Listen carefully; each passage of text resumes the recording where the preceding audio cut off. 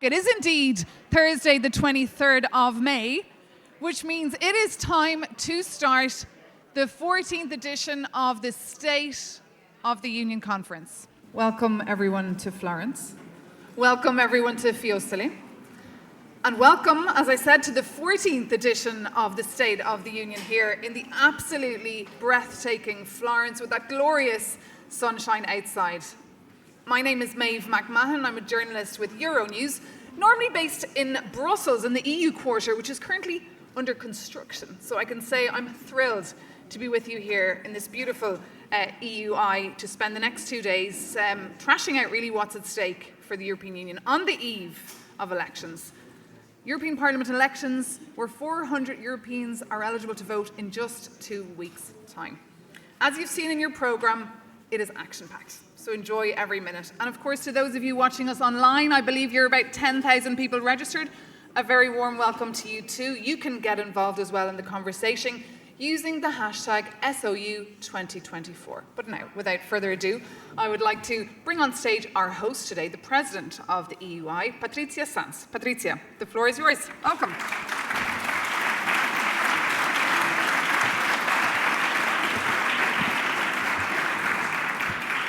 Thank you very much. Dear President Sakellaropoulou, dear President Rebelo de Sousa, whom I can't see right now, I hope they're in the room, Minister Dvorak, dear mayors, dear participants in the State of the Union Conference, dear ladies and gentlemen. My name is Patrizia Nanz. I'm the President of the European University Institute. It's an honor to open the 2024 edition of the State of the Union Conference. When I took office in March, the program of the State of the Union was ready. So all the merits of this conference are not mine, but of my predecessor. And although he's not with us today, I would very much like to thank Professor Deus for his leadership in making this event happen. I also want to thank Secretary General Marco Del Panta, the Scientific Committee, and the communications team, in particular Marco Incerti and Serena Burgisa, as well as the staff and volunteers for their hard work in organizing the SOU conference.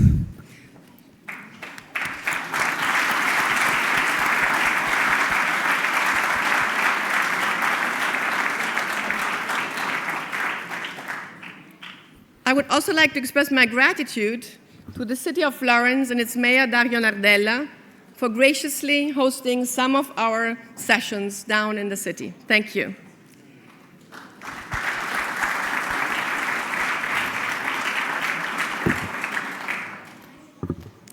Since its establishment, the UI's mission is, quote, to foster advancement in learning in fields which are of particular interest for the development of Europe, end of quote.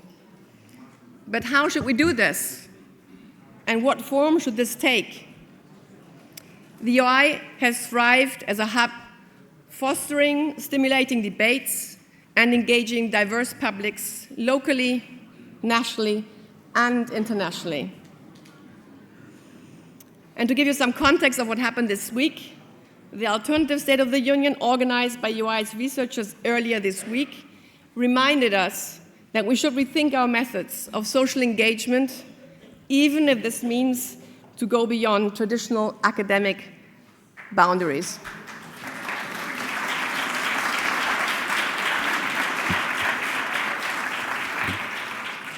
And it is of utmost importance that we listen to our researchers and students. Their fresh perspectives are assets that can drive meaningful change. The State of the Union Conference of today aims at bringing global leaders, policymakers, scholars, researchers, and students together to exchange ideas. It is an opportunity to engage with diverse stakeholders from all sectors of society. It's also an opportunity to inspire cultural conversations with the broader public for our university. The coming days have the potential to become a dynamic platform for the much-needed intergenerational dialogue where diverse perspectives can meet to tackle the complex challenges we face.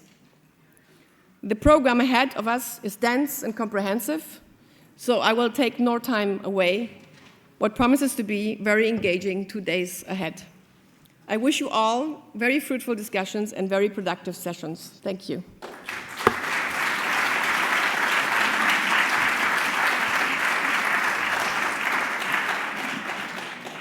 Thank you so much there, Patrizia Nanz, the President of the EUI, for that very, very warm welcome.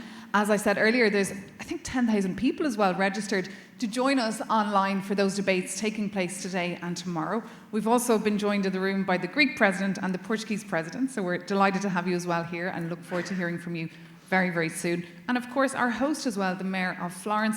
Tomorrow, we will of course be downtown in the city centre in the Palazzo Vecchio. And I'll be also there and sitting down with the EU Foreign Affairs Chief, Joseph Borrell, who's a very busy man of late, but has taken time out, once again, like he does every year, to come to this very important political conference, the 14th edition, as I said.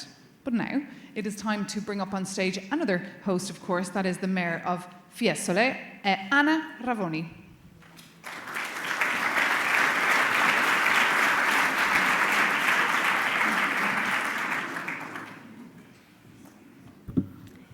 Good afternoon. I'm excused, but I don't speak English, and so I read a little welcome to the city of Fiesole. It's a great honor for me to welcome you to Fiesole on the occasion of this important edition of the State of the Union. This city, rich in history and culture, is the ideal place to host such a significant event where the brightest minds meet to discuss the challenge and the opportunities of our time. Your presence here underscores the importance of international collaboration in addressing global issues that affect us all. As the Mayor of Fiesole, I am particularly proud to welcome leaders of such high standing to our community. I thank each of you for your commitment and for the contribution you will make to the discussion. I am confident that together we can chart a course towards a more prosperous and sustainable future. I wish you all a productive and inspiring conference. Thank you to all.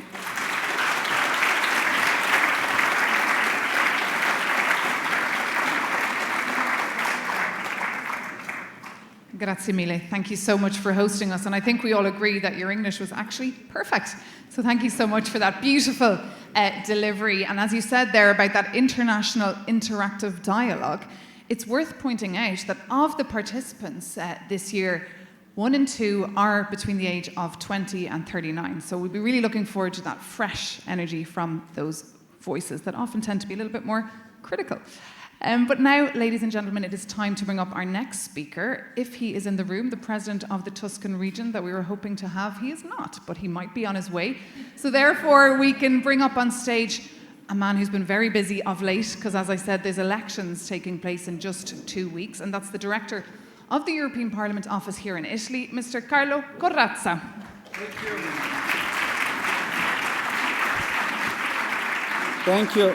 Let me first greet the President of the Republic of Portugal and President of the Republic of Greece and all the other honorable authority and guests. I also would like to thank the President of the European University Institute, Patrizia, for the hospitality, the Mayor of Florence, the Mayor of Fiesole, and when you will come, the President of the Tuscan region for welcoming us in this fantastic place and beautiful region.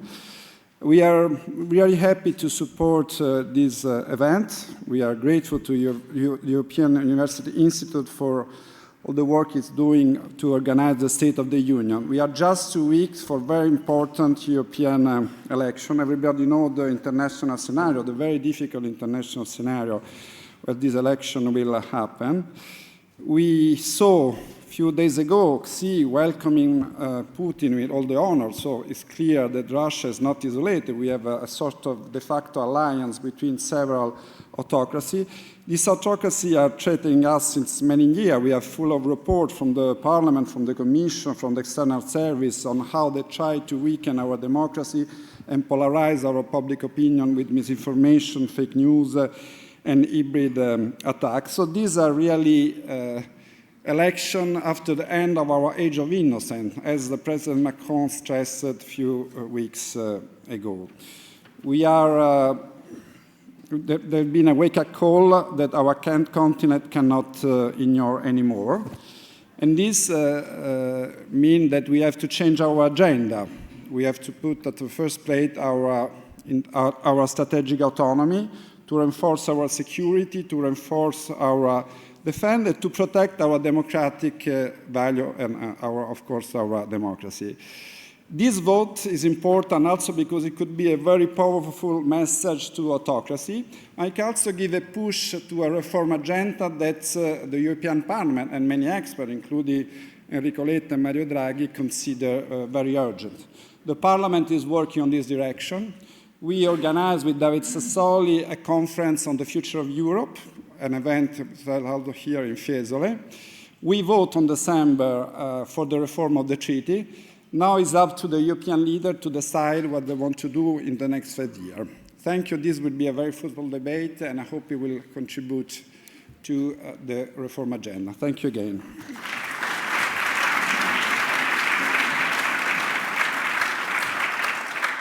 Thank you so much, Mr. Corazza. And as you said there, indeed, the age of innocence is over. And that's why our first panel of this State of the Union, the 14th edition, 2024, kicks off, looking ahead to that future and this new future of protecting European values. And this will be conducted by my Brussels-based colleague, Henry Foy. He's the Bureau Chief of the Financial Times. I can invite him now up on stage. And he'll also be joined by Elena Roubinski. She is a master's student here at the EUI. So Henry and Elena, you can join me up here up on stage to introduce then your guests. Welcome. Do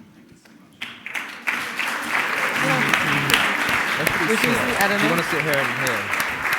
Sorry, I'm trying to work out where it's best to sit. We'll leave this here. My name is Henry Foy. I'm the Bureau Chief of Financial Times in Brussels. It's a pleasure to be here. It's true that I always say that when I moderate a panel, but I actually mean it. It's a real pleasure to be here at this moment. We have a brilliant lineup for this opening panel of the State of the Union. I will invite you to both come on stage now if you could, and then I'll introduce you while you're on stage with the President of Portugal and the President of Greece. Thank you.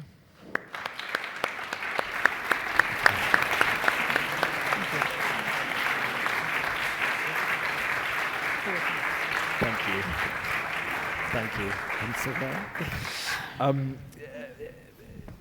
President Marcelo Rebelo de Sousa is one of Europe's most experienced, most respected public figures, somebody with almost 50 years of experience in public life, somebody who really embodies his country's entire modern history, a former minister, lawyer, professor, and most importantly, journalist, something that I think gives him a huge amount of experience to talk about the future of Europe.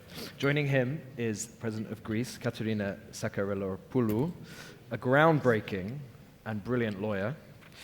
She has broken glass ceilings after glass ceiling, blazing a trail through the Greek justice system.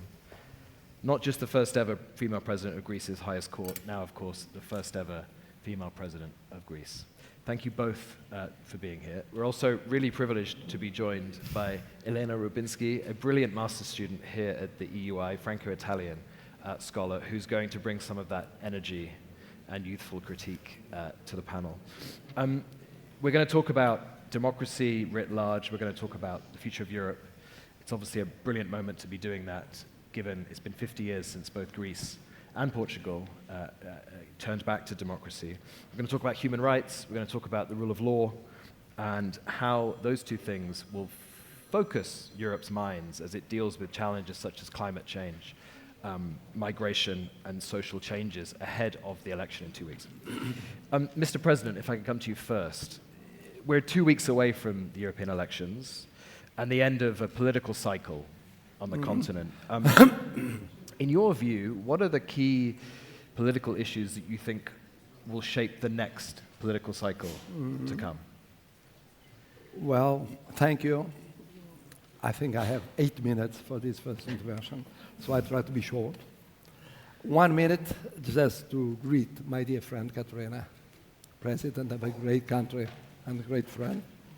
Then greet you, Henry and Elena, and greet also President Patrizia, Adovece, Sindaca Anna, Direttore Carlo. And thank also very, very much the second invitation for this State of Union. First time was in 2018, May the 10th.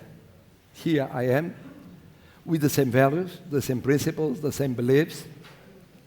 Me and Portugal, exactly the same, and that's good news. And looking at those values and principles, I would say that we have to face several challenges. And those challenges, I would say, number one, keep European Union united. And number two, support the victory of Ukraine against Russia. Number three, recover our economies, mostly those that usually are strong economies, they are no longer. Number four, prepare enlargement and prepare the new financial framework for 27. And meanwhile, together with the support to Ukraine, have a strong foreign policy, common foreign policy, and security and defense policy. And then there are other issues important like migrations and relations with the other regions of the world.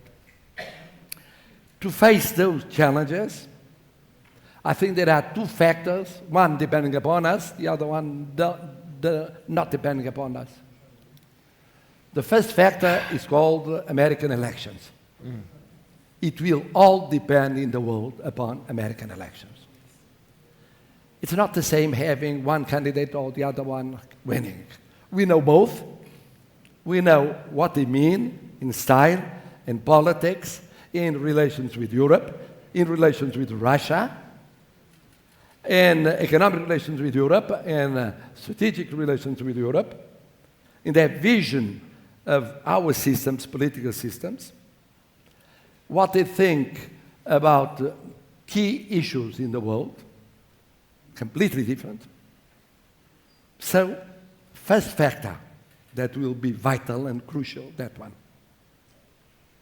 For instance, having a victory of the former President of the United States, we would go back to, I would say, objective good news for Russia, bad news for the balance of power in Europe, for security in Europe, for economic relations with Europe, for sharing on climate change, on migrations, on so many economic and social issues, an open-minded vision, and not protectionist vision, unilateralist vision. And that makes a difference. Does depend upon us. There is a factor that depends upon us. The resilience of our political systems and the resilience of our public opinions, of our people. Why resilience? Because comparing with 2018, much before the pandemic, we have suffered the pandemic, the crisis after the pandemic. We are having the war. We have the situation in the Middle East. We have the crisis. Mostly we had the inflation. But now we have the economic and social effects of those crises altogether. And this requires resilience from European political systems that are very weak, some of them. And you spoke of the elections. The election will be a first barometer of how weak are the traditional, the classic political systems of Europe. Yeah. And as you know, politics, like economy and like society, have the aura to the gap. Someone will appear to fill the gap. And in a sense, it's important to know what will the next balance of power in Europe come out of the election to the European Parliament, other elections. I recall also the British elections. I go on thinking we are so much connected with the British. In Ukraine, on defense, on geopolitics, on geostrategy, that this also matters for Europe. And then the resilience of our public opinions. Not just the resilience of the brave Ukrainian people, demographically, considering the conditions they are receiving, more or less, and the timing of the outcome of the war, but also in our public opinions. I'm at ease because Portugal is considered to be the country in Europe where we have the highest rate of support to Ukraine ever since the beginning of the war. But there is fatigue. And the fatigue, not just on account of the war, but of the crisis and of the weaknesses of our political systems. That's the way I put it in less than 8 minutes.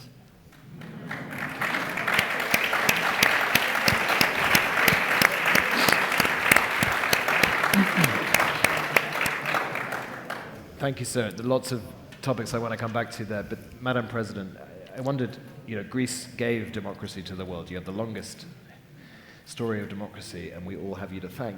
Where would you put Greece now in that arc of European democracy? Where are we in that situation? Or if you could sort of take us back and look at where Greece is now, and how do you feel about the role that it's playing in Europe and in democracy?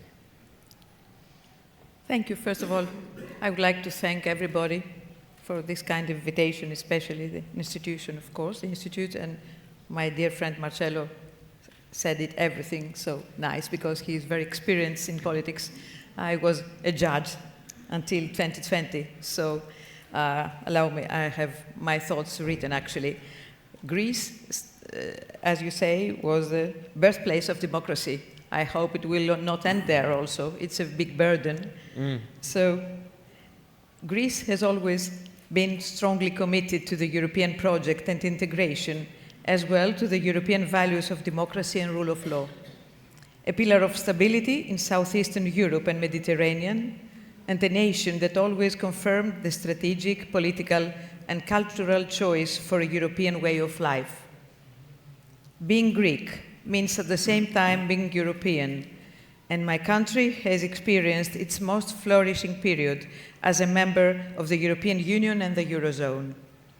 Entering and following the European path has been the most emblematic and influential moment of our recent history.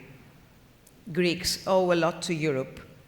Their economic growth and mobility, travel and study, security and stability in the troubled Balkan and Eastern Mediterranean region. And despite the tensions, the deep conviction that Greece is stronger in Europe, that its place is the great European family, has never faded. We share with Portugal a common historical background. This is a year of great importance for both Greece and Portugal. It marks 50 years since the restoration of democracy in Greece and the Carnation Revolution that resulted in the transition to democracy in Portugal. Both countries have been trustful members of the European family and have also experienced the severe effects of the economic crisis at the beginning of the previous decade. Despite the differences on the roots or the intensity of the crisis and its concrete political impact, we may say that Greece and Portugal have pushed the European idea of the monetary union to the limits and contributed to its consolidation and reaffirmation. Society and our institutions have proven their resilience, and we have managed to overcome an extreme and atypical state of necessity that has widely affected the political system and the lives of many. During the last years, the financial stability has been restored, but our continent faces other existential challenges and multiple crises. Climate change, the global energy crisis triggered by the war on Ukraine, as well as the refugee and migrant crisis, the war on Israel, and the ensuing humanitarian crisis in Gaza, have affected the balance of contemporary societies. We live, as sociologists underline, in societies at risk, where the relation between rights and state interests is permanently at stake. The quality and the prospect of our democracies and the rule of law seem to be undermined. Today, the European acquis of the rule of law is widely contested, even within the European boundaries. By many, this is called as the democratic backsliding. New authoritarian and populist regimes are contesting freedom of expression and judicial independence, and targeting the foundations of liberal democracy in the name of the majoritarian principle. The significant insecurities of our time have strengthened a reactionary discourse that undermines the political and cultural capital of the Union. But Europe shall move forward. Just as its fathers envisioned and gave priority to an open society and the free market, its leaders today are called upon to place a similar emphasis on the security of the people. Europe's productive and social base depends on social justice, fair burden sharing, and the reduction of inequalities, especially between the countries of the North and the South. Inclusive policies that welcome civil society and its visions are the ones that fulfill the demand for more and more political Europe. What is at stake for its citizens is the kind of Europe to be built. Participation in governance and proximity to the European institutions are the key factors for promoting the political legitimacy of the Union. Europe needs not only rational and managerial competence, but also a strong and warm common sentiment. In difficult times, our confidence in the unity and solidarity of the Union is our most valuable asset and our shelter. The core element of our discussion is how Europe as an entity should handle its future, bearing in mind one point, that no country alone can deal with the challenges ahead of us. In other words, there is no room left for a sort of national introversion and isolation. Our world is full of potential and freedoms, but also of great uncertainty. And the leaders of the European countries realize that responding to the crisis requires international coordination and coherent strategies that shall give priority to a common European interest, a general European good, to put it also in moral terms. Europe must be able to intervene actively with a single voice in international affairs. It must be able to decide on its future, its alliances and its composition.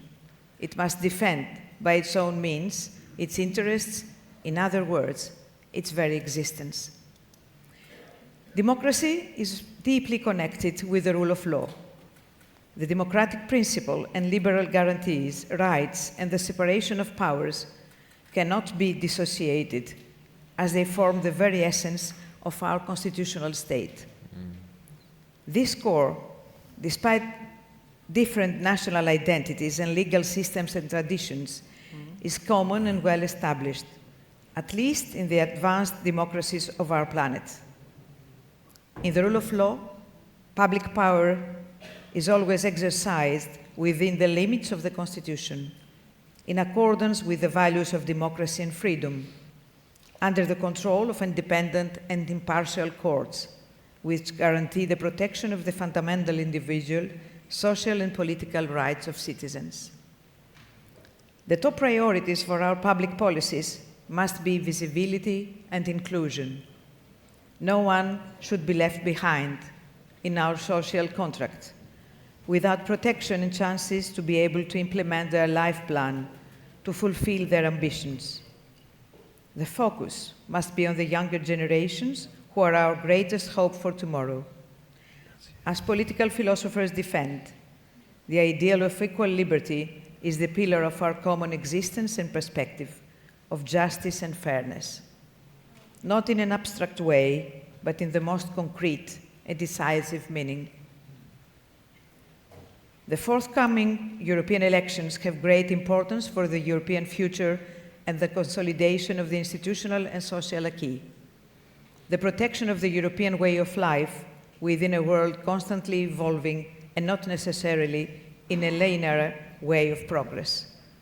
The elections will take place in a climate of uncertainty, which is also intensified by the upcoming US elections. They have thus assumed the highest political importance.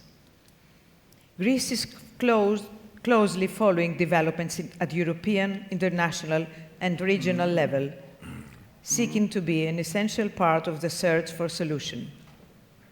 It shares the common values embodied by Europe and actively strives to promote and deepen them. As a country with a well-established democracy and a proven commitment to the United Europe, Greece is a leading player in supporting the accession process of the Western Balkans and in upgrading the political and economic cooperation of all the countries of the Eastern Mediterranean and Southeastern Europe. Despite the difficulties, Europe remains a privileged place to live with high cultural capital and values that have shaped our modern way of life. It is not only a choice, but our duty towards history and future generations to defend it and to constantly give it new impetus for the progress and prosperity of the peoples. Thank you. Thank you.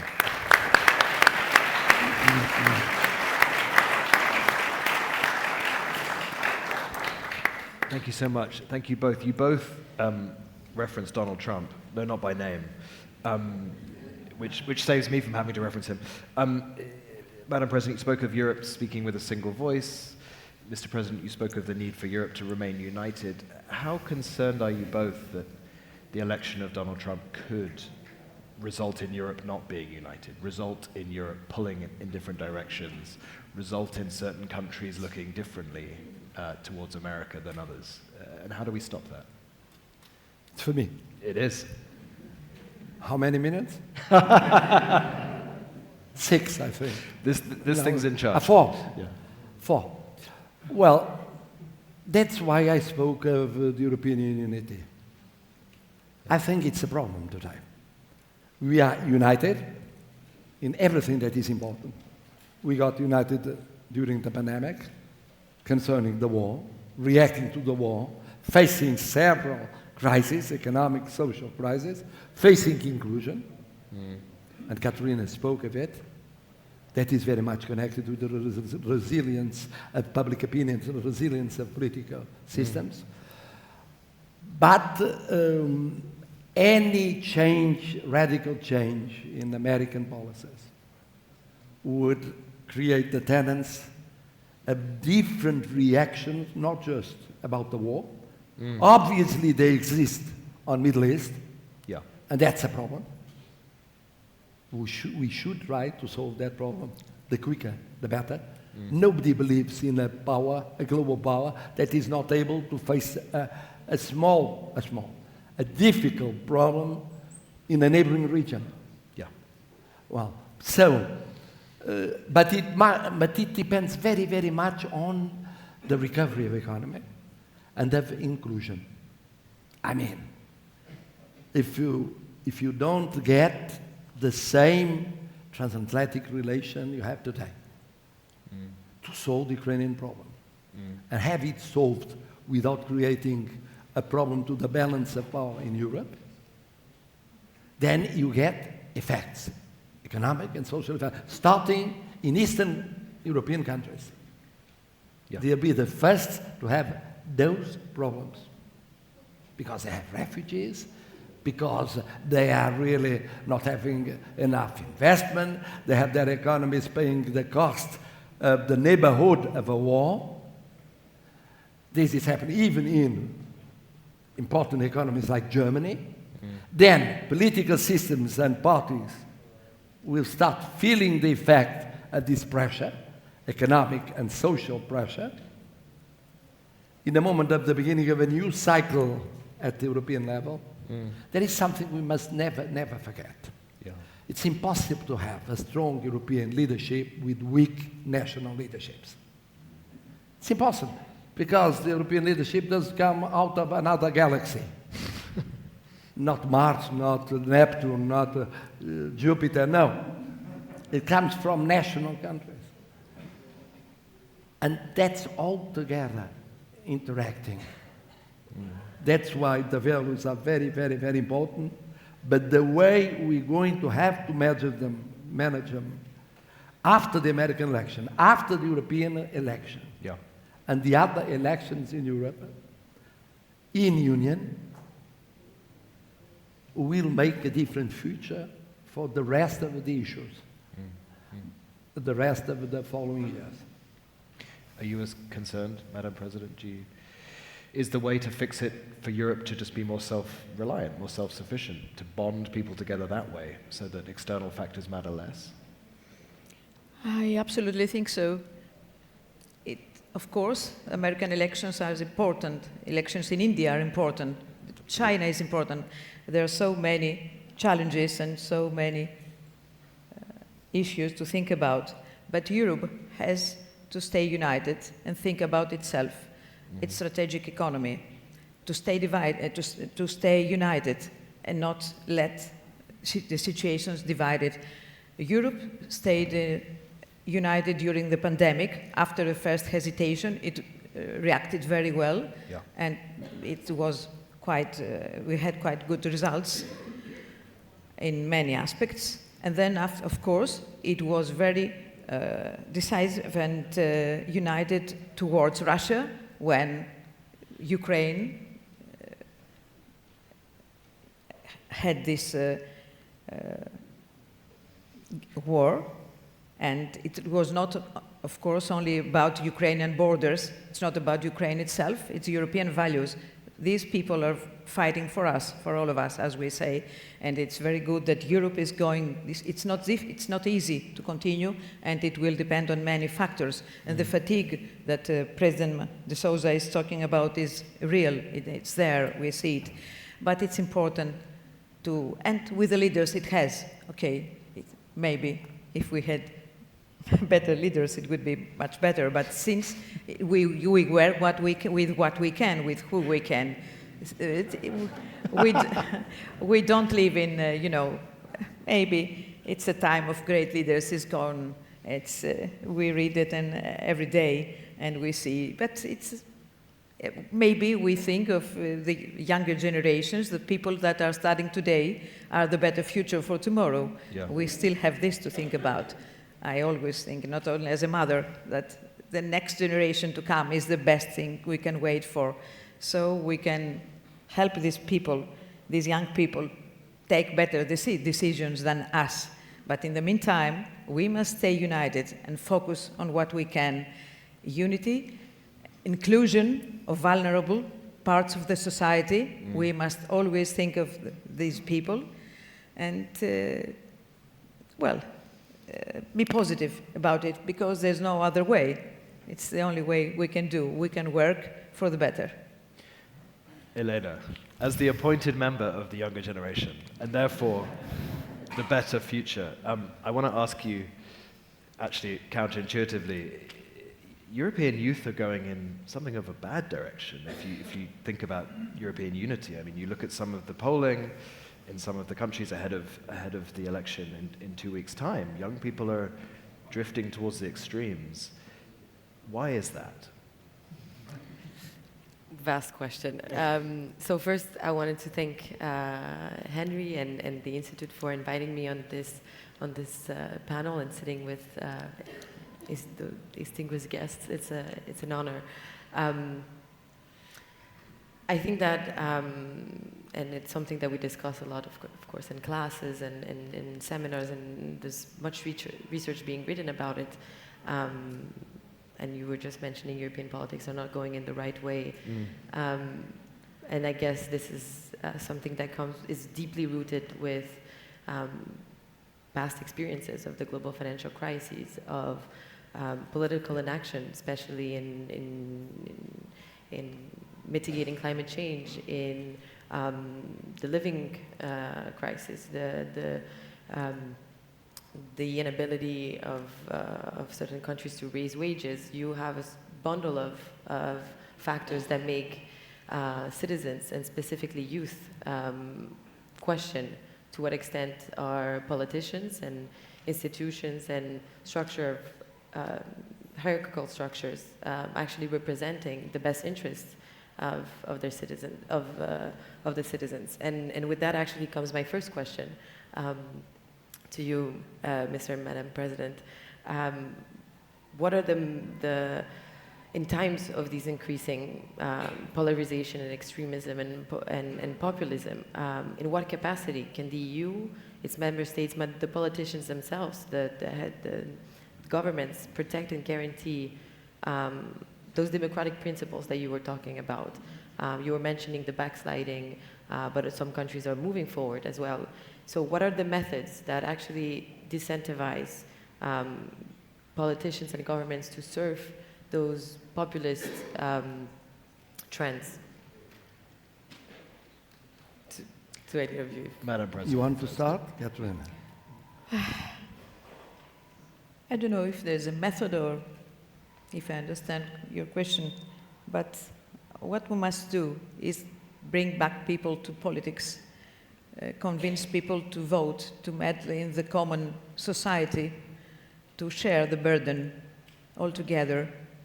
And there's also a crisis of the institutions. People do not believe in the institutions anymore. I was a judge for 40 years. I'm in politics now. I have lived I have this experience for how people react, and I can understand them. I always try to see the other side, not only the side I am on. So we must build a new confidence to the institutions and to the future, because, as I said, it's the only way to work. And, of course, listen to the others and work together. If we listen to the others, something good will happen. If we're isolated, it's not going to go anywhere. I would want to build upon what you said, and in that light ask maybe a more specific question on how your presidential roles and the constitutional framework within you operate can build this trust that has been lost between citizens and institutions. Well, putting together the two questions, I would say first that for younger people, that is everywhere here, not necessarily in this room, but outside the room, it's always like that. We are a little bit older. We are in the main room. The rest is a little bit outside. Well, I would say that it's obvious that Europe is and will be the best place in the world to live. Speaking of freedom, liberty, of human rights, speaking of rule of law, and so on, and so on, and so on. Openness to new challenges, climate change, and other social issues. And without a strong Europe, we don't have a better world. We have a worse world. And without a strong Europe, we don't have better conditions for the Europeans to live. So it's up to the younger generations to play that role, believing the values and principles of what it is still the best system all over the world. Second point, giving the Portuguese example. I was 20, 23, 24 at the time of the revolution. I voted the Constitution. Then my generation arrived at power very, very early. There was a cut. Every revolution makes a cut. And so we went on being around power, not necessarily my case, because I was professor, and only from time to time I was really in political power. At the age of 30s, 40s, 50s, it was still very young for the average in Europe. Now, 50 years ago, we are very old. We are very old. And when you ask someone at the age of 40, is he able to do? Oh, he's so young. So young, 40, 45, 38. But you were not 20 when you made the revolution and you made the democracy. Ah, well, yes, you're right. Then the second answer is this one. Let us call them to participate. Advisory bodies. And do participate. No. The question for democracy in Europe is, in so many cases, to replace those that have decision power by younger generations. Yeah. If this doesn't happen, there is no renewal in Europe. And I'm speaking of the Portuguese case, but I could speak of the Spanish or the other. Now, the last government in Portugal just took office. 90% had no experience of government. Wow, what a scandal. I never know where are they coming from, the economy, they're coming from companies, they're coming from social society. It's not necessarily bad. I mean, we must admit our institutions are outdated. They are outdated compared with the new media, with inorganic labor market movements, with new trade unions that do not belong to the classic confederations, with new realities, social, economic, scientific, technological realities. Till 2 years ago, European Commission was shut during the month of August. But the world doesn't know that reality. There are crises, economic, social crises. Everything works but the European Commission. And there's always a with crisis. The parliaments, with some parliaments, it does happen from time to time. Now they are working in committees and, well, during summertime. I mean, it's obvious that the classic parties, it's obvious that the classic party systems and political systems and economic systems have to change. And the economy has changed quicker, and society, and science, technology, than institutions, political institutions. If we don't change, things will become worse and less appealing for younger generations. And we need a young Europe, the one of the future. I just spoke of the challenges for the end of this year, beginning of next year, 2 years' time, the beginning of a new European cycle. Yeah. But then the rest of it is for people belonging to much younger generations. They're making the difference. They must make the difference. That's where we're different from Russia or from China, because it's the difference between flexible systems and bureaucratic systems. My grandchildren were living in China at the time of the beginning of the pandemic. Yeah. Of course, China failed in the pandemic because the answer was a rigid one, and failed at the beginning of the recovery because it was a rigid one. Yeah. But we have democracy and flexibility. Let us change the generation. I wonder how many people would see the...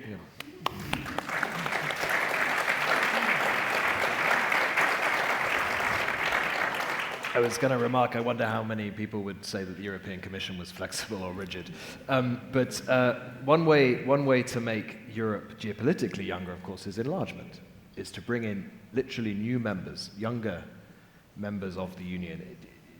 A question to both of you, and also to Elena. Do you think that there's enough unity around enlargement, and not just rhetoric, but actual tangible belief that this can be done soon, to reinvigorate the Union with new members? And do you think that's what it needs, to reinvigorate it, to make it feel younger? Well, there is the enlargement with the Western Balkans, but the first summit was in Thessaloniki, in the north of Greece, in 2 years ago, I think. And it's still a very long procedure. Yeah. And there is also the fatigue, which has also other consequences now, because if Europe does not do what it has to do, then there are third parties, third countries who are eager to intervene and take advantage of that. And we see what happens there also. We all see in Western Balkans. So this is one important issue. Of course, these countries must meet the criteria. They must be ready in accordance to the European values and the rule of law and impartial justice and independent justice, everything. But still, there is a very bureaucratic, maybe sometimes procedure, which takes long, and it shouldn't do so. And now we have also Moldova, Georgia, and Ukraine. And already Charles Michel said that 2030 is the year, the important year for the Western Balkans to come to terms. But this is really where bureaucracy or too much talking comes, and then maybe we need the younger generation to intervene, decisions to be made in a more easy way, maybe. This is why we see that sometimes what they say, that I still think, and of course I said it twice before, yet Europe is our home, not only for Greeks, but for all of us who are speaking, I suppose, who are here. And when we speak, we are all together, because it's like democracy. It has many faults, but it's the best we have. So, but still, it needs to be much more, to get younger, to get, more energetic and have some, it has some very important issues and decisions to make. And these coming elections will show us the way the people want to go. Because if Euroscepticist parties are gaining in the elections, as it is said in Poland, it looks like we have already in some countries far-right governments, which we didn't think it would happen some years ago. Yeah. It is a very delicate situation, I think, for our future. Would you agree? Well, first question, yes or no? Yes, obviously. We must do it. Including the Western Balkans, yes or no? Yes, obviously including. Being quicker or slower? Depends a little bit of the outcome of the war in Ukraine. But even so, it depends upon the new presidential American power. But even so, I would say, let us not leave Russia space of maneuver in the East, waiting too long for enlargement. Yeah. Fourth, are we prepared for it? No. No. We are starting to prepare for it. We started a little bit late, but we are working on it. What does it mean to be prepared? To think of the rules, not just of accession, but think of the rules in the future, including all the new members, more than 30 members. Yeah. Will people agree? It will be difficult. Losing the right of veto, I guess that some Eastern European countries will think twice, 3 times. But it's up to us to try to convince we must be prepared, not only institutionally, but also economically. I see President Letta is working on it. He has done his job. Let us do our jobs quicker than slower. How long will it take? I think it would be good to have it solved before the end of the decade. Before the end of the decade. Any time lost, even without a perfect solution, and Europe is made of imperfect solutions, that's the way we are for decades. Small steps, not really the best steps, but what was possible. Let's work on it, not to create disillusions, disappointments, not to create too high expectations. It's a balance that is difficult, the most important is the will. Yeah. And the will must be yes, with no doubts. Elena, would you agree? Is it a popular talking issue? Is it something you think people are going to vote in the elections thinking about enlargement? I think in the end, not so much. I believe that when you look at polls, and this is not a topic that comes in nowhere near first of citizens' concerns and grievances. It will be a big question on the moment of voting for and ratifying the accession of new countries. I was thinking, I mean, enlargement is something that I've researched and read a lot, and there's something that fascinates me. It's really how enlargement is perceived as something that is vital for the EU, and for exactly the reasons that you both have mentioned. A reason to reform, to better the internal procedures of the EU, also to maybe create a better balance of power within the EU, give greater power also to the Commission. It's also a way to, and you mentioned it, to better project the EU in its neighborhood, to assure it sort of its zone of influence. And maybe that was the same thinking that the European Union had with the Western Balkans after the Yugoslavian war, in a way to stabilize and reassure and give some sort of hope towards greater democratization and stabilization. And I believe to a certain extent, and you again mentioned it, those promises have been made already, and a lot of European leaders are really keen on enlarging.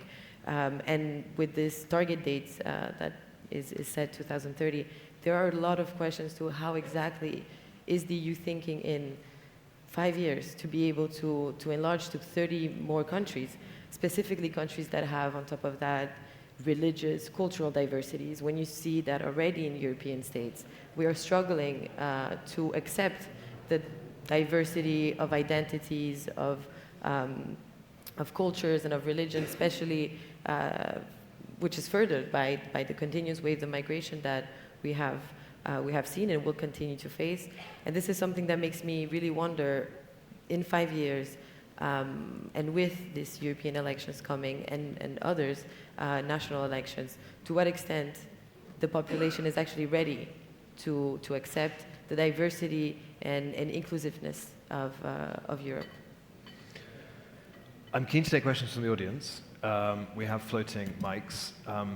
But while you're coming up with questions, please put your hand up if you have one. I wondered if you guys wanted to respond to what Elena just said then. Do you think that the existing countries are ready for what might change about their societies with enlargement? It's not an easy question, I think, to answer, especially if I'm not part of these countries. And as much as I can read and be in contact, I really don't have the input. But the longest it takes, there we have rise of nationalism and questions arising, because these people thought, as the migrants do, as many people do, as we do, that Europe is the best place to be, and they wanted to be part of it. And 20 years, 22, is too long, especially when these countries are not in the same situation. Some have made many steps, some others not. So it's not a good sign. And the longest it takes, and of course there are problems there. Of course there are structural problems sometimes, institutions to be, but this is the way that Europe should have worked. I mean, the Council and everybody, the Commission, that they should consult and help these people make their institutions better, make so that they would be accepted during all this long period. Well, I would just add that obviously Europe is what it is because there is diversity. And diversity is a key point for Europe.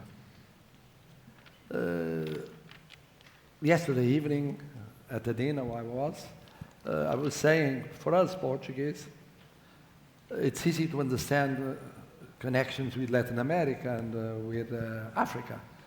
Much easier than to a Nordic country, or an Eastern European country, or a Baltic country. And for us, it's much more difficult to understand relations between those Eastern European countries and other Eastern neighbors. They have lived a different history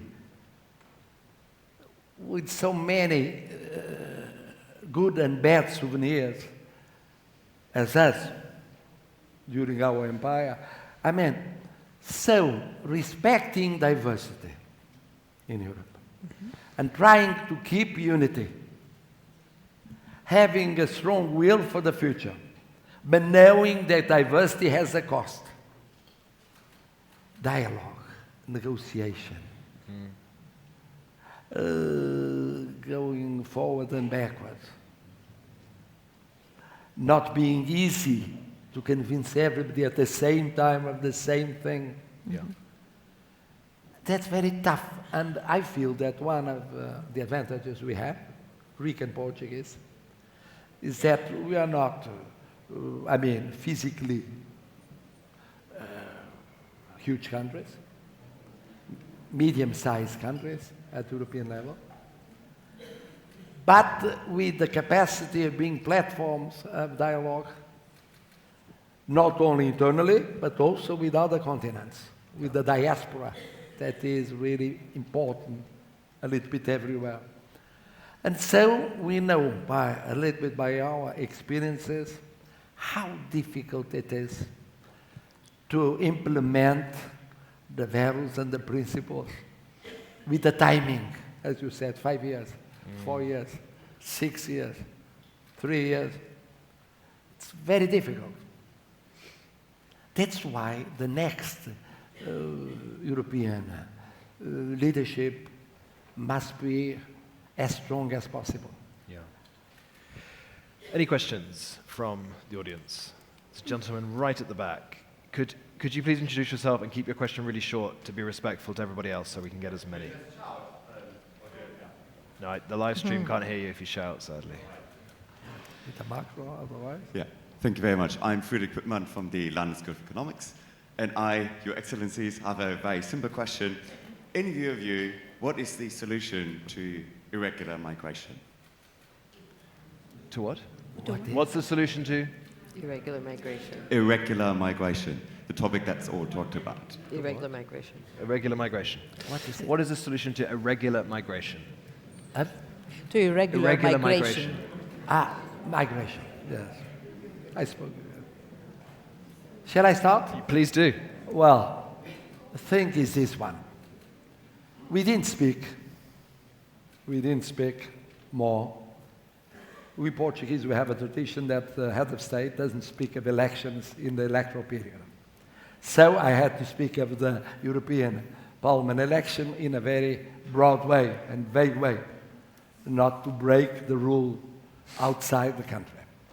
Well, but obviously it's one of the subjects of the recent debates in several European countries and at the European level. And one of the things that will be interesting is to see, will be even crucial, to see how will the balance of power be about subjects like this one in the next European Parliament.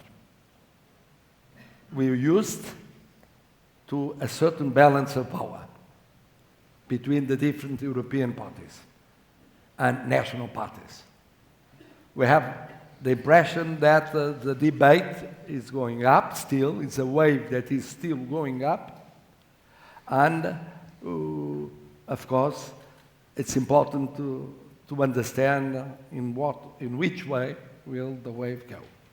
Anyway, speaking of the Portuguese position, and so my position, when I say Portuguese, is the one of the leading parties, of the government, and of the institutions that represent the state. We have a tradition,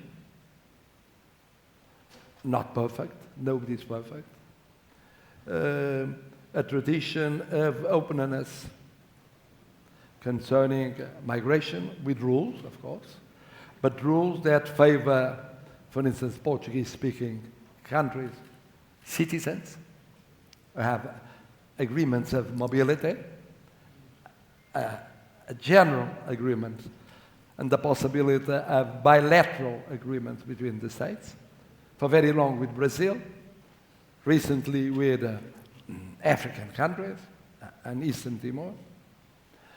And of course, we have the regime, the European regime concerning internal migration.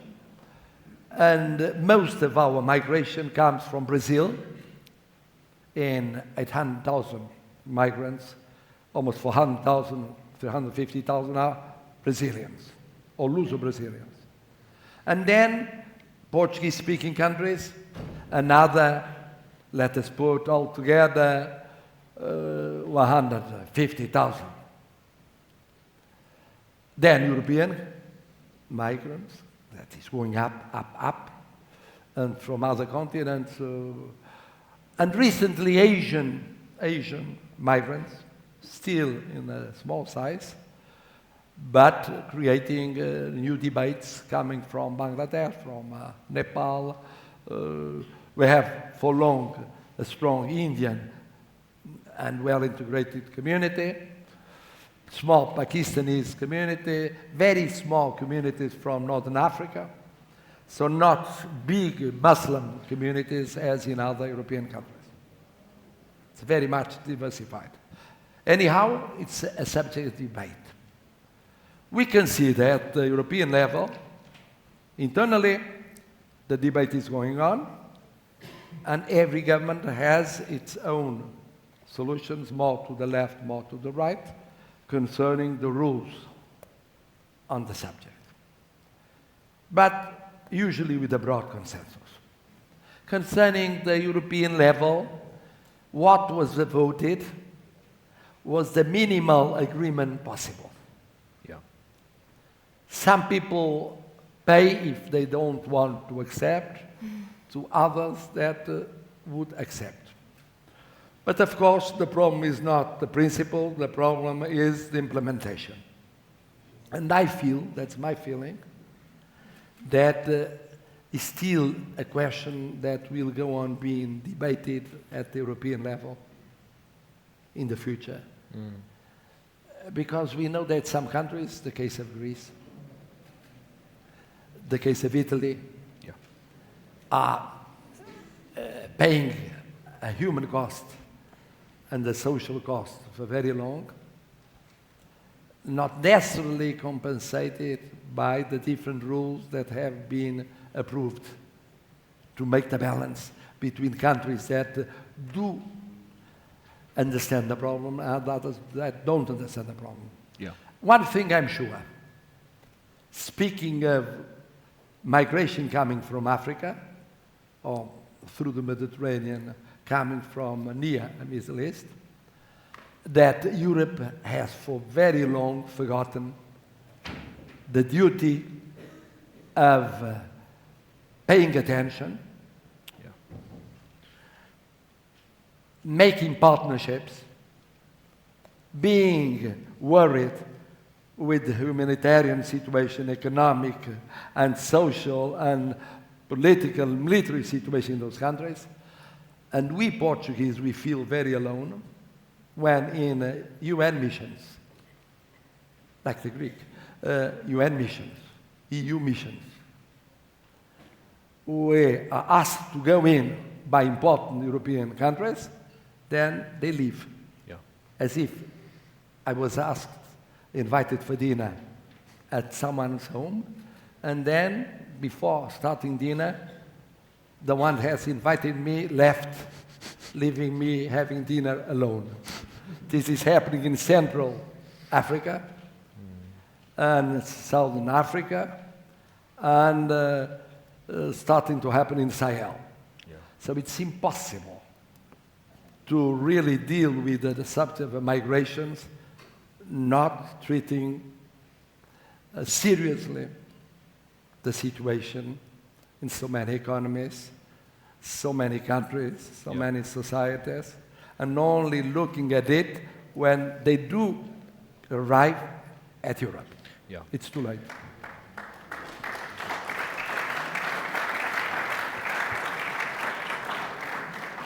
Madam President, did you want to respond also? Yes. Well, we should see it in this way. Europe is the freedom, it's actually about freedoms, the freedom of moving. We travel where we like, each one of us. And in ancient Greece, the stranger, Xenos, was a holy person. So we start from this point of view. But reality is not so easy to handle. And we saw that in the countries who were very welcoming to migrants, the far right rose. It's really strange, but it happened, and we know it. Because, as Marcelo just said, Europe also was late to answer this question about Africa, about climate refugees, about war refugees, there are all these kinds. So we have to have a plan now, and we have to be united also, because not only the frontline countries must share this burden, and it's not a question of money, I pay, you share the burden, because usually migrants want to go to the richer countries because they have better social status and, so it's not easy again, and we have to, of course, protect the European borders, since we cannot let anyone be so freely welcomed. And of course, be careful about humanitarian crisis, and these people are desperate for a better future. Yeah. So we have to handle this situation in a more sensitive way, but it's already a big problem for Europe, as we all know. Thank you so much. Do we have another question from the audience?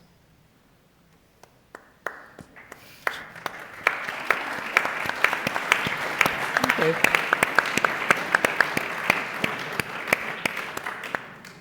Elena, do you have a question? I mean, this made me think of different questions, because of course there's a problem. I mean, there's a problem.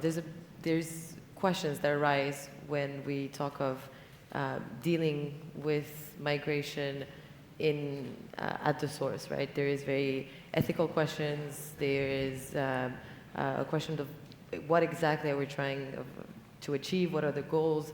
Are we trying just to put a sticker on human mobility, or are we trying to, on an equal footing, trying to create partnerships around development and economic, and on an economic basis?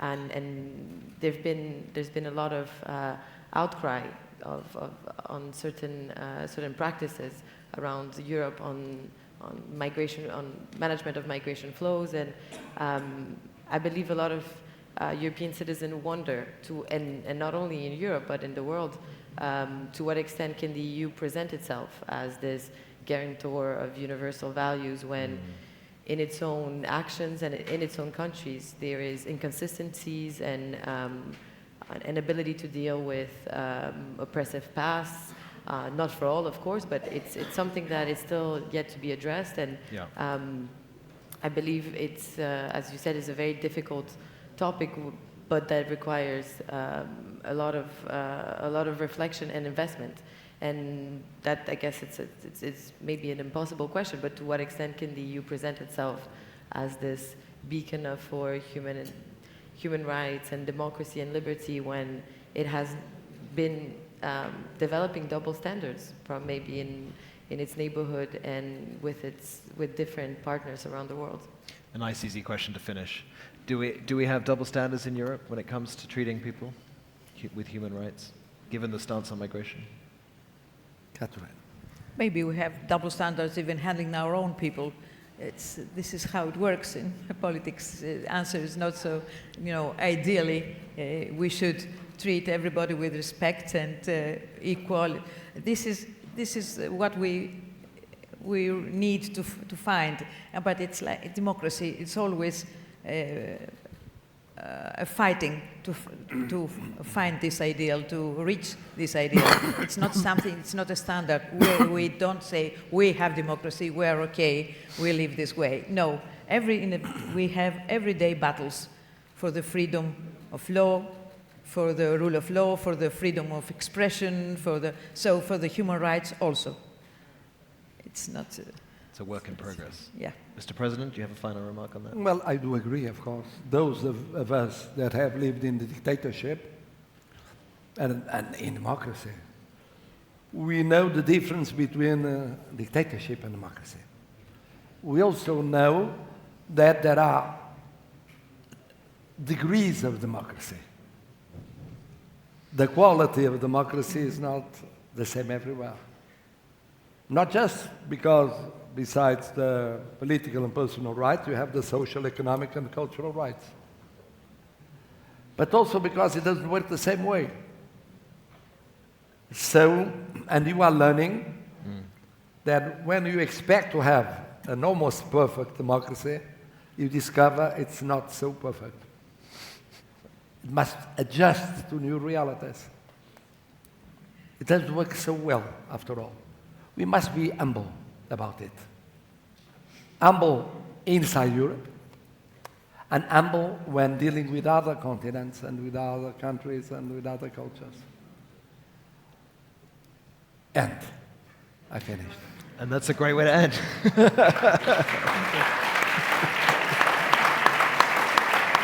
Thank you.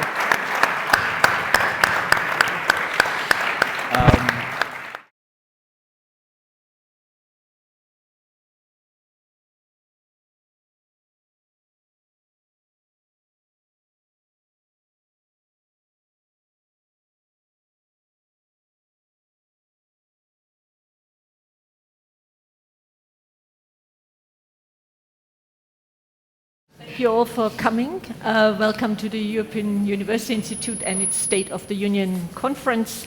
We have an extremely interesting panel for you. You would expect nothing less from us. Next to my right is Markus Reinisch. He is the Vice President for Public Policy of Meta, which is, Facebook as we know it. Laurence Tubiana is at the moment the CEO of the European Climate Foundation. She was one of the major architects of the Paris Agreement, and you will find out later why we have her on an industrial policy panel. Then comes Daniela Schwarzer, who has a long and varied career, started out as a Financial Times journalist and is now in the executive board of the Bertelsmann Foundation. Next to her is Enrico Letta. Hardly necessary to introduce him. He was a former Prime Minister of Italy and many other things, inter alia an academic teaching at Sciences Po, and has written this Letta report that will introduce the panel. Then we have Jan Mischke, who is responsible in the Global McKinsey Institute for productivity and prosperity. This global McKinsey report is actually an extremely good source of wealth distribution and what one could do with it. And last but not least is Jordi Wijns, a researcher, doctoral researcher here, who knows probably most about the political economy literature on industrial policy on this panel. But the others know a few other things, and so we will share the moderation of this panel. I would first like to ask Enrico Letta to have the unenviable task to summarize the Letta report for us in about 10 minutes. Thank you so much. Thank you for organizing this great event and giving me the opportunity to say a few words on the report. First of all, I would like the report can be, I would say, remembered as the report much more than a market, more than the Letta report. I hate the fact that these reports are with the name of, because it is a collective exercise that I had.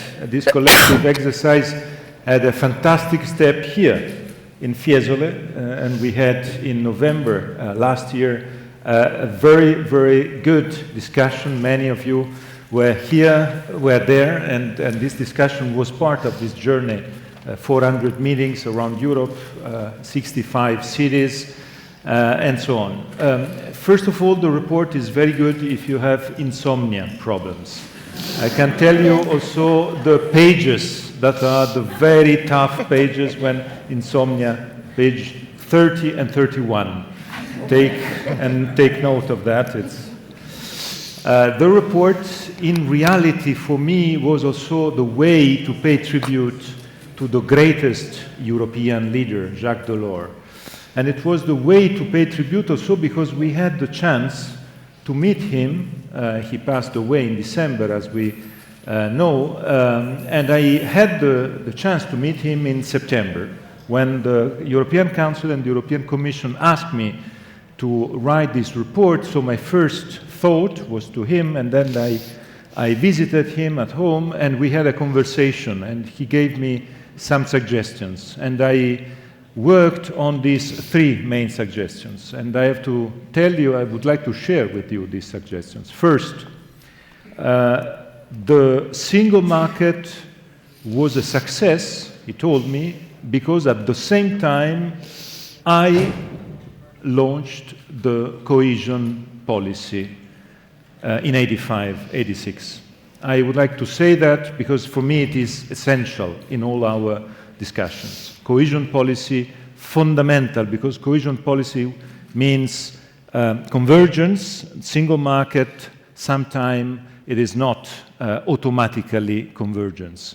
So first point, very important for the future too, because we are discussing now at the European level the future of cohesion policies, and we have to have in mind that without an effective cohesion policy reform, it would be impossible to have a new successful single market.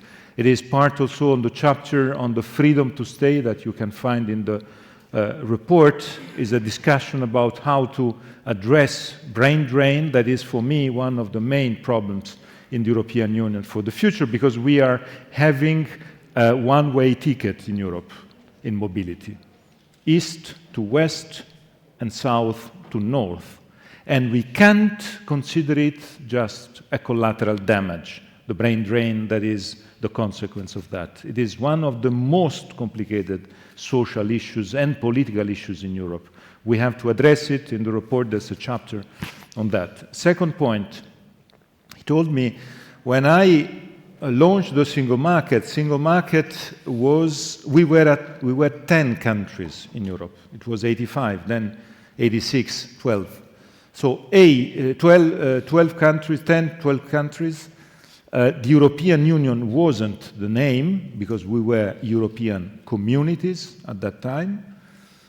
Germany wasn't reunificated, Soviet Union wasn't there, and the most important point, China and India together were 4% of the world. Today we know very well what is the situation. The European Union is bigger.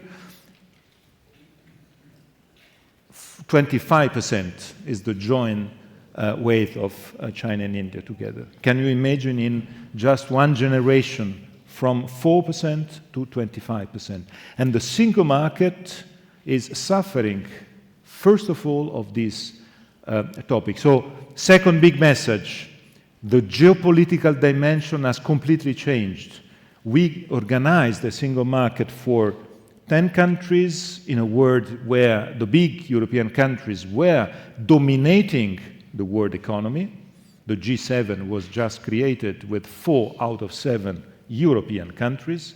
So, and this the third point, he told me, when I created the single market, member states at that time told me, yes, but energy, telecom, and financial services are our business, not your business. And today, I think we are paying the price in terms of lack of competitiveness because of this choice. I want to say that 39 years ago, it was maybe understandable what they decided on these three, because the 4 big European countries were big enough to be competitive on these 3 subjects. But then with the change at world level, it is impossible today to be competitive, being just in theory a European Union on telecom, on financial services, on energy. In reality, we are 27 countries, and we are paying a price because China is one China. The US are one US. And this is one of the crucial points. Can tell you that what was for me the most, I would say, painful part of the job, visiting all the European countries, all the European cities, meeting many people, many young people, young start-uppers, telling me that my dream is to go to the US. And to go to the US because the US is the perfect environment to grow up. I can find money there, I find the right environment, and so on, because it is big and it is unique. So my report is, first of all, a call for action on these three main subjects. And on one of the three, so telecom, integration of energy, and integration of financial services. And on the third one, financial services, my main message is the only way to make possible the transition. I'm very happy to have Laurence Tubiana here.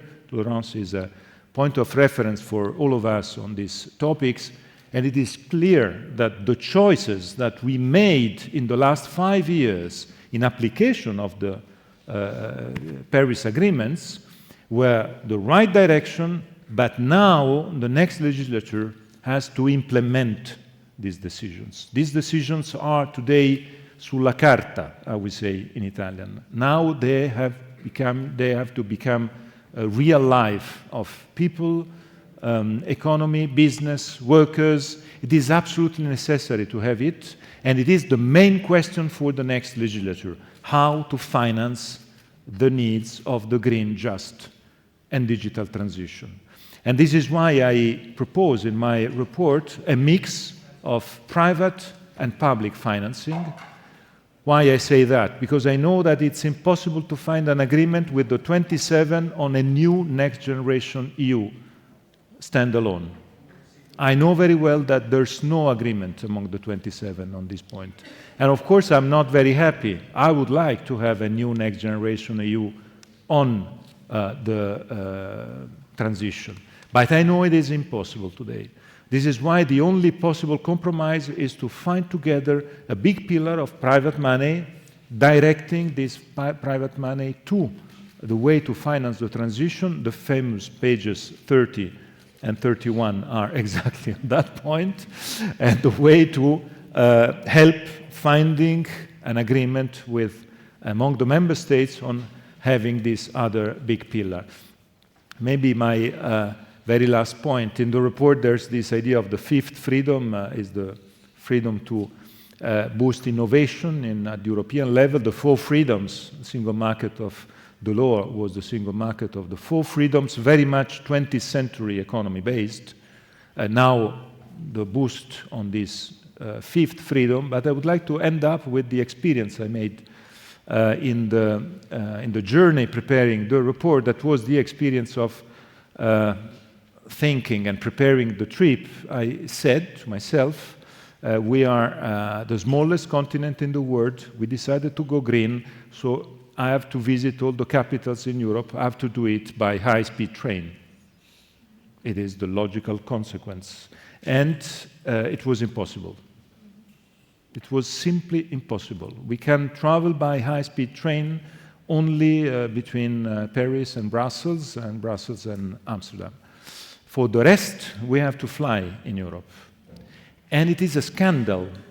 And it is a scandal because within my country, I travel by high-speed train. When I used to live in France, I used to travel by high-speed train. And the same in Germany, the same in Spain, but it's impossible to travel by high-speed train connecting our capitals.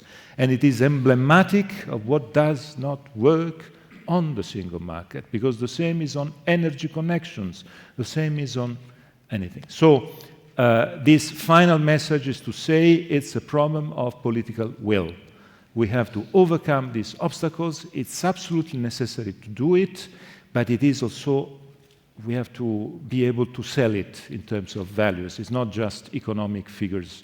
My final word is that yesterday I was in Paris and I had a meeting.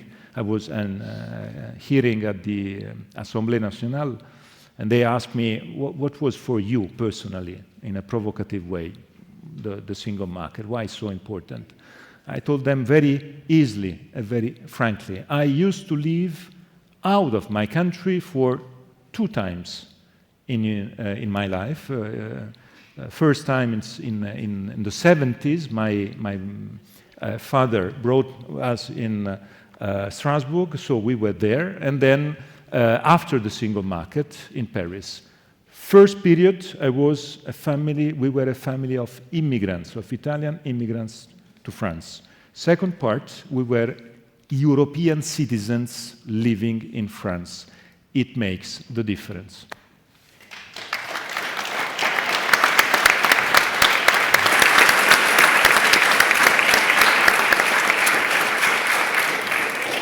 We have now about 20 minutes interactive discussion on the round table, and then we open for questions from you. Jordi. Thank you very much. We'll go straight into the first question we'd like to discuss today. You've heard from Mr. Letta that there's a variety of industrial policy goals. There's open strategic autonomy, there's the green transition, which we want to be just, there's a digital transition, and these goals come on top of long-standing goals, such as deepening the single market, ensuring cohesion, etc. In the near future, can the EU achieve all of these goals, or are there trade-offs, and should we make hard decisions between what to prioritize? Maybe we start with Professor Schwarzer. Thank you very much. Yes, I think, highlighting that triangle is absolutely important, and we cannot give up on any of the goals. So we have to have strategies to make them happen at the same time. Which is why I think Enrico's presentation the report and also the short presentation we were able to listen to, shows us not only the complexity of the challenge, which by now is not only an economic growth challenge, but really a geopolitical one, which has its external dimension, but also an internal dimension. But the answer has to lie in an increase of competitiveness in a situation where we are going through 2 major transitions, the digital one and the green one, and that comes at a time where we have a 3rd transition going on, and that is a societal transition. Our societies are profoundly changing. And now, in order to handle those challenges, the goal of cohesion has to remain central, not only within the EU, between countries and regions, but also within societies. Now, we can only manage that if we find ways to make the cake bigger. That means we have to be innovative, we have to be able to develop our economic growth model in a way that we can use the resources which we have in a far more efficient way. And for reasons of time, I will just highlight 2 points here. One is the way we spend money together needs to be reviewed. If we look, for instance, at the digital and tech challenge we are facing in Europe today, we know we are on a downward slope, losing competitiveness to 2 other world regions, China and the US. Have we developed the smartest way of spending money together on joint projects, on research, innovation, on development? No. There are still national AI strategies. There's also a European approach. But we are not making the best use of the money we spend in a way that enhances efficiency and provides new solutions that are compatible with 2 major political goals. One is to sustain our democracies, and the second one is to become sustainable, both in ecological but also in social terms. And the second point I wish to emphasize is really the financing element. We cannot rely on public resources to fund those 2 major transitions, and Enrico pointed that out very clearly. The question how we mobilize private capital, which is there, which is interested to be invested, is of key salience. And I will just add 1 3rd dimension here, because we've spoken Daniela, about digital and ecologic. I just want to say that for the future legislature, the defense and security issue will be crucial, and that will be the 4th trade-off that has to be borne in mind. Thank you. Thank you. Thank you very much. So more efficient use of resources and using also the power of private capital. Would you have a similar takeaway? Mr. Mischke? I would like, with all this complexity and the potential trade-offs, maybe even needing insomnia to read the report, I read it during daytime, it does work. I would like to offer some oversimplification as a response. I would like to focus on give just one number, and the number is 2x. 2x. What is 2x? 2x is the difference in capital expenditure on intangibles as well as machinery and equipment per capita between the US and Europe. 2x. How does that help? If you think about competitiveness, competitiveness is investment. Competitiveness is productivity. Productivity is 70 to 80% capital deepening. The remaining 20 to 30% are mostly R&D. It is investment. If you think about the net zero transition, it's mostly investment, whether in energy saving or in green energy sources. When you think geoeconomics and strategic autonomy, it's investment. When you think cohesion, it's investing in the right regions. 2x is what we need to achieve. 2x is the filter. And to try make this a bit more practical, how does it actually help? When we think about the complex decisions, like you have been proposing cross-border consolidation and single markets in communications, there has been for a long time people have been fighting about that, on what does it do to prices and concentration indices and thrown all those numbers around. If consolidation helps bridge the 4 percentage points return on invested capital gap that Europe has to the US, it means investment will flow in high amounts, and then it is a good thing. It's very simple. It's very binary. Similarly, when we talk about technology, most technology needs scale. The large seven in the US, the magnificent seven among them, spend $200 billion per year on R&D. That's half of all public and private total R&D spent in Europe. Does our AI regulation help to get those 200 billion to Europe or not? It's very simple. Do we have the largest unfragmented large-scale market? These are winner-take-most dynamics that allow the scale and this kind of a scale investment. And if not, how can we get there fast enough? Do we need to wait another 30 years for the single market to complete? Or can we move to a 28th regime for a subset of firms that really need scale fast and simplicity fast? You can also use it for public investment. There's a lot of discussion currently now. Public purses are tight, where to cut back. Currently, Europe is investing 1% of public expenditure in net new public investment. 1%. 5% reallocation could 5x the amount of net additions to the public capital stock. So I will leave you just with that number, 2x, let's try to get it. Thank you. So in short, focus on spending, increasing investment. Mr. Reinisch, would you agree with this assessment of increasing spending and investment as a prime goal we should strive to? Absolutely. I think I was very, very clear about the burning platform that we're standing on. And by the way, these numbers are of as is. There are investments that are not happening in the future technologies like AI in Europe. So for another number, the private investment in AI between US and Europe is a factor of 50 to 1. So what we see today, and it's a very bleak picture, unfortunately, is just accelerating going forward. So this is the worry. And I think, talking about the three objectives, I think that the digital transition is one of the enablers of the other two, of the autonomy and of the green transition as well. Not the only contributor, but the digital transition plays an extremely important role to help with productivity.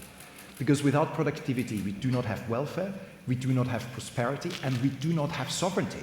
If you have no prosperity, you have no sovereignty. That's a very logical field. And we have to recognize that technology plays an important role in driving the prosperity of Europe, not just of America. It's an extremely important factor. And it's very expensive to play this. Just take one number from Meta. Meta, we're investing every year, we're one of the magnificent seven, we're investing 40 billion just in hardware in AI. That's an enormous amount, and the 200 million that you mentioned before is half of the European R&D investment. Not public R&D investment, not private, the total R&D investment of Europe. So it really shows you how this problem will accelerate ever further. Technology plays a role. Again, look at the Standard & Poor's, the S&P 500 in the US. If you take the Magnificent Seven out, the other 493 companies in aggregate were pretty much flat in their value creation. So this technology plays an extremely important role here. And as Europe, we have various levers. Investment is definitely one, and access to capital is one, and I think there is a panel on this later, so I don't want to go into this. There's another one, which is not often enough talked about, is access to energy. Building technology, building new technology, even if it's an enabler of the green transition, needs an enormous amount of energy. And Europe is an energy-dependent continent. The US is not. So we will see potentially a decoupling just from an energy perspective. And then lastly, we have to talk about the rules. And I will not sort of do a blow-by-blow analysis of the digital rules, which actually broadly are all going in the right directions. We need to regulate privacy on digital. We have to regulate the competition on digital platforms. But we should be fair to ourselves and really understand which of the regulations are really there to protect the fundamental rights of European citizens, and which are, under the sort of headline of human-centric regulation, are actually just regulating and protecting the incumbent interests of some of the European players. And again, let's be honest to ourselves. And I think if we separate the two from each other, we make enormous progress. 3 things. So the list to the Father Christmas. Let's finish the digital single market. Absolutely right. I think we all understand this. And also understand that sometimes the platforms we regulate are the drivers of the digital single market. The seamless sale, marketing, payment for services across borders seamlessly. Secondly, strategic autonomy, yes, but make it an open strategic autonomy. Partner with other regions, with other companies that are like-minded and that want to pursue the same objectives. And last, and I'm stealing shamelessly from President Letta and his report, we really have to think about creating a commissioner for enforcement and for competitiveness. We need somebody within the institutions to really safeguard these principles. Many thanks. Professor Tubiana, I would like to come to you, given your background, with a specific question on a specific trade-off related to the green transition. Obviously, we all know climate change is a global issue, and the EU is connected to global markets, and through these markets also with countries which might have different values or interests. And especially in a geopoliticized environment, cooperation is difficult. So how would you say the EU should approach this need for cooperation in this environment, especially with countries which might have conflicting views on the issue? So first, the report of Enrico Letta was music to my ears, because that's not the page 30 and 31, that was really important. But the fact that, for obvious reasons, Europe has been a leader on climate change policies and including implementing until now. But now, of course, comes a moment where we need this green industrialization to take place based on an enormous amount of investment, which one of the issues Enrico is dealing with in his report. But we are facing at the same time a moment of doubt, where there is an element of backlash in Europe to say we are going too fast. Energy security is more about oil and gas than renewable energy. And finally, nationalism is a more safe way to guarantee security. So all this is totally contradictory with the green transition. So first, having now the next step of the green transition with green industrialization based on solidarity and cohesion and the social buy-in of the society, because the backlash is coming from there, coming from the inequality we are seeing in countries and including the concern of a future bigger EU, which I'm, of course, calling for.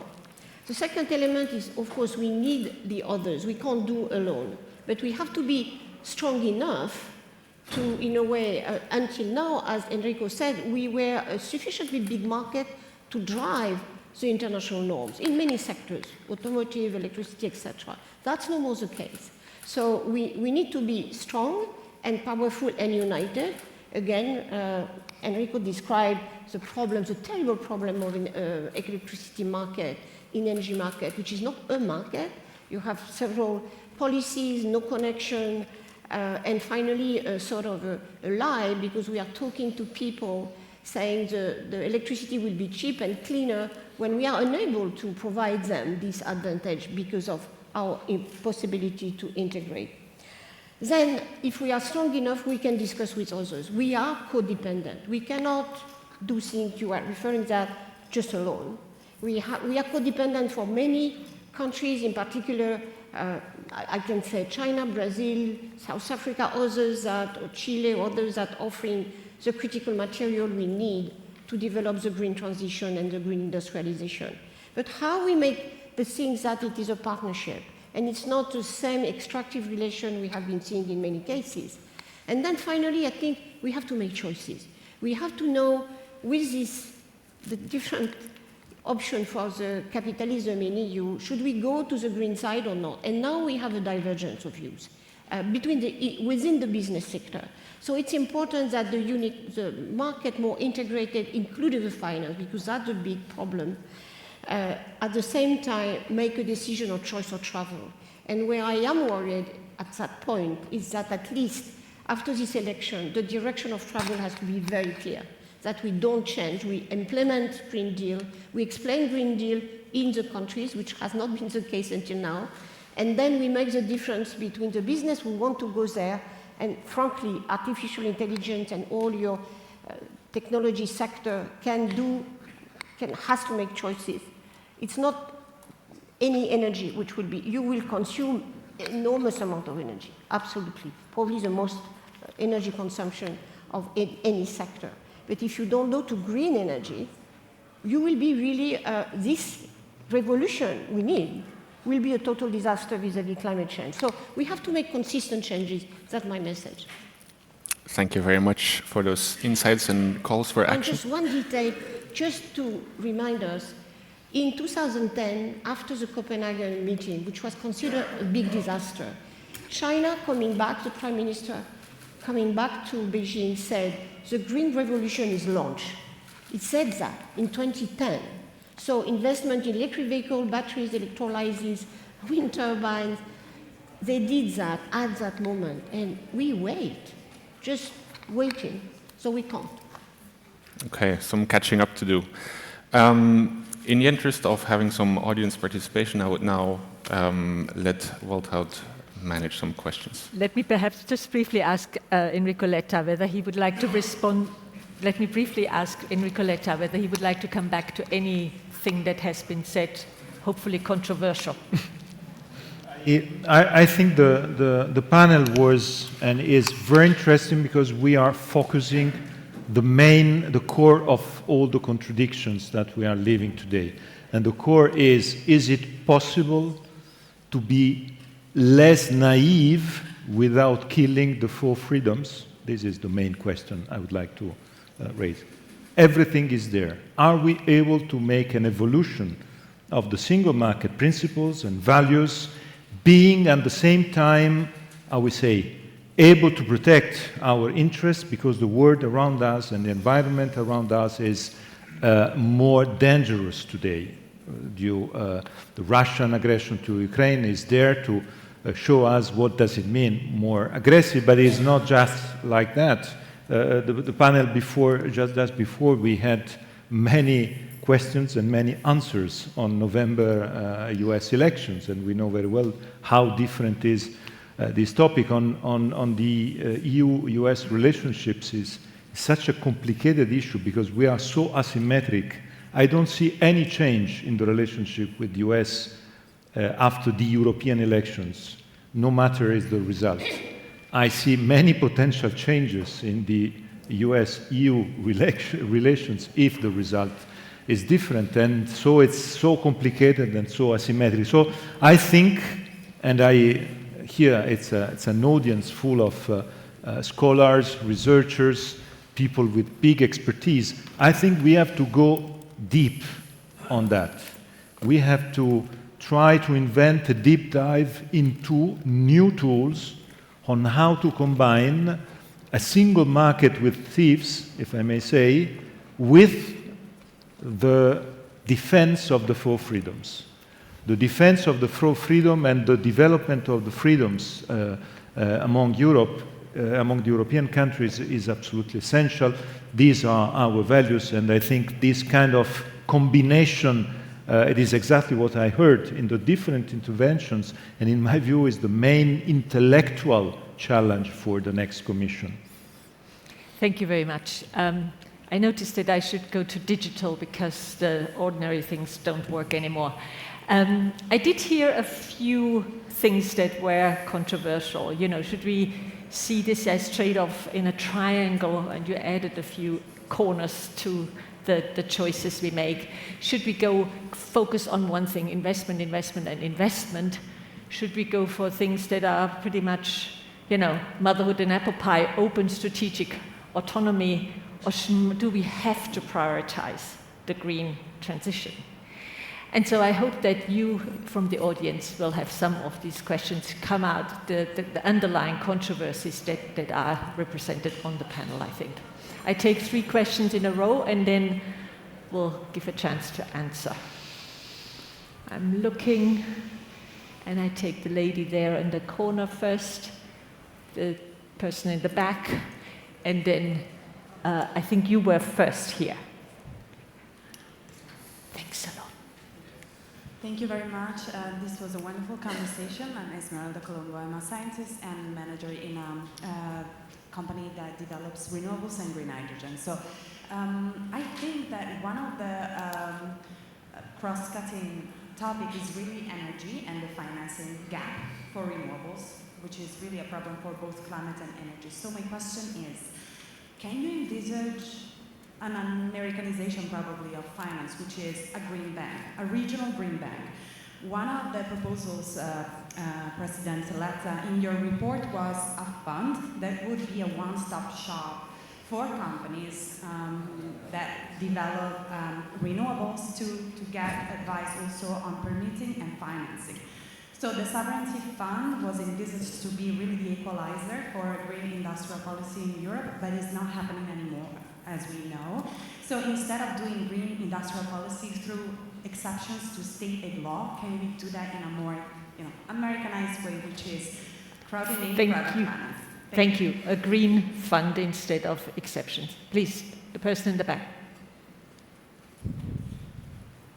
Try to be succinct. Yeah, thank you very much. Maximilian Fries from Europe Calling.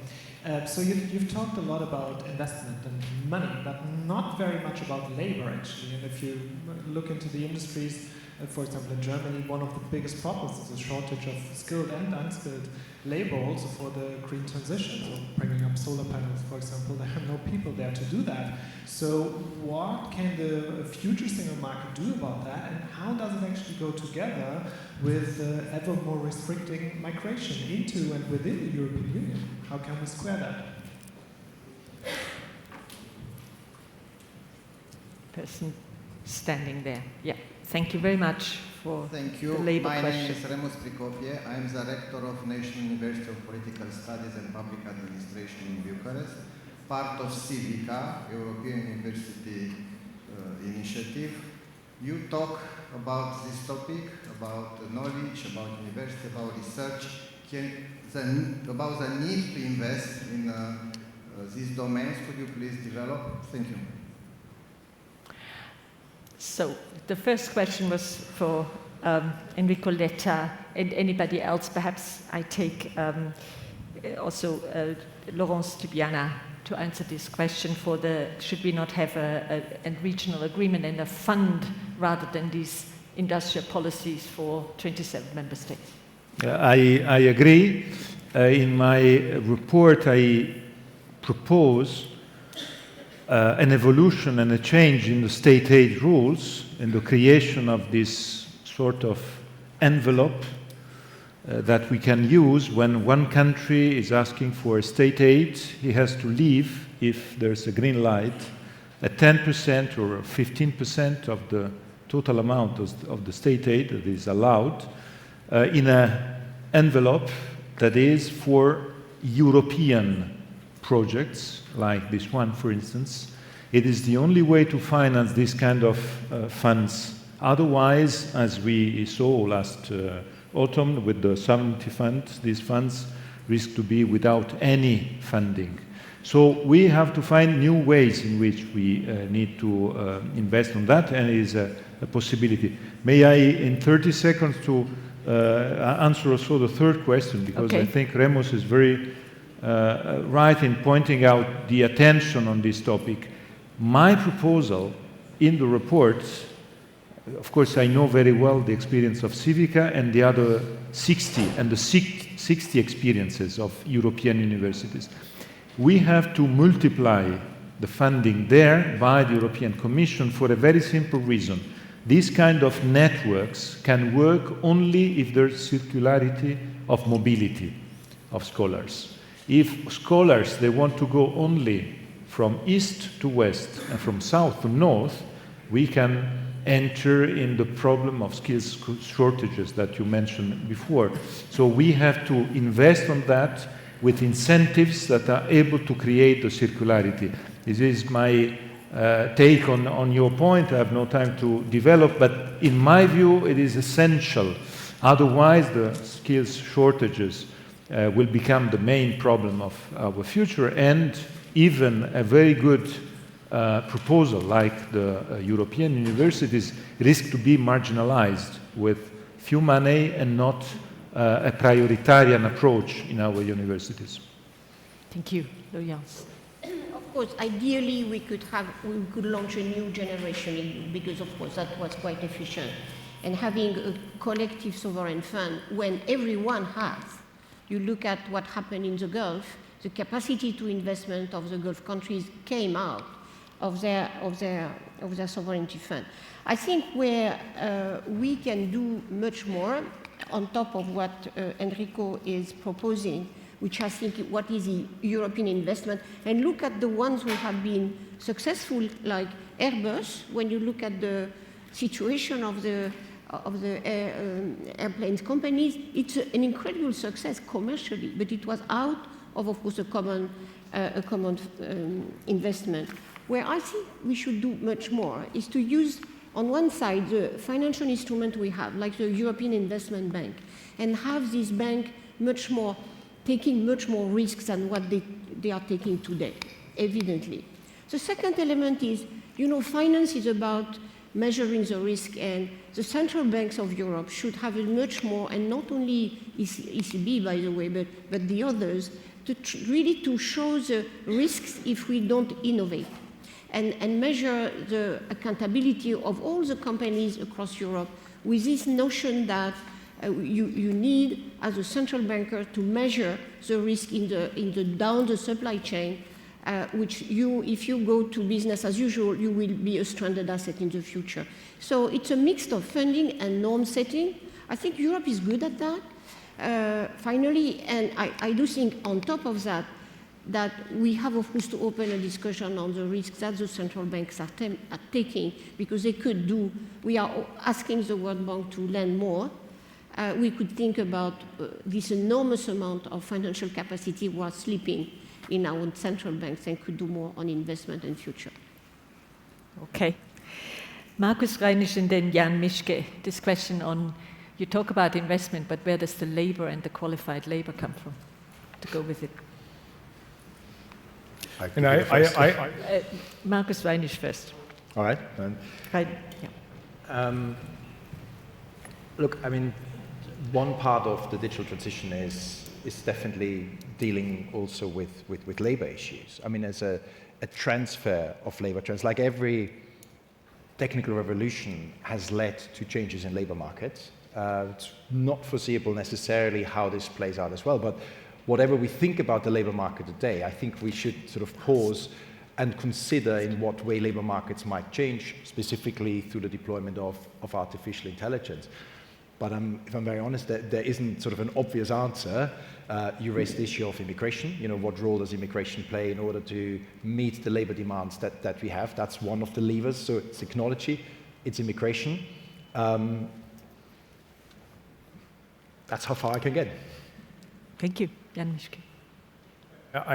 I would like to stick to my gun here and answer again with the 2x as the filter. And I think actually on both issues, if I think about a green bank, does it help unlock more investment in renewables? Probably, so let's do it. Does it unlock as much money as actually making sure renewables investment has a good business case that can be funded by a commercial bank or by equity? No, so let's do that as well, please.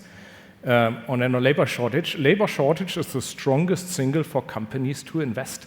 That's when they expand capacity, that's when they expand automation. The technologies are there. Companies like yours are developing it. Let's cherish it while it lasts. I think we have, for most of the last 20 years, been in a very different situation and complained about too little labor demand. So let's not go overboard and now saying labor shortage is the biggest issue. I think it's wonderful that we have it. And let's solve it with productivity first and foremost. And that requires investment 2x. Thank you. I will probably dream of these 2x's tonight. Daniela, would you like to take up again this question? You are in the advisory board of our Robert Schuman Center. What could those up on the hill do to help with research and universities' role in the discussions we have here? Yeah, can I just start with a point on migration policy? Okay. Because I think that one is really, really interesting. Now, in terms of skilled labor, I think there are two dimensions we are underestimating in their importance. One is that our schools are simply not preparing children for the world we're living in. And the degree of technical skills, digital skills, what they learn in schools today is far underdeveloped, at least for most EU countries. And I think that's where we need to start.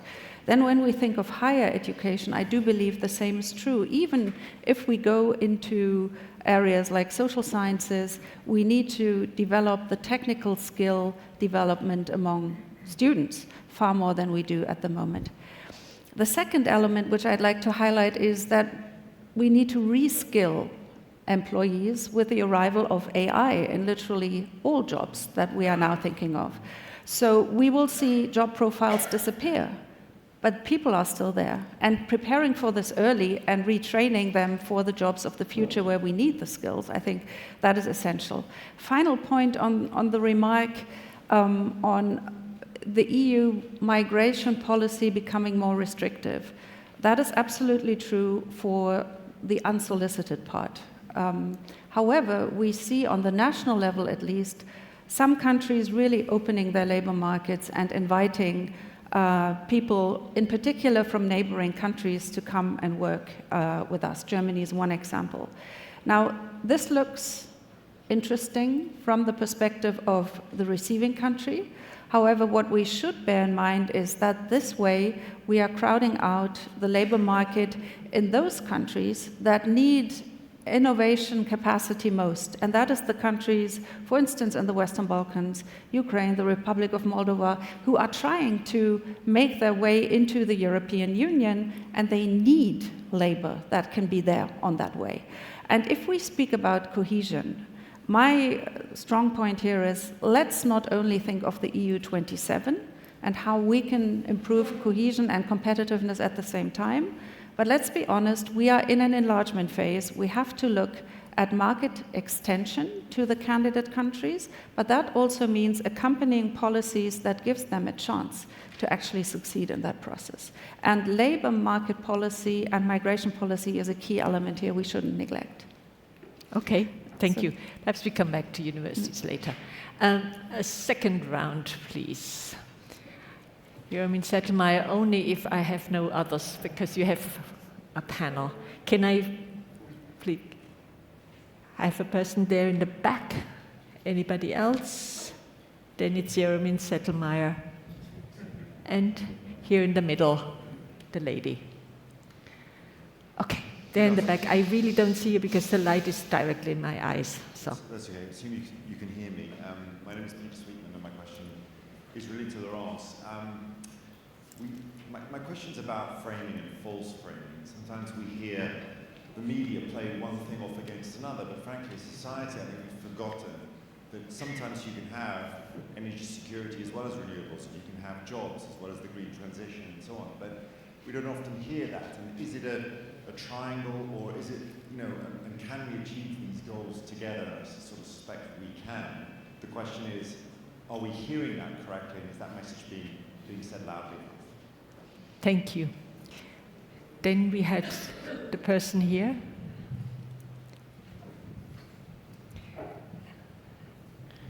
And then the lady in the middle there. Yeah, thank you.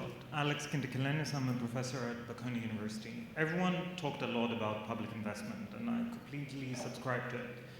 Where are the money going to come from? You know, Jan had this 2x idea. You know, should the EU lend on borrow on international markets, or should there be wealth taxation, corporate windfall taxes? Where do you stand on that? Thanks. Thank you. And the last question. Yes, I'm Martina. I'm an assistant professor here at the EUI. Going back to your point about startups and the pain of hearing the startups are looking at the US as a way, a place where they can actually develop. You talk about capital, but another big issue startups have in Europe is dealing with all the different regulation which is coming up on digital issues. And you were talking about the fifth freedom and the freedom also, I guess, of movement of data, which is something that we've been working on in Brussels with a think tank I was affiliated with since 2017. We were talking about the freedom of movement of data as the fifth freedom. Back then there was this regulation on the freedom of non-personal data movement within Europe, and since then we have only seen more and more regulation restricting the way in which data can be used in Europe. And this also to the point that was made by the representative of Meta. So how do you think there can be a change of direction in this sense? Because it seems it's really unidirectional and creating more burden for companies here. Thanks. Thank you. Is the mic still around? Then Jeremy Zettelmeier here in the front, because we have no time for a third round. Thank you, Jeremy Zettelmeier, Bruegel. I guess it's mainly a question for Laurence. Do you think that the success of the green transition in Europe requires, you know, building green manufacturing jobs in Europe, even if this had to or were to occur at the expense of green jobs elsewhere in the world? That the US has clearly answered that question for themselves. Should we answer it in the same way or not? Laurence, I think you have to go first. You have two questions, right?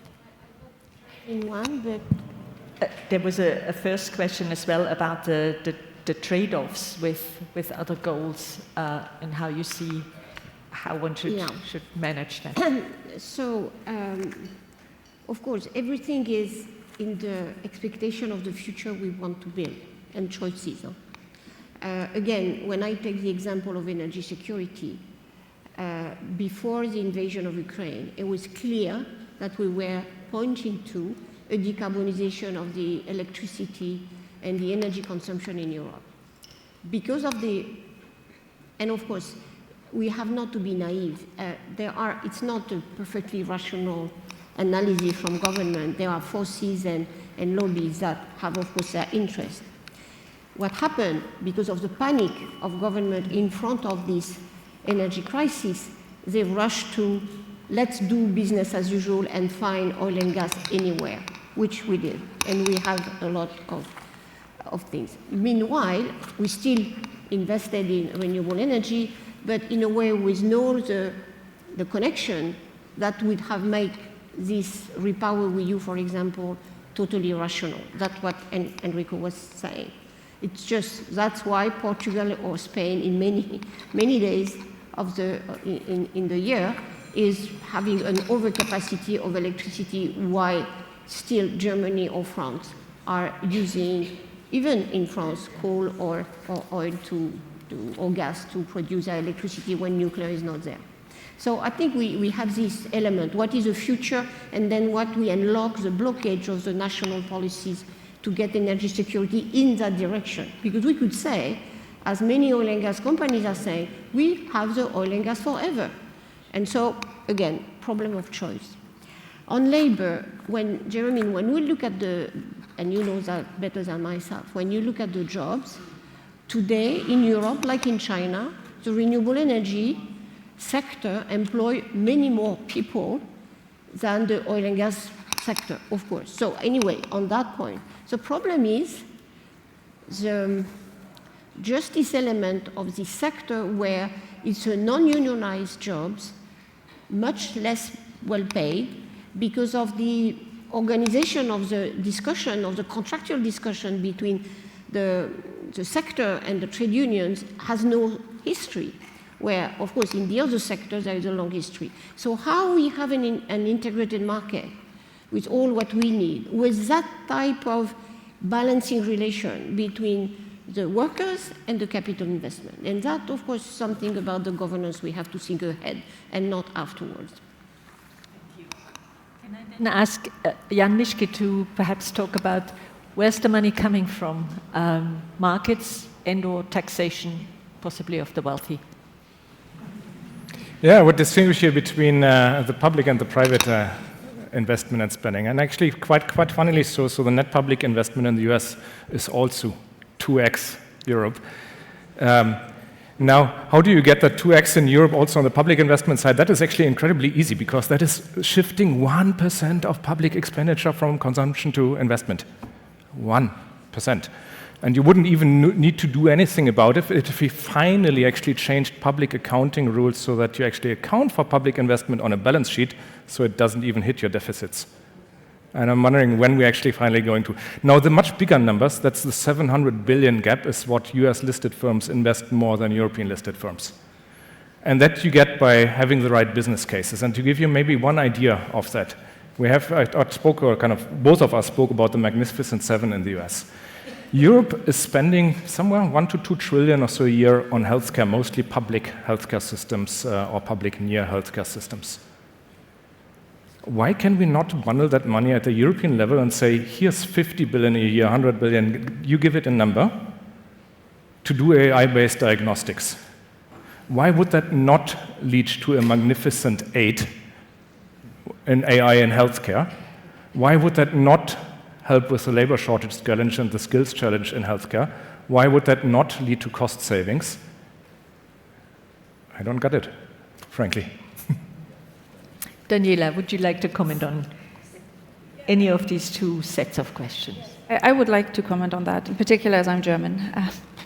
So my first question would be, what should the money be spent for? And I do think we have an important agenda the EU needs to spend money on for European public goods, and green and digital transition is one element. I would say security is another. So if the answer is we have things to spend money on, the next question is, would the current budget with just above 1% of GDP of the EU be sufficient? And my answer would be no. If we spend the money intelligently together and we have a list of priorities, we need to spend more. And then my third question would be, is it smart to go to the markets and borrow money at excellent conditions for the EU as a whole? Of course it is. Of course, we need to build in mechanisms to make sure money is spent well. I would personally think any new funding instruments and the expenditure programs have to come with very strong conditionality in terms of rule of law and other elements. So I would say, yes, we should use the positive example of the Next Gen EU fund, where an existing instrument was used to borrow money for joint expenditure and use it in the future. I know politically the debate is not yet there, but I think it's the very important discussion to be had, and it should always start with the question, what are our joint priorities? How do we define European public goods? And then the question is, how do we fund them together? Thank you. Markus Reinisch, would you like to take this question on the fifth freedom of data? Well, there's sort of two questions in there that I heard. You know, that's sort of the rights and the necessary protections. And number one, I think we do need rules for responsible technology.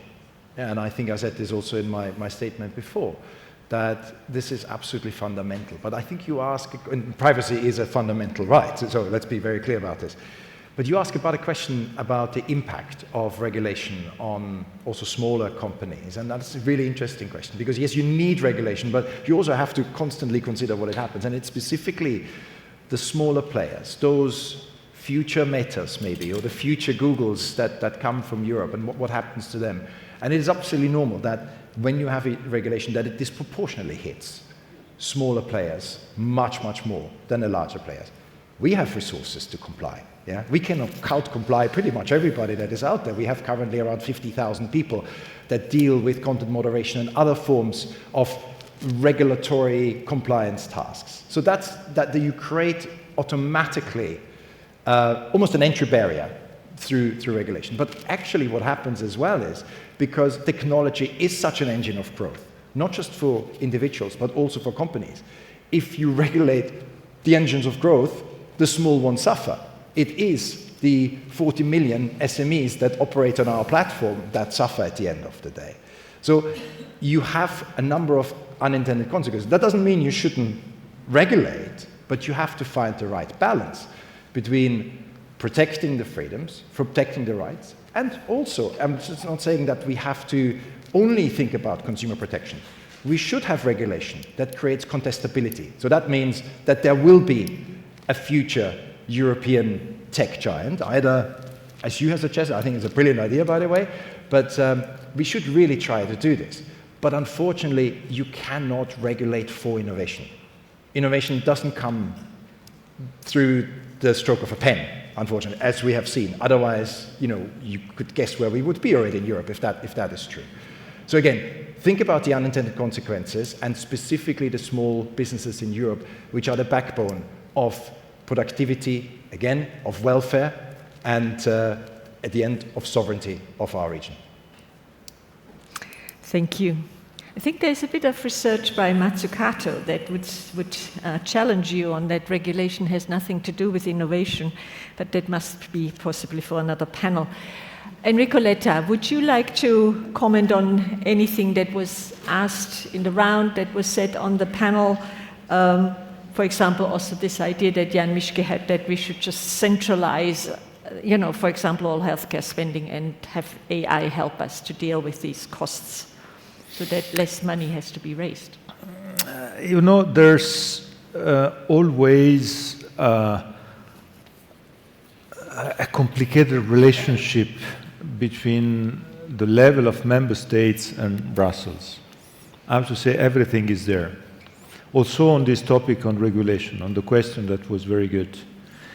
Because if I may say, why the Brussels level is so running to regulate immediately. Not only because they like regulating, of course they like very much, but there's also, I think, a consideration. The consideration is the fact that on new subjects that are sexy, that are attractive, you have immediately all the member states' parliament starting to think to have their own national regulation. On artificial intelligence, you had immediately, because it was a very, I would say, interesting topic, so all national parliaments were starting having their own national law on artificial intelligence, because it is cool to say to your voters, hey, we are discussing about artificial intelligence in the national parliament. But it is clear that it would be a mess if we have 27 national laws on artificial intelligence. And so, in my view, we have to consider that many times, first of all, on these subjects, the reason why Brussels is running is to try to anticipate the chaos and to avoid the chaos of 27 regulations. And in my view, it's correct, because the other option would be absolutely worse, to have, but for a very simple reason also. There are new topics, new challenges where you need expertise, you need competence, and it's impossible to find competence in all the 27 member states at the same level. So you will find the top at the level of Brussels, and it will be not the same in the different member states. So, in my view, I want not to be too indulgent with Brussels, but I want to say very clear that we have to consider, I tell you, as representative of one of those who are, we say, complaining always of Brussels too, regulating, sometimes we have to consider also that the problem of this complicated relationship between 27 and Brussels is there. But I wanted to say the last word on the 28th regime. That is, for me, one of the main topics for the next years. I was really very impressed by the fact that when I presented the report in the US, the week after the presentation at the European Council, the they were interested, yes. I presented it to the business people, to business community, but the topic where I saw the eyes enlightening was the 28th regime. The feeling to say, but finally you understood that you are a mess. It's impossible to come from abroad having 24 languages, 27 legal regimes, 27 fiscal regimes. So it's a sort of race of obstacles so you have really to want to go to Europe, to invest to Europe from abroad. And the idea of having a passport too, I would say, helping you to go everywhere in Europe, weakening the level of obstacles is something that I understood, and that is in my report, I understood is something that was very well accepted. So I end up on this point because in my view, if you ask me the magic wand, next legislature, it would be fantastic to have this idea of the 28th regime enforced everywhere, because it is the right compromise. It's a sort of creating competition and creating competition between legislations, and to say we are not cancelling il diritto commerciale scritto nell'anno Domini. We are creating another option. And so you can choose, and then we will see which option will be the most interesting one. I'm sure that the 28th will win, I'm sure. We just hope that all the national conceptions of sexiness will not go out with the 28th regime, because I found that a very attractive idea. Jan Mischke, that is even you might not be against that. Thank you all very much for listening. Thanks my panel for being very succinct and interesting.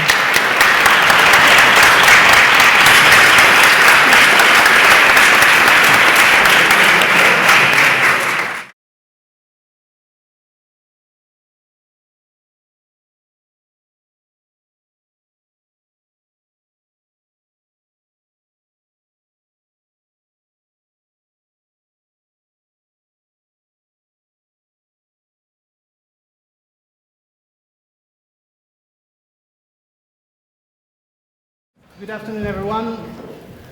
My name is Nicolas Petit. I'm a professor at the EUI. I'm the co-moderator of this panel with my colleague, Dr. Francisco Duarte, who recently finished his PhD at the EUI and has already started a business venture called The Legal Place, trying to leverage AI into the education world. We are joined today on the panel by colleagues from industry and academia. In no particular order, I'll mention their names. We have Rima Alaili from Microsoft, Sandro Ginella from OpenAI, Roberto Navigli from the Sapienza University in Rome, and Marco Pancini from Meta. This panel was also co-created by my colleague in the law department, Professor Giovanni Sartor, who is sitting on the other end of the panel. So why are we here today is the question. And I think we want to discuss the next hot general purpose technology that people call GenAI. I would hate to sound too academic here, but we are a university. So I need maybe to explain for a minute what a general purpose technology is.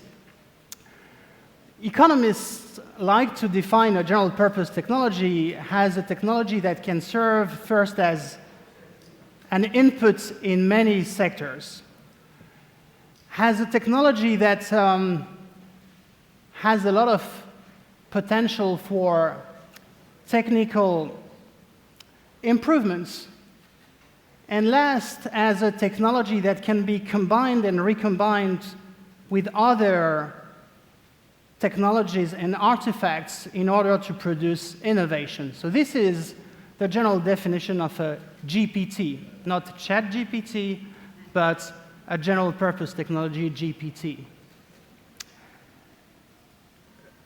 The common examples would be the steam engine, the transistor, or the internet. Now, markets today tend to believe that GenAI could be the next GPT, like the steam engine, transistors, or the internet itself. Let me just give you a few numbers so you understand the scale of the phenomenon that we're talking about here. In a recent report, Stanford University, I advise the reading of the report, described the market as follows. The investments and funding for AI has grown eightfold to reach $25.2 billion in 2023. Demand for GenAI skills, that is essentially labor, has increased tenfold since last year. We got enormous entry in the marketplace with approximately 100 new startups getting funding in GenAI, and GenAI itself represents 1/4 of the entire AI investment by industry. Okay. So this is a not, lawyers like to do this, a not insignificant phenomenon using double negation. So with that background, a lot of questions spring to mind. Is the hype in the markets a real thing? What is the value creation behind and beyond the applications that create text, images, or summarized documents that we use today? They are more than just these convenient functionalities. What is the value capture strategy? Is there a business model that will bring profits beyond the subscription models that we see today when you want to access high-quality features of consumer-facing GenAI applications? Who are today and who will be the main players in this industry?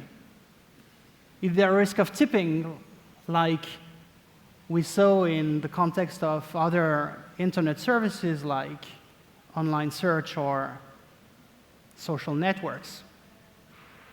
Can the EU or China, that lag behind in investments in GenAI and AI in general, can they match the US?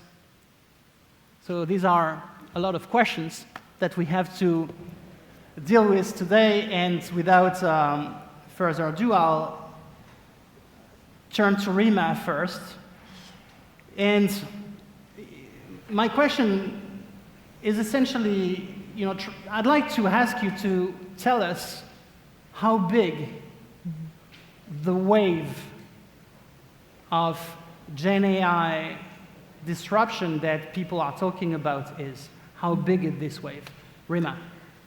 Thank you, Nicola, and thank you, everybody, for including me on this panel. It's a terrific honor to be able to participate in this conference.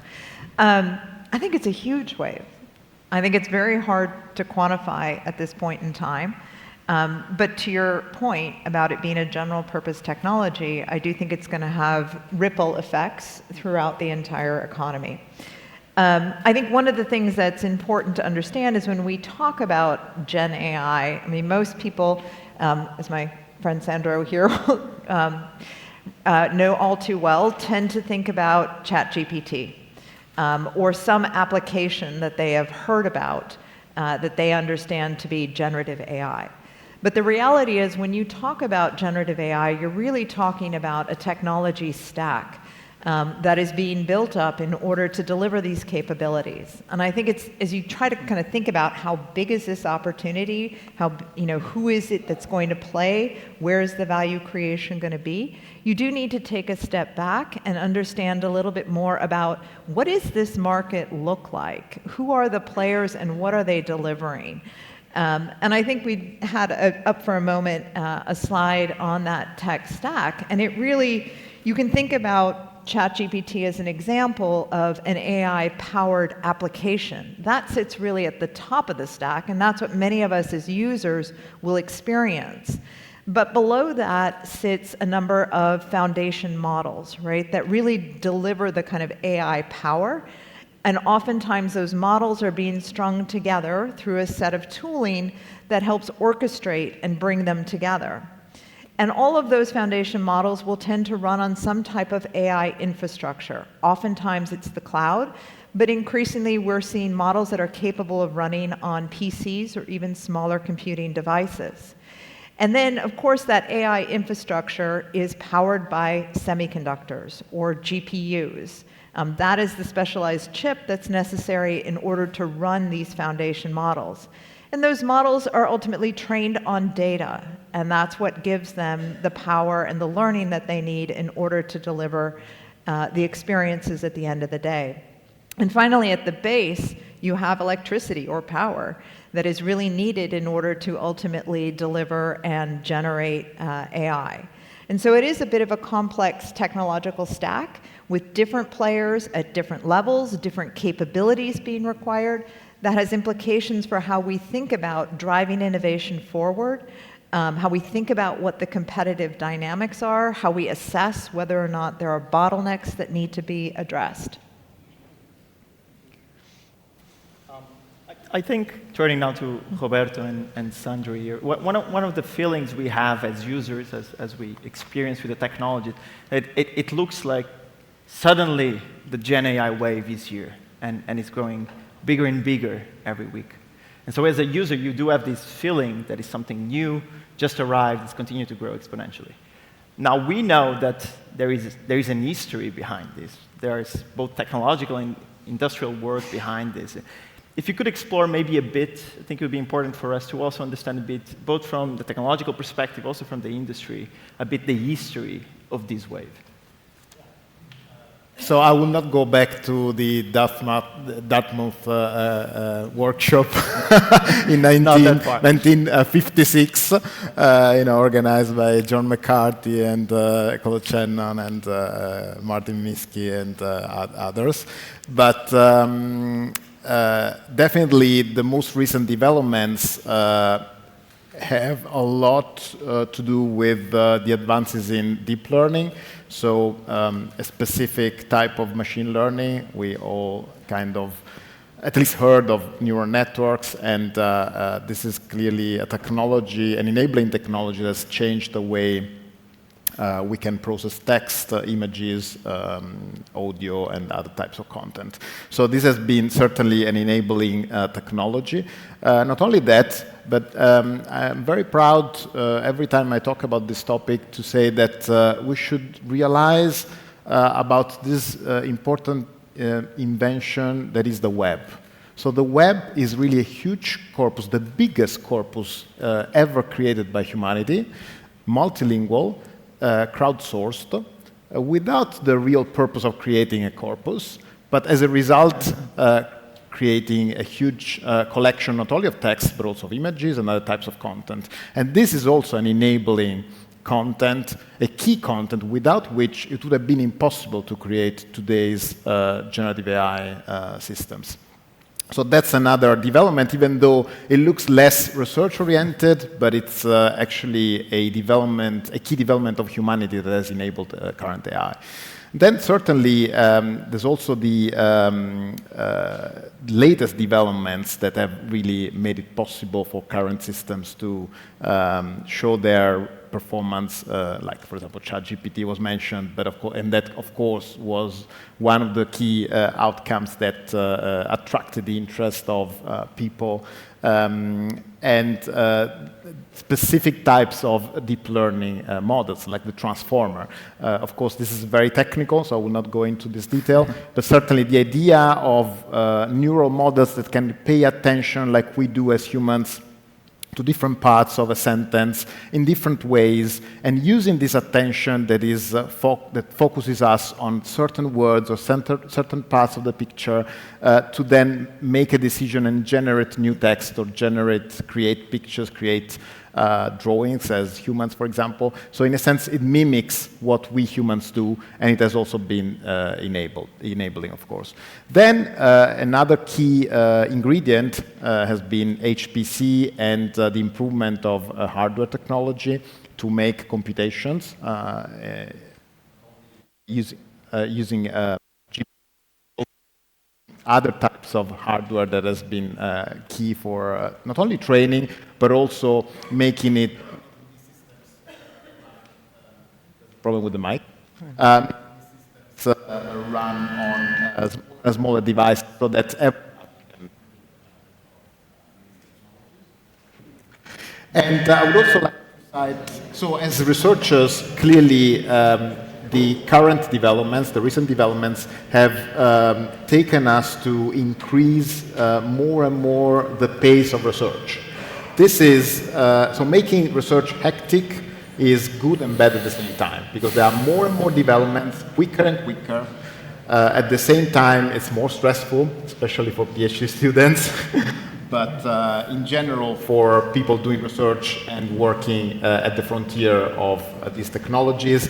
It's very exciting at the same time, because you see more and more developments and new ways of working with content and producing content and making it available, which is another ingredient that we have seen, like platforms that, thanks to which people can share content, can open source their results. Thanks a lot. Can I use it together with the other one? Yeah. And so this is another important asset that has made it possible for people and also for companies to make available their results and then allow other people, other researchers to build on top of them, in a sense, again, crowdsource the developments in generative AI, which also has increased the pace of research and the technological outputs. Thank you so much, Robert. And obviously, one of the players that has been both involved in research and now more recently also as one of the industrial important players has been OpenAI. And so, Sandro, can you also maybe give us a couple of clues on how that evolution from that perspective came about? Yeah, very happy to. And first of all, also, thank you for having me and for the debate and discussion. I'll speak a little bit to the research side and then indeed to sort of the applied product side, as you saw on the stack, because I do think this sort of feeling of suddenness comes from the product and application layer and not as much on the research layer. OpenAI is first and foremost a research lab. We've been at this for about 10 years. And the first couple of years of all of the ingredients that my colleagues have just talked about, we sort of saw them coming together. But the first couple of years, it really wasn't certain whether this new paradigm of GPTs and large language model is going to work and is going to scale and is going to provide us with the increase in capabilities and intelligence that we see. So, you know, we had played around with kind of agents that could play video games. We did a little bit in robotics, but it was really an attempt to try and do basic research to push forward the frontier of these technologies. And I think even at the moment where we felt, okay, at GPT-3, sort of internally we thought, yeah, it's not too bad. Like, it's not a great technology, but the feeling was there that this might be a moment where society at large is starting to realize where this technology is going. And actually, that's an important part of our mission and what we do, is what we call iterative deployment. So we want to make sure that our societies and our economies understand where these technologies are going, because we do think this is not just a technical revolution, but it will be a societal and an economic revolution. And so GPT-3, to bridge between the research and the product side, was available as a so-called API, application programming interface, which means developers and software engineers could use it and build products on top of it. Could very easily have built ChatGPT-style chatbot, and it sort of wasn't really happening. And I remember internally it was a bit of a, maybe this really isn't as good as we thought it was. And so then a couple of colleagues came together and said, why don't we make it a bit easier, a bit more accessible for people to play around with this technology and to see whether it's useful, whether it's not useful. And remember, we didn't have an existing product portfolio or business model, so really this was seen as a research preview. And you know, colleagues internally said that there was sort of a note going around to say, yeah, we're releasing this little thing as a research preview. We don't think it's going to make a huge wave. Of course, the rest a little bit is history, so that was ChatGPT. And so even though we were very close to the research side of the technology and the puzzle pieces coming together, I don't think we neither anticipated the uptick on the product side. And to me, I think there's 3 reasons I can see for it, but actually I find it almost more interesting to hear the audience and have a debate on kind of why that is. I think one is access to it. So we try to make our products freely available to everyone in the world because we want to lower the barriers to use this technology, and also access in terms of it's not that difficult to start using it. And I think some of the mistake is people use it as if it was a search engine, and they don't use it in the way that kind of this intelligence really is capable, but there's no large barriers to try it out. Distribution, of course, is relevant. And then I think the last thing I would say, and that's the thing we weren't sure about, is usefulness. Because it's clear for us, and the data is clear, and not just on our models, but all the models that are available that people build on, people come back. They find useful and creative things to do, and it's not like you're coming back because you have a fear of missing out on something that you're posting and I want to be on your network. It's a one-on-one interaction with the models and the intelligence that you have. So I think that's the thing that has excited us the most, which is there clearly is useful applications for this technology. We think this is sort of the dumbest the models will ever be. So I think that has us excited about where the future is going and the adoption. But it also means that we focus a lot on safety and on making sure we get this technology right. So that's maybe where I kind of draw the line between the research. I think many have seen it coming slowly in that community. But I think the product adoption was a surprise and continues to be a positive surprise of how useful these technologies are for humans doing all sorts of tasks. Okay, so that's very useful. It's great also to hear you talk about, the experience from the inside, like, we're surprised and we're asking ourselves questions and we just tried it. So one of the things that I'd like to get Marco and Rima on now is, so as lawyers, we're seeing a lot of contracting between large technological firms and smaller technological firms like OpenAI and Mistral and others. So we are seeing all this contracting take place. And oftentimes this comes with very high numbers. And so the question that we may ask ourselves is, you seem to have this sort of mixed model of building it inside and building outside as well. So what are these partnerships that you are engaging into about? And maybe Marco will come in first and then Rima. What's the logic behind these partnerships? Of course, thank you for the question, thank you for having me. I would like to start from one concept that Sandro mentioned that I think it's very important, which is the concept of usefulness. And taking from the Meta side, I think the way Meta is approaching AI is in a very pragmatic and interesting way. It's first and foremost to make our services more productive. So to really take the best of the power of AI that represent for productivity, for industries, for businesses, for the society, and apply them to our own services. So first and foremost, the first layer and why we are having this investment in terms of research, in terms of infrastructure in AI, is really to make sure that we can benefit our own services of it. But then there is the second element, and then go back to your question. What's our vision? And our vision comes also from, in a certain sense, the DNA of Meta. Meta does not have strong legacy products, does not have a search engine, does not have an operating system. So Meta needs to rely on openness in order to really to exploit the best of the technological development and research that we are making.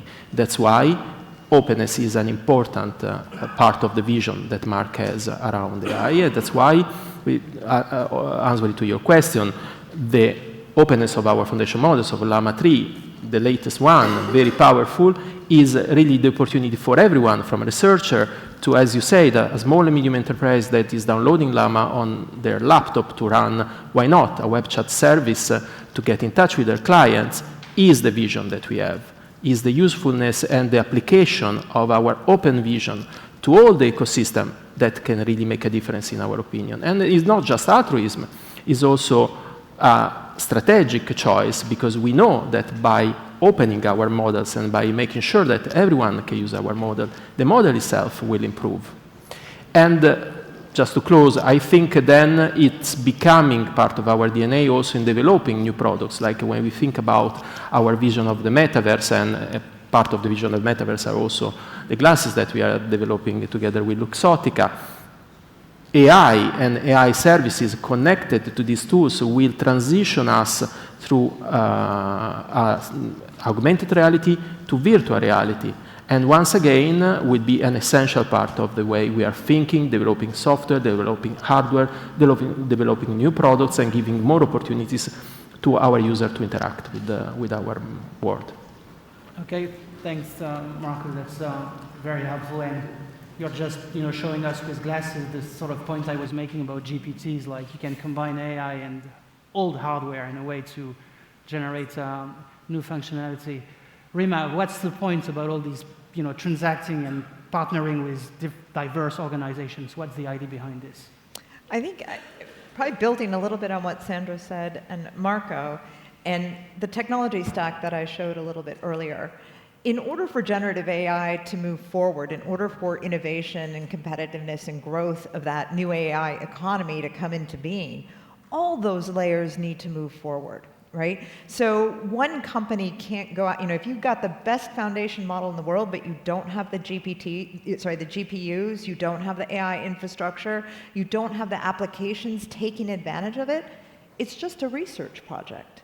And so much in the same way where Sandro said, look, it wasn't until we had ChatGPT and people could see, they could play with it themselves and figure out what it could possibly do, that it unlocked that creativity and the imagination and spurred sort of an explosion in kind of development around the foundation models.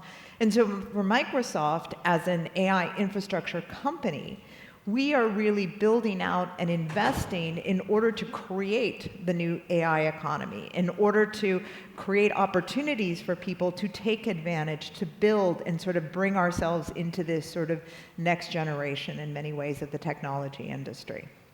So that's what the partnerships are for. Makes sense. I think one of the things that troubles lawyers such as myself and researchers is a lot this idea of safety on one hand, but also a lot this idea of openness versus the closeness of the systems, right? And so we observed our Web 2 evolved towards increasingly more fenced systems, fenced ecosystems, and the big question now on GenAI is, are we going towards a repetition, a round, perhaps 3 of what happened on Web 2?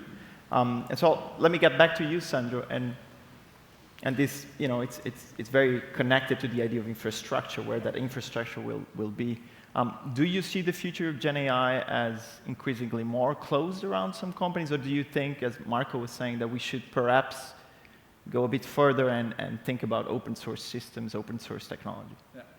It's a good question, and I think it has me think. So I just came straight from Paris this morning, where there's a big conference called Viva Tech, and sort of so many of the AI startups are there. And sort of the general mood and feeling, at least of the developers that I speak to, is they're spoiled for choice at the moment. And they feel like it's a great time to be building AI products and to be experimenting with it. And some of them want to have a smaller open source model that they want to run on the device for the specific applications.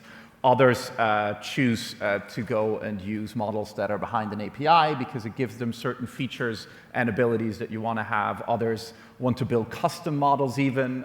Some of them do it based on Llama open source. Others do it based on our models. So I think at the moment it is way too early, I think, to tell and to sort of give steer and direction. I think we're sort of in a Cambrian explosion of creativity of this technology, and that's kind of the mood or the feeling I've had, and I think the good thing about it is that developers, businesses, NGOs, citizens, artists as well. I met with a fantastic artist collective who are using all of these models to create new forms of art, and they're stitching together certain open source models. They're trying out what they can do at the frontier, and I think that's first and foremost, that feels like a good thing for competition. I do think, though, for policymakers and what you've alluded to, Of course, there are regulatory questions on these technologies, and governments and institutions around the world are grappling with the right way to put the right guardrails in place.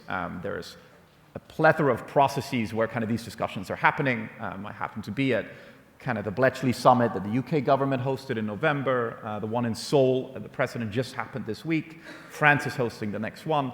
And of course, these questions around safety sort of loom large. And I think that's where I think it is also good to have a robust discussions, and players in the market and in the industry take different approaches, because I think that discourse is important. For us, it's not an either-or question on open or closed.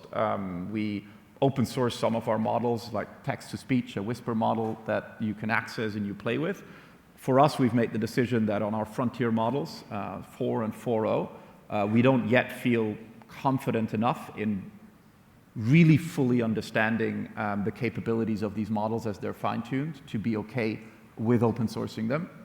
And also because we think we want to deploy these models in a way that we can learn from the usage and we understand what people are building on top of it.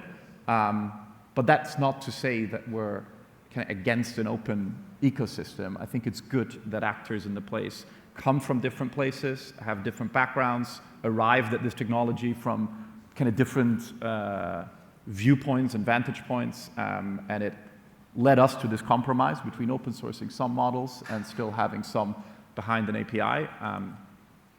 We'll see whether that changes in the future and where it emerges. And I think the question around what business models are emerging, where in the stack are the margins to be had, feels very early days. And I think if you look at the prices on each token or for these models, even on ours, they dropped, I think, 80%.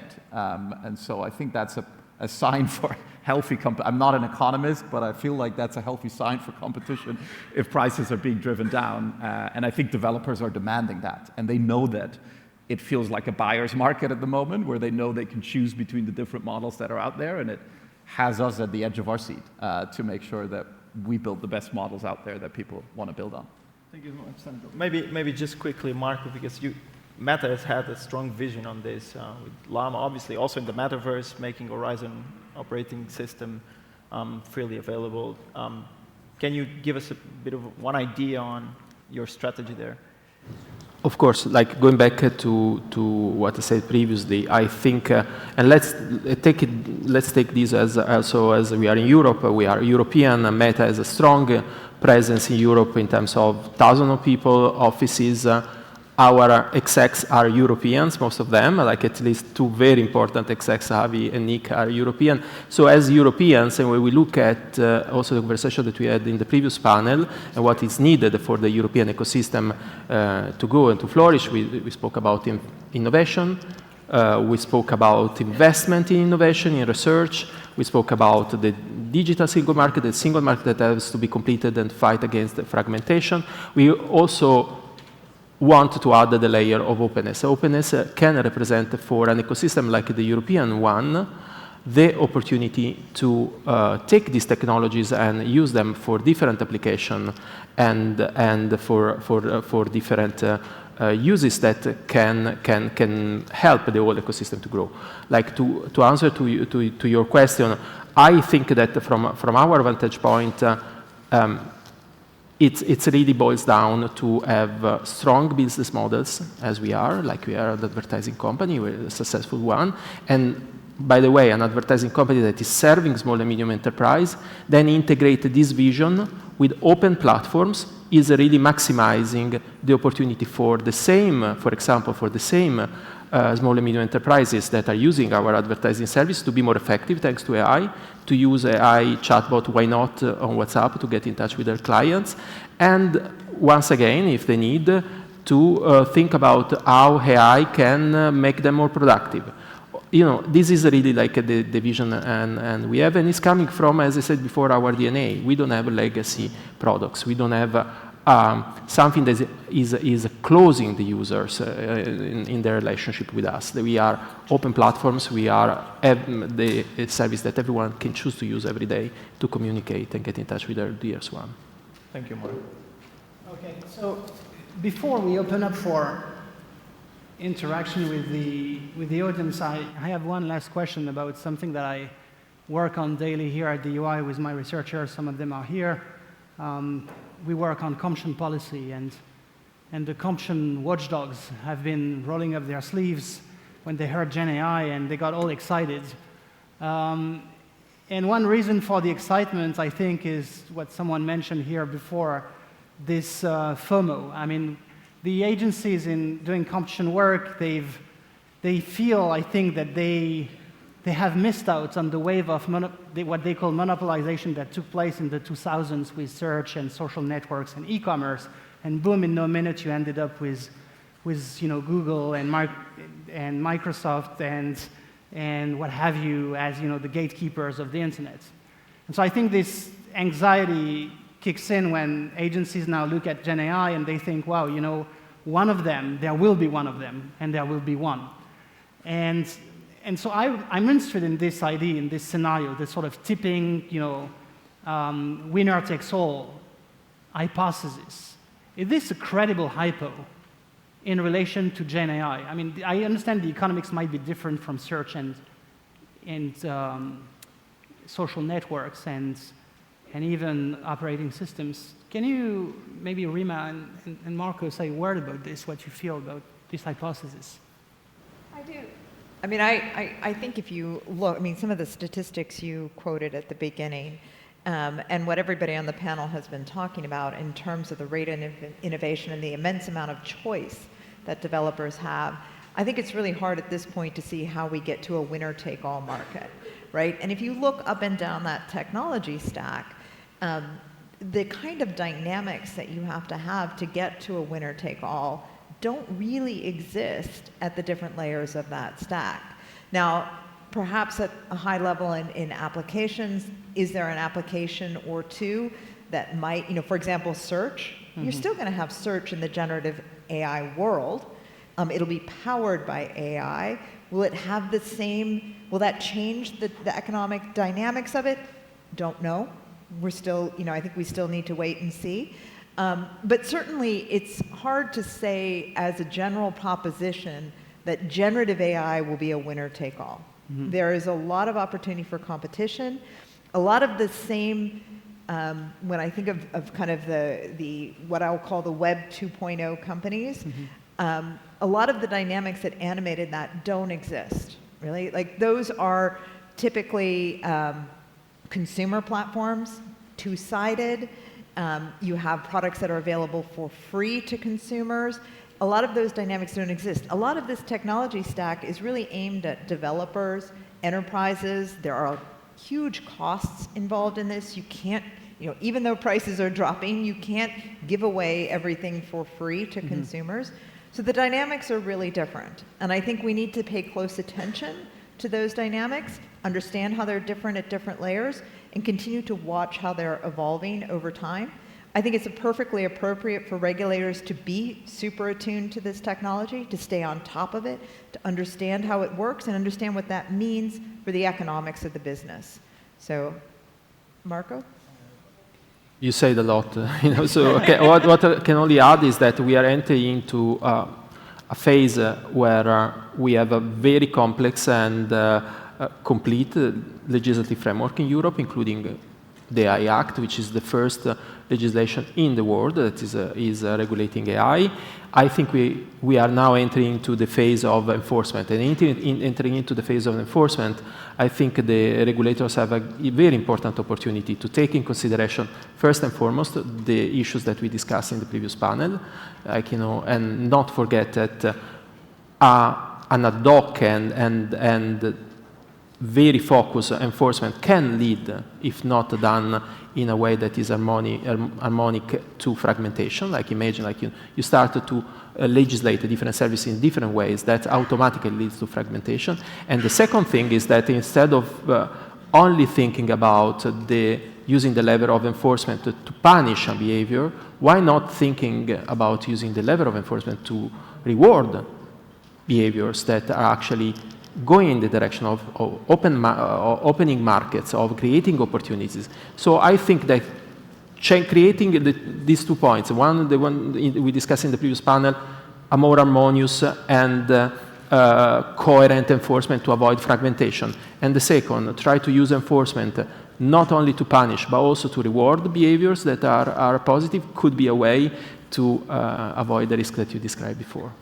Yeah, you'd probably need a huge cultural change in competition agencies when they start to reward companies for compliance. I mean, that's not really the way the system is set up, but, you know, we can hope for a change. Okay, we can take questions from the audience if there are any. Otherwise, we can keep going. Any question? On the first row, we have a microphone in the room, I guess.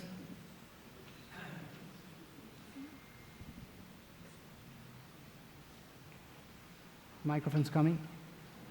Can you please state your name and the organization you work for? Hello, my name is Dorothy Estrada Tank. I'm a former EUI, PhD in law, professor, University of Murcia, and chair of the UN Working Group on Discrimination Against Women and Girls. So some of you talked about how GenAI can eliminate barriers and facilitate access to broader groups of people to technology and all the rights that relate to that. I would be interested also in hearing from you on the technology side, how you look at regulatory frameworks that some of you addressed the challenges there in terms of preventing, for example, online discrimination and violence against women. We've seen different efforts, for example, the US Defiance Act in terms of addressing deepfake, pornography, different forms of online violence against women and girls, though it has received some criticism on the side of lacking enough preventive strategies. So from your side, how do you view that? Is it really possible to integrate preventative tools into GenAI in relation particularly to human rights of women and girls, but also human rights violations more generally? Thank you. I have an answer on the research side, because I'm from Sapienza, so we do research on LLMs and how to evaluate the safety of these models. And we recently published, co-authored with other colleagues at other universities, a work that assesses the safety of these models using some kind of red teaming approaches, where you try to kind of fool the model to generate, we're talking about NLP, so the text side of it, to generate text that is undesired, like talking about hate speech or sex or weapons in a way that you wouldn't like the system to do it. And so, of course, many of the mainstream models use safeguards to avoid that, but this happens to a certain extent. There's always a certain percentage of cases in which you can really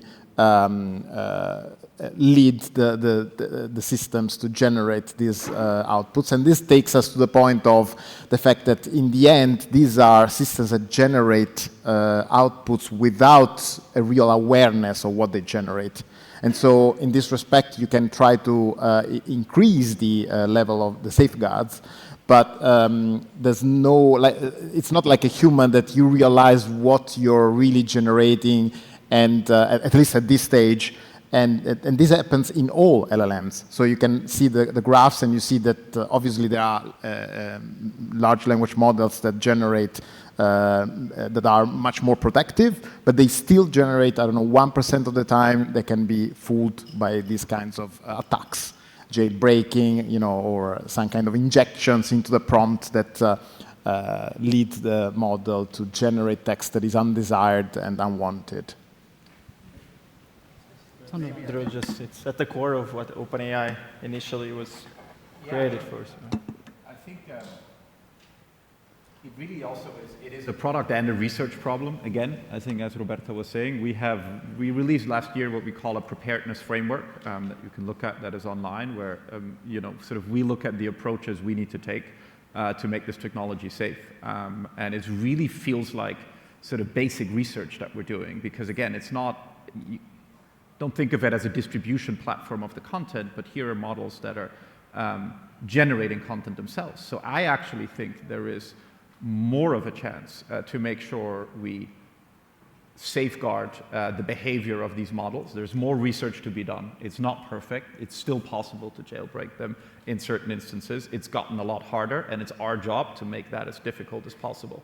I think a lot of the conversations that we're having on the regulatory frameworks, and if I think about commitments we and other companies just signed at the Seoul Summit, a lot of it is, it might feel sort of very voluntary because they are at the moment, but I think it is also because we need a certain amount of flexibility, or our safety researchers need a certain amount of flexibility to try and push different paradigms on how to make sure we can steer the behavior of these models, because we need to continue to understand how the models can actually behave and why they're taking certain decisions.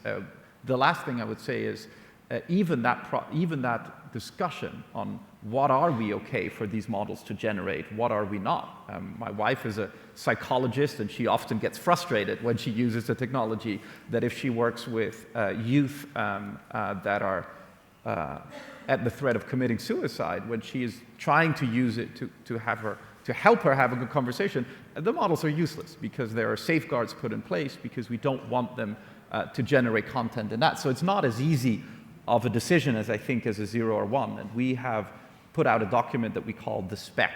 It's a bit of a weird name, a technical name as most things OpenAI, but really it outlines our best guess of what the behavior of these models should be, and we've opened up a consultation to have people provide us feedback on where we're falling short, where are things we should be doing differently. So I think it is really an excellent question, because it is a very different way that we need to think about the harms that exist from these models and the output they generate than from previous technologies, and it is something that I think all of the companies we care about, and there's a group called the Frontier Model Forum where we've gotten together to also share best practices among industry, because if someone has a research breakthrough or finds a better way to stop jailbreaking or to do red teaming in a new and different way, we want to share that amongst each other, and also we're happy for governments to play the role, for researchers to play the role to kind of red team these models. But it's something that feels very present in the work that we do every day.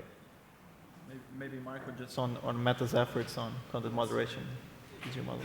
I would love to add quickly a word on this very important question. Is at the core of the principle of liability and responsibility. Going back to the example of the web that we've done before, it's so important to have this conversation on technologies.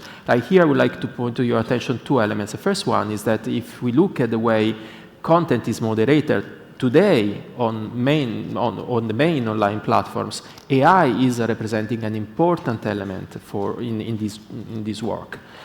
The vast majority of the content that is taken down now because against policies is taken down thanks to AI. So AI is also part of the solution, first point. Second, I think the policies and the best practice that we developed about content online in the last 20 years, talking about intermediary liability, DSA, and everything that was done in Europe in this direction, are absolutely applicable on every content that is generated through AI. So in addition to all the things that Sandro has described, I want to state very clearly that we treat the content on our platform generated by a human or generated by a machine in the same way in terms of moderating this content and in terms of making sure that our policies are respected.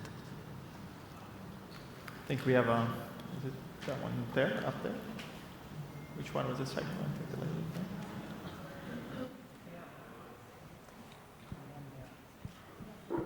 Thank you. I'm Vanessa Villanueva. I'm a Max Weber Fellow at the Institute. So my question is grounded on data, and basically the fact that who is investing in artificial intelligence systems. Most of the current investors are not anymore VC, so we don't see venture capital that it's invested massively in AI systems, but it's big tech. So what are the implications of big tech investing in AI systems? They will turn out to be also AI system providers and eventually also accessing something that it's not new to the European Union, seeing big tech accessing business strategies and practices. Thank you. I think perhaps to Rima, you could chime in. Yeah, I'm not sure that I apologize, I'm not sure that I heard the question correctly, but I think the premise of it was that we're not seeing VCs investing in generative AI, and instead we're just seeing big tech invest. Was that correct? Yeah. Frankly, I would probably disagree a little bit with the premise of that question, because I do think there has been significant investment by venture capital in AI, not just simply big tech. You certainly have some very large, I mean, if you were look at kind of numbers, I do worry that there might be a little bit of distortion by some very large investments by big tech, but there is broad VC investment in generative AI. I also think at some level it's important that you do have these partnerships, these types of investments. It does unlock access to funding. It can give, on the other hand, for startups who manage to attract an investment by somebody like Microsoft or Meta, it provides a degree of credibility to an unknown company, both in terms of helping them attract additional funding from VCs or private equity or others, also as an opportunity to attract customers. That a company like a Microsoft believes that they are credible and that they have a good idea going forward. So I actually think it's a sign of a very healthy ecosystem altogether. Just a very quick sentence on that. I think another way of looking at this is you look at the ingredients that are needed to kind of build and scale these systems. So it's sort of the tech stack on the one hand, and you need talent. There's a hefty war for talent, and I think it's a good time to be a computer science student. And actually be curious. If I get to ask a question, that would be one that I have for the professor on the panel. You need data to train these systems on, so you're right to point on that. And also you need compute to train these systems. So I think there's a difference in viewing some of the partnerships and between kind of the large players and some of the smaller players, where a lot of that also is based on availability of compute rather than kind of investment in the traditional sense that you're seeing in the VC sector as well. Roberto, I don't know if you want to maybe say a couple of words just on the computing power from the academic perspective as a professor in Rome. Absolutely. That's an important part of the research part. So in a sense, that's the current limit to researchers, because we have brains, a lot of brains, especially in Italy. Need a machine. So we have a lot of brains, but we don't have enough compute power. Yeah, I agree.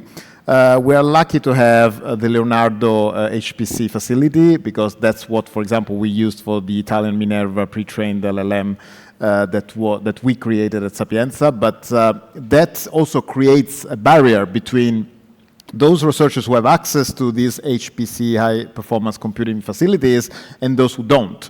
And it doesn't mean that I don't have other colleagues in Italy who could have done it, but maybe they didn't have access to this facility. And so this, in a sense, reduces their ability to have new developments, come up with new developments. And so this is certainly an issue. I have another insight into this. So I think, connected to what was said earlier, that there are still a lot of challenges, like common sense reasoning, trustworthiness, factuality of large language models and generative AI in general. And so these problems might not necessarily require huge compute power, but it requires thinking, careful thinking, innovation. And so this can actually come out of universities and research groups, even if they don't have access to HPC, I think. That's good to know. We have another question from the audience.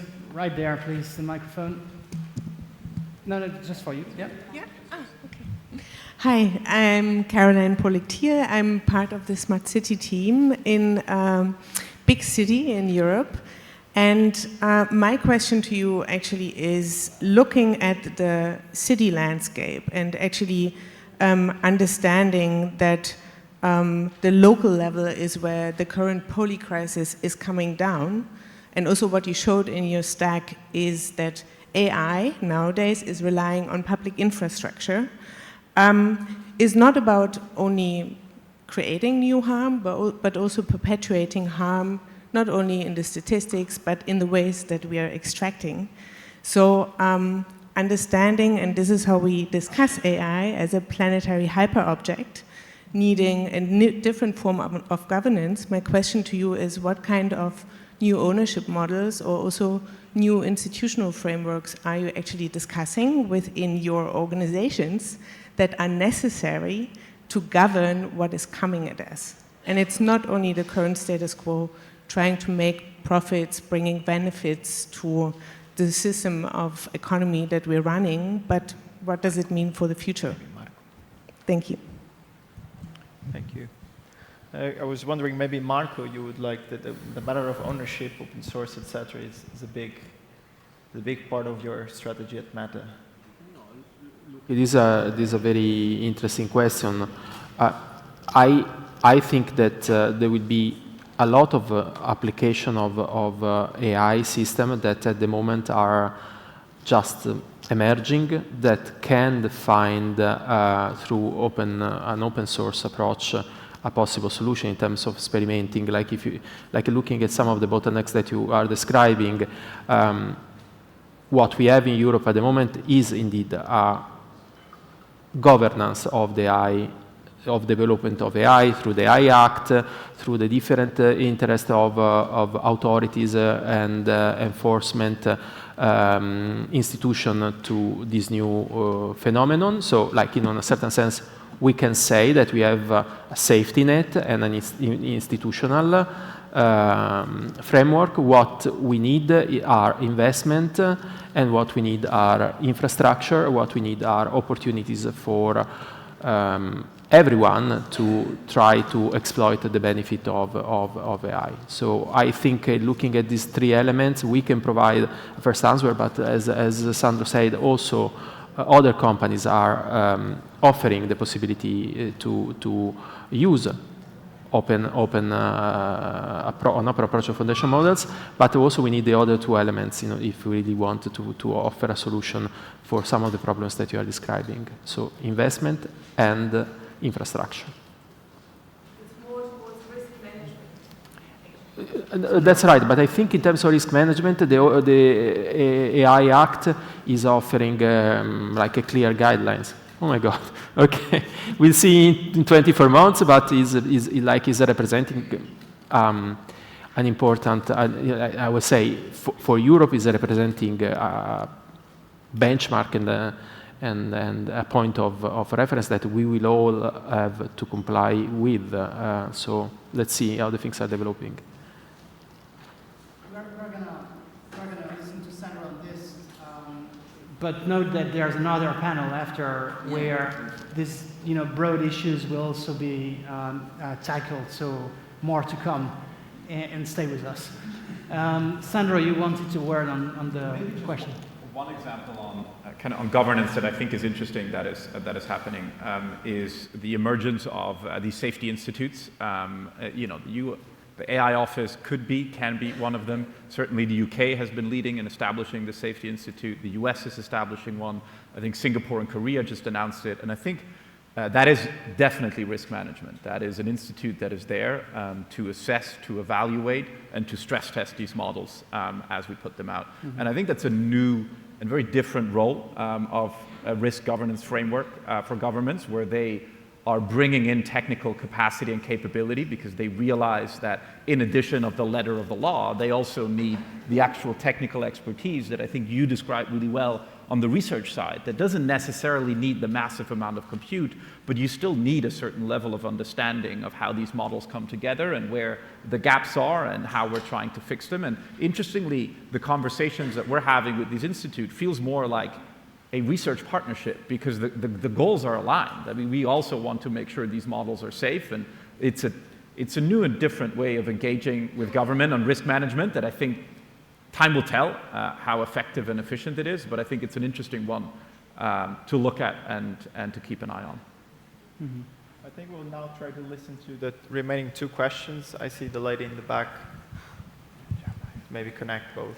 Thank you. I'm a research assistant at the Roubinski Constitutional Center, and I wanted to ask that we can see how the individuals are enjoying the artificial intelligence, but the government, and especially if we are looking at the prevention of crime law and stuff, where do you think it's going? What are you can project?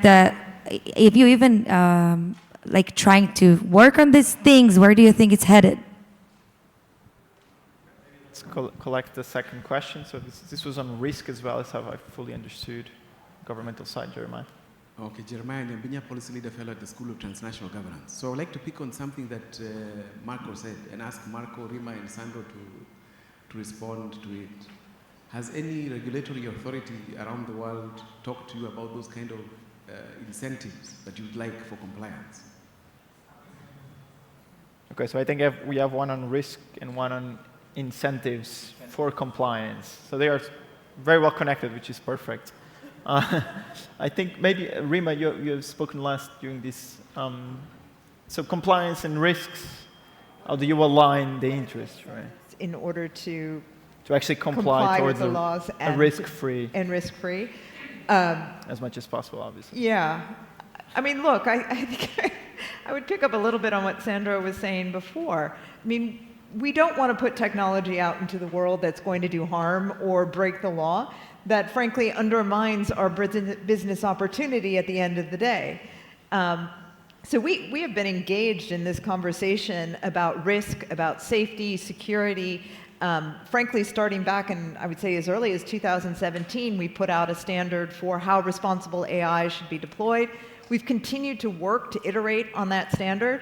I think one of the things that is critical is we are all learning, both companies and governments and academia and others, about what it means to build and release safe and secure systems, particularly as the systems become more capable. And so engaging in this constant dialogue, continuing to make the models and the experience and the platforms safer and more secure is absolutely critical to, frankly, winning in the competitive race. So I do think there are very strong incentives on the part of companies to get this right. And given the intense attention from governments and from the public sector, from civil society on this, I think it's incredibly important that we all do pay attention. Maybe Sandra, so you obviously agree with this. Would you expand a bit what OpenAI, you said previously, well, we want to share knowledge about this with even other partners in the sense that we're not competing on safety, we're competing on other things. Do you think that safety net, everyone is sort of researching on the same direction? I mean, I wouldn't say, hopefully not all in the same direction, because I think the good news is that everyone is trying out, whether that's academia, whether that's civil society, safety institutes, our own researchers, are all trying out kind of different paradigms, whether that's to reduce hallucinations, whether that's to have factual responses, whether that's model behavior issues. And I think that's the fascinating thing when you think about incentives. I don't think there is, everyone has a different North Star or has a different issue or worry that they bring when they're using this technology. And this can depend on the use case, it depends on where they sit in society, it depends on their previous experience with technology. And I think that we almost sort of need to have the let 1,000 flowers bloom approach, because there are many issues that we need to continue to do research on, given the capabilities of the models now. I think this research is going to be even more essential when the capabilities of the models will increase, and we think they will, given the scaling laws. So again, yeah, I think it's not so much the right incentives, but more what is the right way to collaborate and to have these like sort of robust discussions when things aren't going well, but at the same time share kind of research that can make the technology safe overall. But I feel we're heading there, and I feel we've headed there quite quickly, actually. If you look at the moment the UK called this safety summit, there was a little bit of it like, well, who's going to come and is this going to work out? It's quite remarkable that not just have they pulled that off, but only 6 months later we had yet another conversation just this week at heads of state level on these issues, with all of the companies at the table, with civil society at the table. Again, it's not perfect. I don't think we have the one fix, but at least I think I see enough movement or interaction between the different parts that need to speak to each other that hopefully we can continue to make progress. Sure. if I may, to provide also two other examples, really interplay between incentives and risk management. One is a best practice, which is like this emerging strategy around sandboxes, so like creating opportunities for regulators and companies and to come together, hopefully on a global scale, to exchange information and test some of these technologies in a safe environment to get the first feedback from regulators, from governments on these technologies. And the second one is an interesting development in Japan, where the Japanese government is actually proposing some legislation that is promoting, is benefiting, is incentivizing openness by thinking about an asymmetric approach to some rules. And that's something to explore. I think I really believe that the point around incentives is really a game-changing, also in the relationship between governments, institutions, and the industry.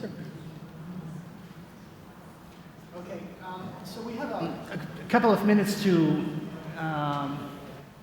discuss before we close the panel, and Francisco and myself, we thought we'd try to come up with something that's slightly off charts, and ask each of you to answer the question. So recall what I said about general purpose technologies. If GenAI is a GPT, and you're facing a spectrum. On one end of the spectrum is the washing machine, and the other end is electricity. Where on the spectrum would you put GenAI? Sandro? I will put it beyond electricity. I think there's an interesting paper actually that given we're an academic institution, hopefully I'm okay to say that our researchers have put out, called GPTs or GPTs on that point, and they actually explore kind of that question that you started the panel with. And I think the interesting thing here is really what we think this is providing people with access to intelligence. And I think that sparks the question of whether that goes beyond electricity. Has electricity sparked new tools that humans are using? Absolutely. Are these going to spark new tools that humans are going to use? Absolutely. Is it going to go beyond that, because really we're deploying and making available intelligence to people that previously maybe have not had it or didn't have it at their fingertips? So I'm team electricity. Okay, that's a smart answer. The question is, did GPT-4o tell you that I would ask this question? I didn't ask it. Right. I didn't ask it. Okay, Rima. Team electricity, team washing machine. I am team electricity. I do think that artificial intelligence has a tremendous ability to augment human capability. And I think we're going to see some amazing advances in the coming years. And I think it's going to be in places that maybe are a little bit unexpected or that we aren't talking about so much. I mean, we talk a lot about chatbots, and while they are fun and interesting and have a lot of potential, the place where I think AI is going to do a tremendous amount of good is in places like, biology, medical research, pharmaceuticals, manufacturing, particularly in a world of declining populations and challenges on productivity. We're going to need artificial intelligence to really boost us economically around the world. And I think there is tremendous potential in terms of what we're going to be able to do to face many of the challenges that are ahead of us. Thank you. Marco? My brain says electricity, but my heart says washing machine. As you know, I agree with you when you say that the washing machine played a very important role for emancipation, for improving our life, and therefore, the idea that actually in every small part and activity of our life, AI will play this role. My heart says that is a good thing. So for sure, changing the society for good and opening up new research areas is where our brain is going. Our art also, as a company that is developing AI, is also thinking about making the condition of us as humans better. Mm-hmm. So you could play with both teams, Roberto. I'll create some suspense for the next session. The second part of the GenAI panel, because I asked a very well-known large language model, and then I will continue on this talking about stochastic parrots. Right. But before this, my perception is that this is much more electricity than a washing machine, because I can build on top of it a lot of possible applications, and I can work in all possible areas, and so it's clearly a game changer. Okay, we'll wait for the LLM to tell us whether the professor is right. That's great. Fra, you have the closing word. We should now close. I mean, I think it was truly a pleasure to have all of you here and to have such a frank dialogue about the past and future of GenAI. It's an exponential technology, so maybe next year we'll be hearing different answers, different questions. But I think really was a privilege to have all of you here. I thank you, Nicola and Giovanni. I'm really thankful for this. I would just like to say that come back at 6:15. There's going to be the second session on generative AI. So. We hope to see you there then. Thank you.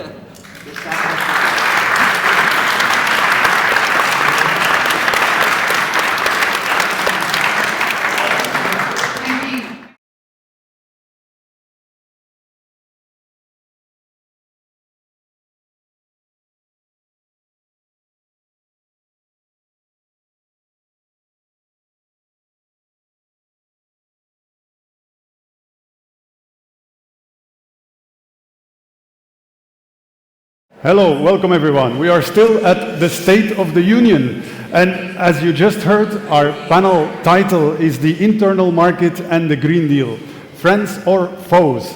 And I am Leonardo Meus. I'm not only a professor at the EUI, I'm also here as the director of the Florence School of Regulation. And it's really an honor for me to introduce this panel. And I will go through them one by one, but I should also say they have something in common. They are all very brave. And I will tell you why. First, we have Katerina Zico-Magni. She's a director at DG Energy. And as some of you might remember, we just went through an energy crisis. And in the middle of that crisis, even though that crisis was due to many situations like the situation with Russia and importing gas that all of a sudden we were not doing anymore, we started blaming the energy market for some reason. All of a sudden, the energy market was said to be broken and we needed to fix it.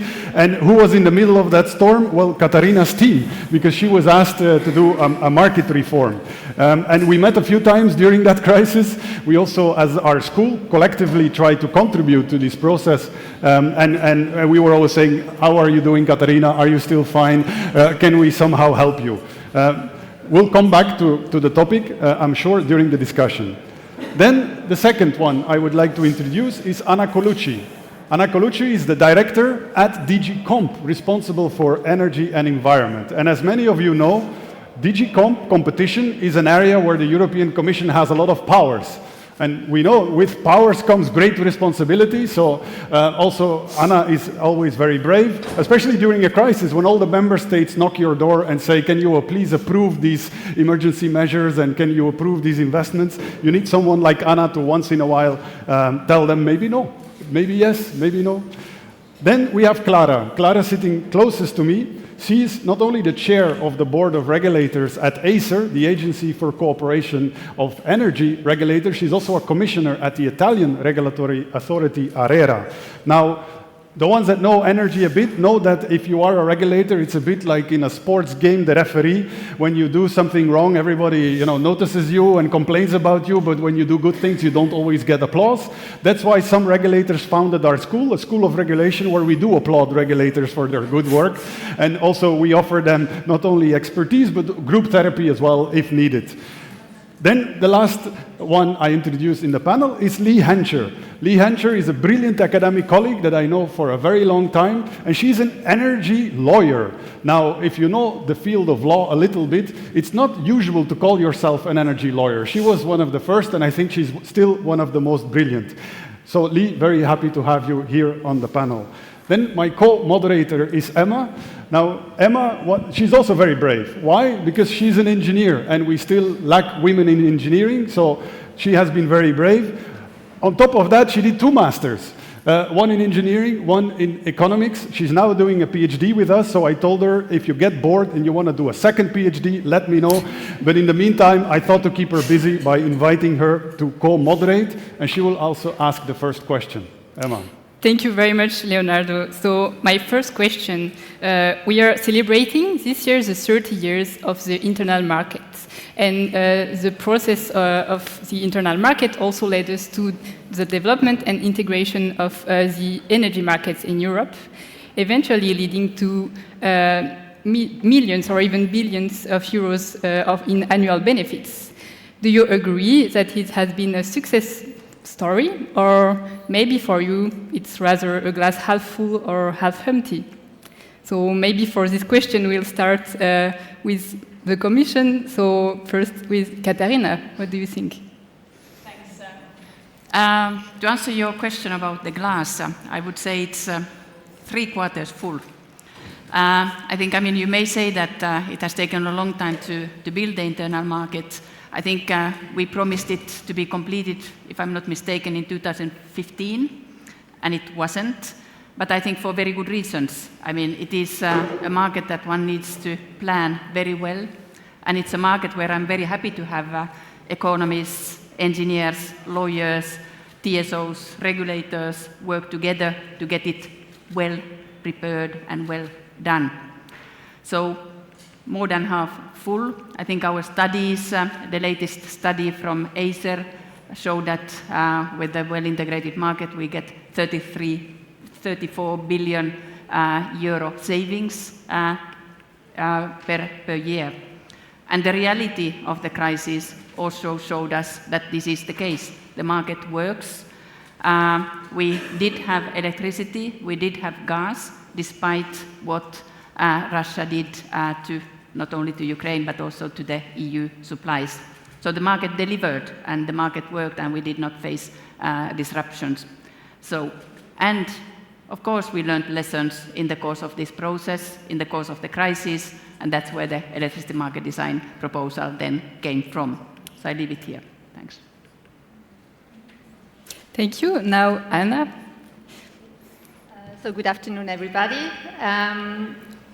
Indeed, I would like to, and this is not a surprise, to echo what Katerina was saying, and starting also with the previous, panel where Mr. Letta was presenting his report, and he reminded us indeed that the internal market didn't happen in one day. It took some time, and in the energy market, it was for a long time the exclusive competence of the member state. So we have come a long way. And considering that we started pretty late, I would be even more positive, I would say, than Katerina, because in that short amount of time, we have done a lot. And I think this is much credit that we need to give to the internal market, although we are not completed, and we can come back to that afterwards. And why? We all know that the objective of the energy internal market, or an integrated internal market, is threefold: is to be affordable, is to be sustainable, and is to be secure.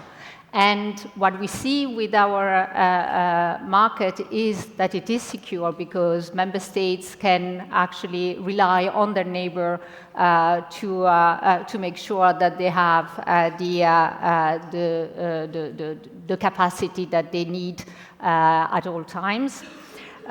We can make sure that we can use our natural resources where they are best, so where the land is, where the wind is, where the sea is, and this is also a sustainable way.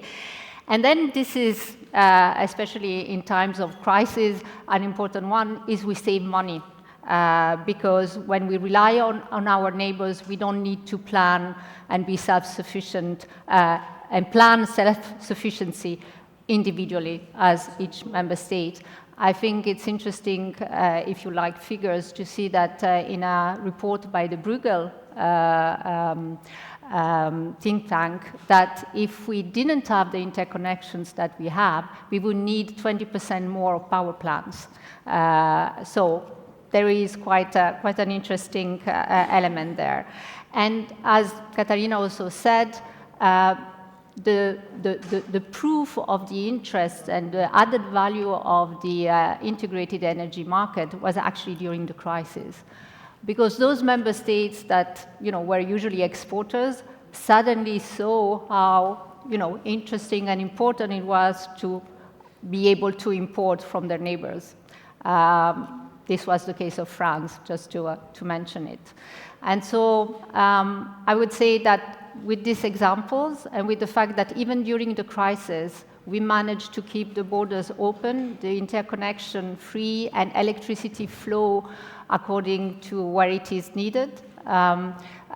This shows that we have achieved quite a lot. But it is not completed, and also it can go back.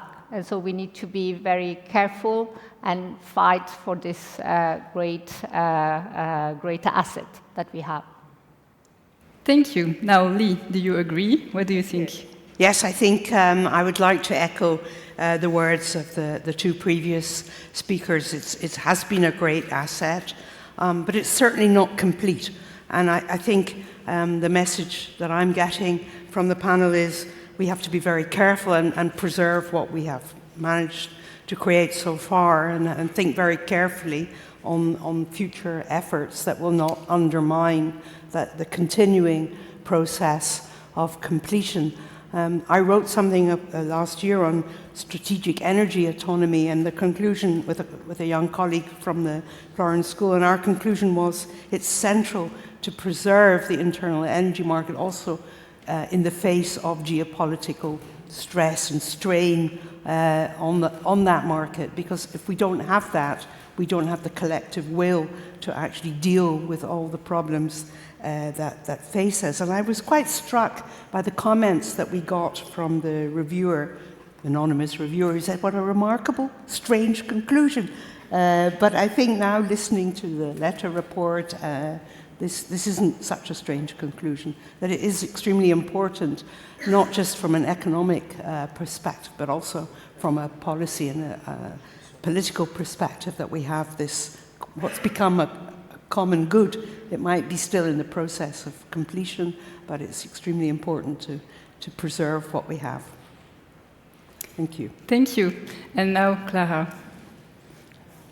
Yeah, I fully agree.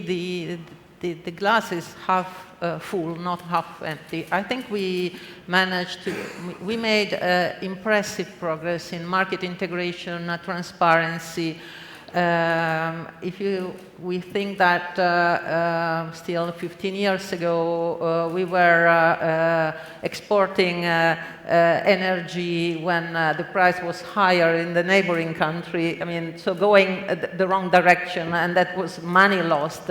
Now we have fully integrated and coupled day-ahead markets. We are integrating near real-time markets and system operation. And so we've done a lot. We managed to write European network codes, detailed rules that have to be applied in each member state under very different conditions. And now, if somebody would have asked me 20 years ago, do you think this is possible? I would have probably said, no, absolutely not. This is not possible. We don't even share the same language. We were sitting at the table not understanding each other. We had to really, it was a long process, and yet here we are. So we did a lot. I think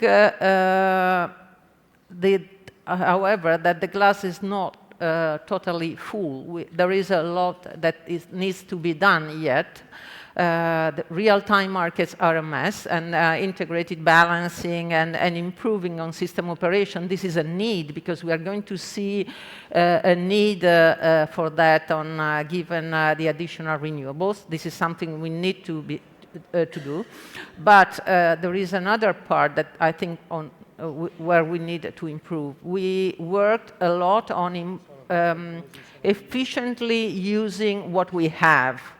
So when the framework was designed, we didn't have a need for huge investments. Now we are entering, or we already are, in a completely different framework. So this long-term view, how to identify and measure the system needs, how to plan investments, how to finance them, this is something we have to work on.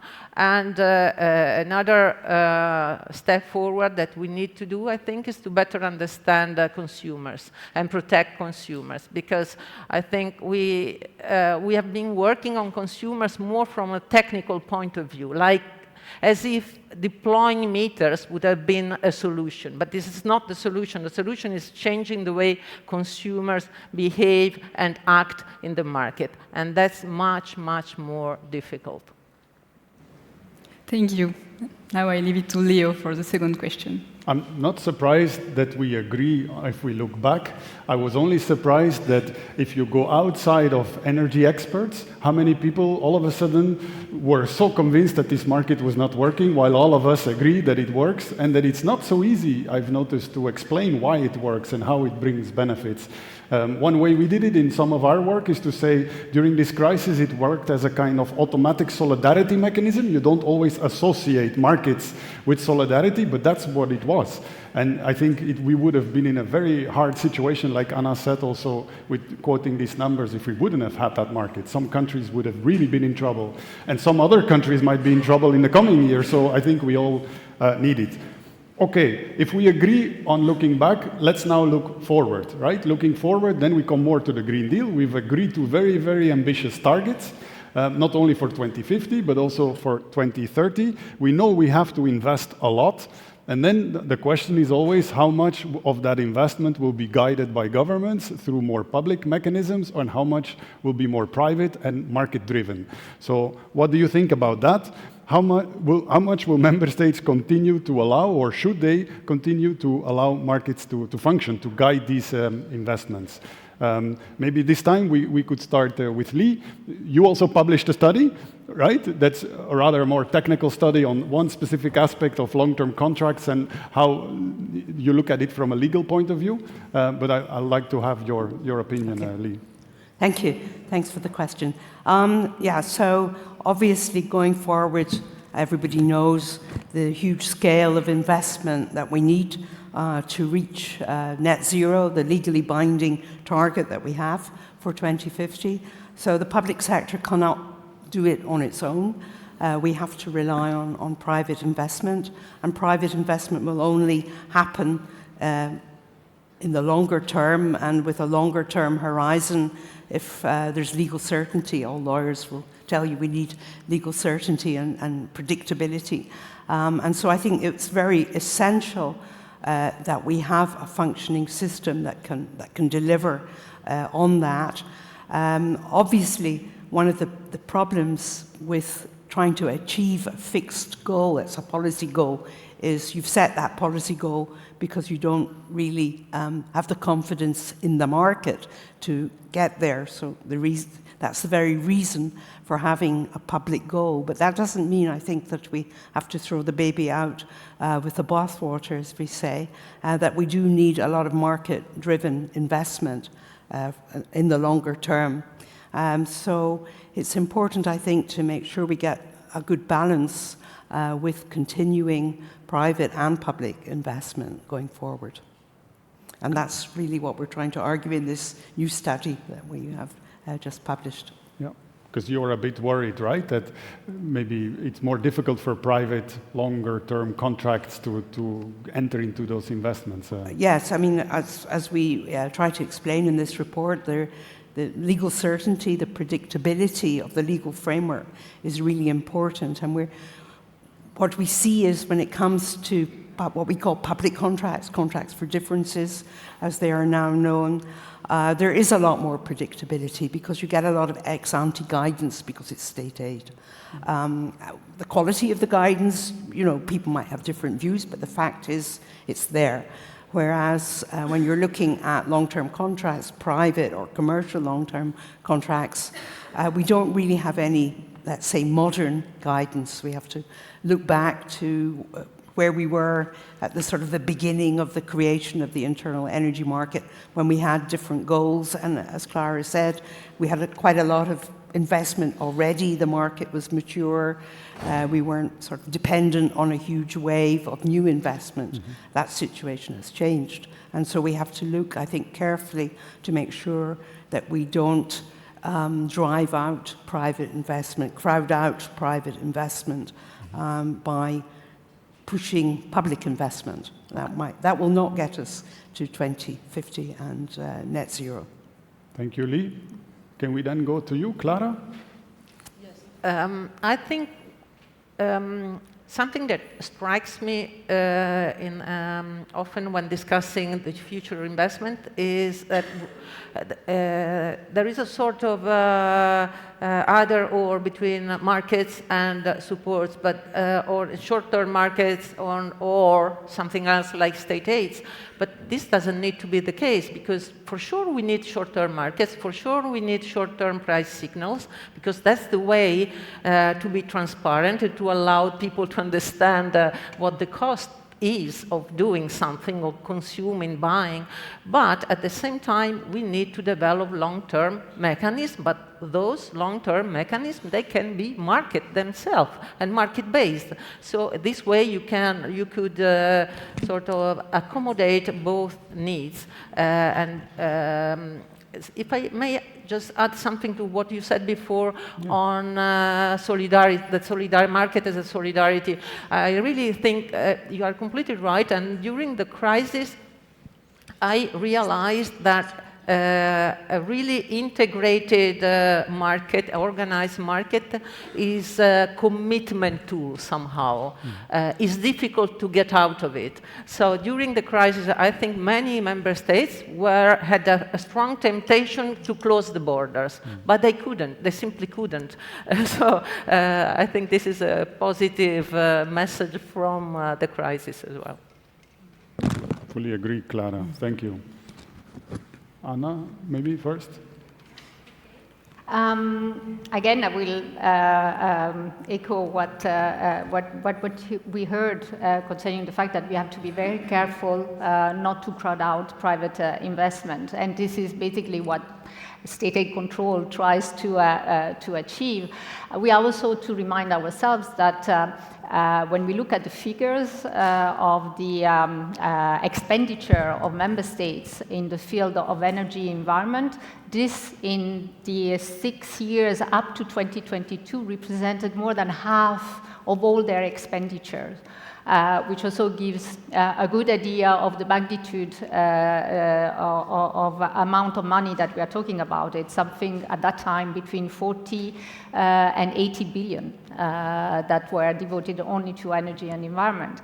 Now, even within state subsidies, you can try to instill more competition and market forces. So in the state aid control, we have been trying repeatedly to make sure that there are competition auctions for renewables. And in our latest guidelines for climate, energy, and environment, we have already introduced two-way CFDs as, you know, the best instrument if we have to go down that route for subsidizing renewables. And the same for capacity mechanism. And what is interesting there, again, if we look at the figures, is that those countries that have gone for wide capacity mechanism, they have managed to get much more value for money. They were going out thinking, I want this gas power plant. The result was, rather than demand response, storage, or even, you know, refurbishing the existing capacity was a cheaper and a better solution to what they were looking for, rather than building more power plants. And so we need to also use those instruments that we have in order to make sure that the investments are done where they are needed, but also in a cost-efficient way. Thank you, Anna. And you? And sorry, something that I want to echo, which is extremely important, is the stability. So we need to enforce the rules that we have now, being it the regulatory ones or the competition one. I think it's very important for our investors. So, good. That means that Katerina and you need to be on the same page, right? Both in terms of contracts for difference, because we just published, one of our colleagues published a report that how to implement it is still a lot of questions, so we are there if you want to guide you there, both on the legal perspective and the economic perspective. You also mentioned already capacity mechanisms, which is the PhD of Emma, by the way, so if you need any help there, these are two technical terms. Maybe to explain, CFD is what we now refer to as the preferred subsidy scheme for renewables, and capacity mechanisms is what we then sort of use for all the others, right? As Clara said, a market-based way of guiding investment. So these are two key technical aspects, I think, of the ongoing reform, where Katerina probably also will be working on in the coming weeks, months, years. I mean, of course, we are always on the same page with Anna, so I think no need to mention that. Difficult to add anything to what my co-panelists said. I think they covered the elements very similarly as I would.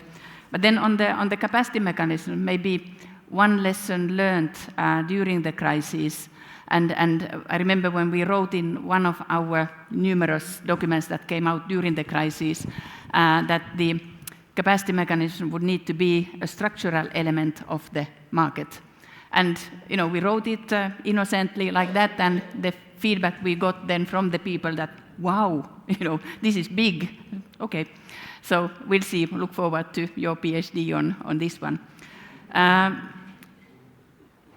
But then, I mean, the question on whether the market signal will deliver all the investments that we need. So already this capacity mechanism being a structural element, I would say that the market signals would deliver all the investments if we had 50 years ahead of us, but we don't. We have climate urgency, we need to invest much faster than what the market would do otherwise. And that's why we need first to work together, build the common understanding, build the together look at what are the hurdles and then to remove those. And then we need good planning. And good planning, when I say good planning, it means planning that helps taking decisions, not having a plan that then is refined and refined and refined and we never get the answer. So good planning, working together, and then implementation. I think that's the key recommendation we give to the incoming new commission. We need to implement. We have a lot of excellent pieces of legislation which have not been implemented. Let's start from Renewables Directive number 2, not to mention number 3. So we need to get all these in place and make sure that we work together as fast as we can. So maybe more working together, getting a little bit more the public sector ministries into this process, and then using the tools, using the different instruments so that the private sector can bring their excellence, their new technologies into the system as rapidly as possible. Thank you, Katerina. So that's the end of the second question. We have one more question, and then we will go to the audience, so the audience can already start to think of a few questions you might want to ask. Emma, please. And so by pooling our energy resources, we realized that we increased our resilience to energy price shocks. But we also increased our interdependencies between member states. So now a big question is, will we continue this cooperation over the coming years, or as we just discussed, will we also maybe push towards more national level instruments and markets? Also, we discussed capacity mechanisms, and here my second sub-question is related, is how do we ensure that there is no member states that voluntarily or involuntarily free rides our shared security of supply? And so, in general, how do you see moving forward your neighborhood policy? So we can start with Clara this time. What do you think? Well, I think our market will be more integrated. That's a fact. I don't have doubt about it. And that's something that is already happening. So the problem is, are we going to manage it properly? Are we going to be able to reduce costs, to control and to do what is really needed, to identify priorities? And but for sure, we need a more integrated market. Whether that will need a change in governance, I don't know. Possibly. This is something we have to be open to for discussion.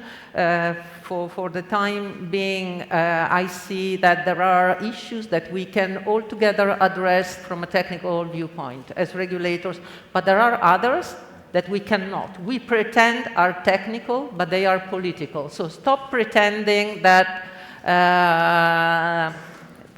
some elements like the value of loss load, which is a very technical acronym, but is how much am I willing to disconnect my demand at critical time? That's a political question. And that refers to the national governments. So building a European-wide, very technical mechanism without having politicians coming along and following, and that's, to me, that's very, very difficult. Thank you, very insightful. So now, Katerina, what do you think? Thanks. Following from what Clara just said on this political questions, and you took one example of the lost load, I think there is also the very important political question, which is that well-integrated market, of course, are the cheapest way of achieving our objectives. We always used to say that the well-integrated market is the best guarantee for security of supply as well. But if things go wrong, it's the national governments that fall. So we have to also keep in mind that what are the responsibilities of the national governments vis-à-vis their constituents, vis-à-vis their citizens, and how do we help them to explain why the integrated market is in the interest of their citizens. And here, of course, we have done a lot of studies, and the crisis taught us many lessons in this respect. By working together, we can save a lot of money when it comes to future investments, be it in the grids or be it in renewables. And some studies have shown that it means 30% less cost. And that's something that should also then interest the ministries of finance and the others in working together. But as the responsibilities, for instance, for secure supply relies on the national level, we also must make sure that we build trust between member states and their politicians, and that the instincts to cut the border trade when things go rough. Fortunately, as Clara said, in electricity it is practically impossible. In gas, not. So we need to keep in mind this as well. But building trust, working together on the future scenarios. So where is Europe going? Building the common understanding of those scenarios, working together on the risks. So what are the risks that threaten us, our system, and how can we then best address those together? It takes a bit of time, obviously, but I think it's the only way of getting there and having the well-functioning internal market. Okay, thank you. So indeed, we need more cooperation for the future. So Anna, do you agree? Yeah, unfortunately, I will disappoint the audience. I don't disagree. I actually fully share what has been said, because indeed there is a lot to gain from being more integrated, first from a cost-saving element, but also, as we were saying before, from a security of supply point of view. And I come back to the Letta report because I think it also shed another perspective, which is the geopolitical one. No? We have in front of us other actors that are unified or one, if I can put it this way. So going 27 in front of one is not always a sign of strength, despite the fact that numbers might give that impression. So there is also an interest there, a geopolitical one, to continue that integration, I think. But for that, and indeed, because the treaties allow the member states to have the mix that they wish, because there are also technological differences and technological choices that the member states have done quite some time ago. I take France with nuclear, Germany, which has made other choices, other countries that have another mix, and other natural resources as well. All this makes a common vision more complex. So it's not only sometimes a bad will, it's that your resources are different.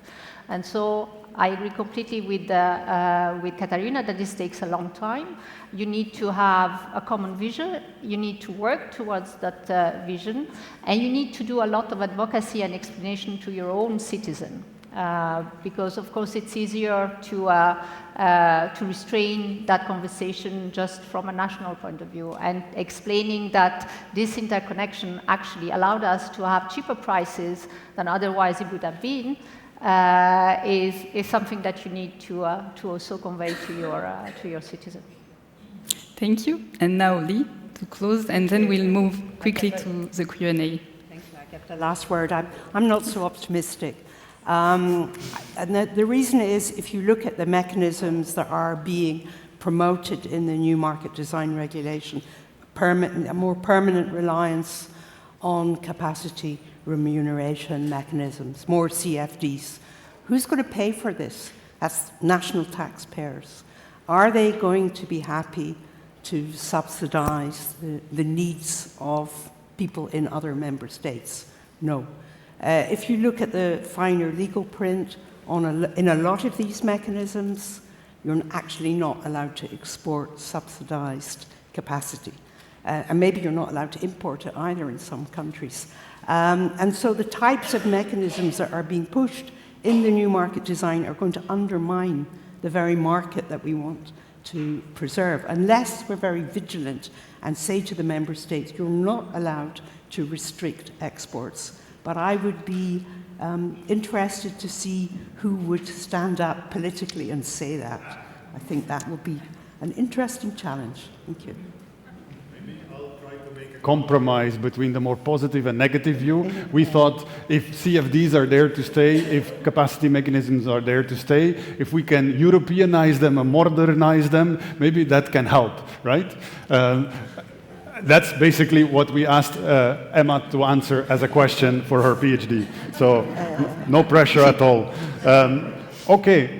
We are exactly on time. We wanted to have enough interaction with the audience. We divided the work. Emma is going to, for everyone that is online, Emma is going to check on the screen here when people online submit questions, if they do. If not, we will go to the room. And anyway, we will do a mix if we get both. But I thought maybe to start with the room, to collect a few questions, and then each panelist can pick up whatever they want to pick up, or react to Lee, if you still want to react to Lee, who said something at the end. Yes. And I hope my colleagues will help with microphones. Maybe you can also introduce yourself for everyone. Thank you very much. My name is Gabrielle Goutet, and I'm representing Total Energies.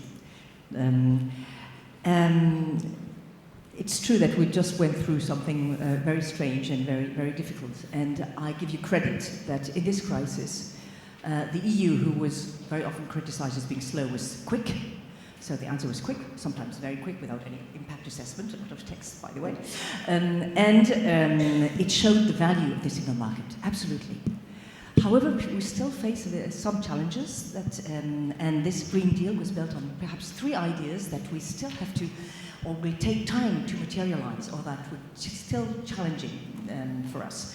The first one is that it's in itself, green would trigger European future competitiveness. which might be true in the end, but would take a little time. And I'm representing the voice of the industry, and we are faced with very challenging in terms of comparison to the US and China. So that's my first thing. The second is that being the first would also be a competitive advantage. But the others, continents, they decarbonize. They do. But in other ways, they incentivize with the US and the IRA, or they planify and anticipate much more than what we have done with China, who is now invading us with clean tech products. And the last one was that a system based on renewable would bring in itself more cheaper electricity, which is true, but not. We had forgotten two things.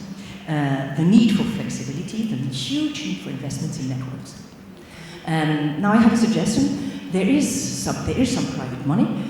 I have been a regulator, strangely enough, in another industry, and we were faced with fiber needs in investment. And we triggered public-private partnerships and attracted long-term infrastructure funds, but that needs model and a sort of visibility for these investors. We have long-term infrastructure funds, but they need guarantee and they need visibility in the long term. So that might be something perhaps we could work on, or you as a suggestion. And the second one we very much value. I know there is a question about, but more work on capacity remuneration mechanisms, on flexibility. This is something that is badly needed. Thanks a lot. So it's more suggestions to move forward on other topics. Thanks. We had several other hands up. We have Christian. There were, yeah, sure. Yeah, sure. And then. Hi, my name is Christian Singleson. I head the EU's Energy Regulatory Agency, ACER. I work a lot with several members of the panel. I find you an impressive panel, if you don't mind me saying so, and also an impressively aligned one.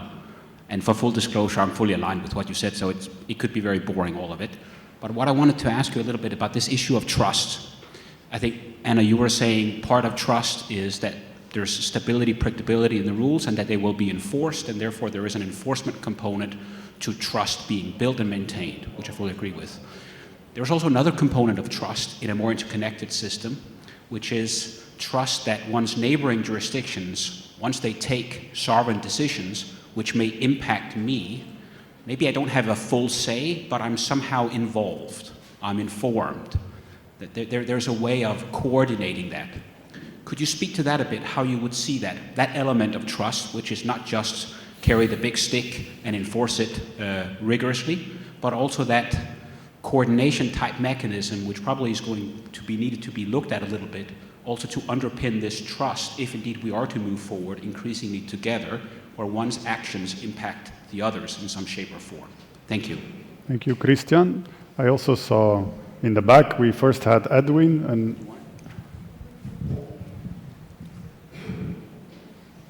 then I'm sorry, Edwin, you will get it.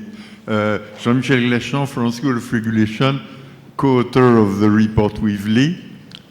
My question is the following. We are going full speed to public contracting, CFDs, everywhere in the EU, fine. But CFDs are not predefined. There is many ways of writing CFDs, so we will get minimum 27 ways of writing CFDs, 27 types of public contracts to invest into electricity. Oh, we don't care because we have market rules, and Letta remembered us that market will unify this. No, they will not, because CFDs are conceived to bypass market rules, market incentives. So we are going to fully renationalize our electricity system. But I don't care, because for the moment I'm looking only at the greenness of electricity and not its European character. If we come back to the friends or foes, here is a foe type of argument. Edwin, you wanted to intervene as well? Can you also introduce yourself to everyone? Thank you. My name is Edwin Edelenbos. I represent Netbeheer Nederland. the Dutch Association of TSOs and DSOs for Electricity and Gas. My question is actually about the retail market of the internal market. We have seen, of course, in the last decade, 2 interventions there by the Commission on 2 concepts, namely the concept of energy communities and the concept of energy sharing. And in the electricity market design, they even stepped up towards true peer-to-peer energy sharing. Now, my view is that on these 2 concepts, a lot of member states are struggling. Do you share that view? And then my general question is, if so, what should we do? Should the next Commission perhaps give another push to these 2 concepts, or should we let it go and be satisfied with the current market structure in the retail market? Thank you, Edwin. We'll take one more. Two more then, and then I think it's really time. But I'm also making notes to remind you if we don't pick up all the points. Good afternoon. Thank you very much for the panel. Andrea Villa, Enel. So the result of the panel, it seems that we were very good in the last 30 years to create a single market, at least for the wholesale side. Maybe we were not able to create one big retail market for electricity. So we still have 27 retail markets inside the European Union, and member states are intervening more and more, maybe also for the competitiveness issues that we listen today. Don't you think that the risk of renationalization of energy market through state intervention in the retail market? Thank you. Thank you. The last one, and then we go to the panel. Ronnie Belmans, also part of Florence School of Regulation to a certain extent. Grids, I hear an awful lot of investments in CFDs and the whole stuff about input of the grid. When I was chairman of the board of ELIA, 2000-2010, the budget of ELIA per year, Belgian system operator, was 100 million euros. This decade, we're talking about 1.5 billion per year. This will not be enough. How will we regulate that? How will we finance that? How will we be able to set up a grid where there was no grid in the North Sea? It will not be the 7 TSOs that will do that, although they say they can. I'm an honorary chairman, so I should be very careful of saying that. But there is not enough attention. When I was young, 3% of the electricity system was a transmission grid. Now we're talking about 20%. And we started the whole liberalization by saying we will set up a few small companies called TSOs that we will regulate, and we don't care about that. This has to change. How will we do that? Thank you. As you have noticed, enough challenges in the energy sector. But luckily we have a strong panel, who I said are brave in the beginning, so who wants to go first? Okay, maybe I start. I mean, and that's the price to pay for getting to the panel with you. Thanks, thanks for that. I will answer at least some of the questions, maybe not all, and the colleagues will then complement or disagree with me. I think on the question on financing in general and question of fund and you know, the offshore challenges and all this, I mean, there are 2 things here. First of all, there are a number of member states focused very much around the North Sea, where the idea of pooling resources together, also financial, has been raised. Whether it will lead to creating a fund or not will be seen, but I think the seeds are there. And then, of course, with the wish that maybe some EU funding could join that kind of an element. Because the countries do see the interest in pooling resources and then making sure that the investments happen because it's a common sea area, etc. Whether it will then happen in other sea basins that we have in the EU, I think is a question mark, but this will be a very good experience if we can follow that. Then one comment on the trust and the interdependency there. I mean, when I refer to working together to regional cooperation, it's more than coordinating. It's really building a common understanding of what will happen in a particular regional setting, be it North Sea, be it Baltic region, be it Central Southeastern Europe or Southwestern Europe. So what are the bottlenecks? What is the common vision? So where is the future going? How much renewables, where, etc. And then from there, looking at what are the measures that need to be put in place. So what are the investments, what are the projects? And in that exercise, it's more than coordinating, it's really building the future together. But it does take some time, but we have already seen quite good results in some parts of Europe, so we need to strengthen it further. And then maybe my last comment on the kind of a future system that we will see. So of course we have been focusing on the cross-border elements. I mean, there's a concept of subsidiarity that we need to keep in mind. Cross-border mean transmission system operators in particular. But of course what we see now is increasing speed of decentralized production. You know, all the solar PVs that we should all put on our roofs, and then energy sharing and the energy communities that are being allowed or being even incentivized through the regulatory framework. So we need to put much more emphasis on the one hand on implementation, the provisions on energy sharing or energy communities that we had in the clean energy package are not yet implemented in all member states. Obviously that creates hurdles. So implementation there again, and then learning from each other, learning from good practices, learning from bad practices is essential. Whether we then need to work more on the distribution level, retail markets, I think that is an important question.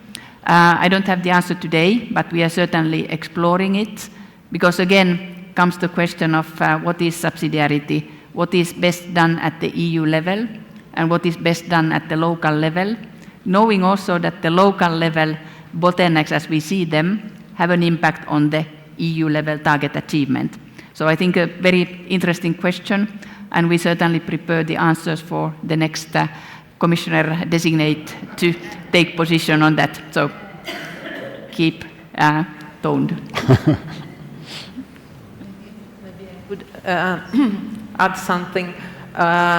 So let's go back to your question on short-term prices. Can short-term prices drive investments? No, it's clear, no. I don't think anybody in this room could say, yes, they are today and they can tomorrow.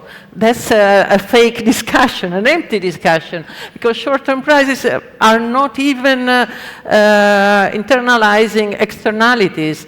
So can we imagine a system where the switch from gas to electricity can be driven by short-term prices, or the carbonization of gases can be driven by short-term prices? No. So the point is, what type of tools do I need to put in place in order to allow the system to move forward, to put on the ground the needed investments? So if we need something, my only position is, let's make it market-based. Instead of just giving money to my friends. And if you make it market-based, then maybe you may wonder on the electricity side that you want something that is not just incentives, because it's not incentive. You have to be able to give the right value. And the right value maybe is something in the future, let's hope, that is not above market price, but is even below, because it's market-based. And so I need something that works for renewables as well. So if capacity mechanism, if contract for differences are thought of as an integral part of my market, and this is what I need, is something to give a value to renewables and decarbonized energy for the future, even when maybe their value will be much lower, their cost will be much lower, they will be in the money, but I still need tools to drive the system. So, so maybe the CFD is not the right tool, but is a market-based tool, should be, in my view, should be integrated in the European market design. We need better guidance on how to design the tool. We need to solve some issues. I'm not saying that it's solved, but I don't see a different way forward, if not designing a tool that is market-based and can fully integrate renewables in the market. Because up to now, we had even different directives. One for market design, one for energy efficiency, one for renewables, and that's not possible for the future. That has to change. That's my opinion. Thank you. Clara? Anna? As well. First, we have to remind ourselves, but Katerina knows best, that when the reflection on the new market design were engaged, it was mainly due not only to the crisis, but also with the constat that basically the market worked well for short-term prices, but the signal for the long term, and the long term is what you need for investment, was not there. Hence the idea to boost or to incentivize the contract for differences and the PPAs. That was the idea, no? That there's a sort of a market failure, and that's the way we can encourage the market to take up and to ensure long-term investment. It was also a time where the issue of the redistribution was also extremely important. So, you know, high prices, let's give that, revenues also to the consumers and not have them only to pay for the renewables. Since then, things have changed, and the prices have gone down, and the issue that we have again is not much the redistribution to the consumer, but again, do we have enough price or the right price signal for investment to take place? Then there's another element in the conversation, if we are talking about price signals, is that considering the way our markets are organized, and I will come back with with the elephant in the room, and some member states having, you know, design of their bidding zones, as we call them, that is done in such a way where basically the market signal or the price signal is not the real one. You also don't incentivize the right investment, and in addition, it has consequences for neighboring countries. So, I mean, economists are still hoping that discussion on this can take place, and some member states might change their position on this. I'm more pessimistic, I have to say, and we are talking even about nodal pricing. I think this is really science fiction still at this stage, I must say, although I think that this would indeed help. And it's a more difficult political conversation, is to have consumers really paying for the real price. This means that they should indeed pay less when the prices are low because we have plenty of renewables into the system, but they should pay much more if the electricity that is produced stems from fossil fuels. And you have very few member states that are ready to have that conversation with their consumers. But it's an important element also if we want that all this is done in a cost-efficient way. So you need advocacy, you need preparation, you need new governance collectively, but still, it's a very difficult discussion. Thank you, Anna. Lee? I think, yeah, what can we can't expect one tool to solve all the problems. And I don't think we can expect the electricity market or the gas market at European level to deal with all the problems. I think we have to also bear in mind that interdependence is not just about linking markets, but we've also interlinked policy for better or worse. And if we think about, well, what caused the crisis? Why did we have all that Russian gas? Where was it coming from? Did we agree on those pipelines being built to Germany that are now closed down? Was there any trust at that point in time? I don't think so. In fact, we had court cases about the fact that there was no consultation with the other member states. So I think we have to be very careful that policy interdependence perhaps interferes with maybe a fairer process that might create trust. I don't know how we get there, but the market won't necessarily get us there. I think we have to think maybe also about more local solutions and how we encourage that, which is maybe something that's very hard to do from a centralized level.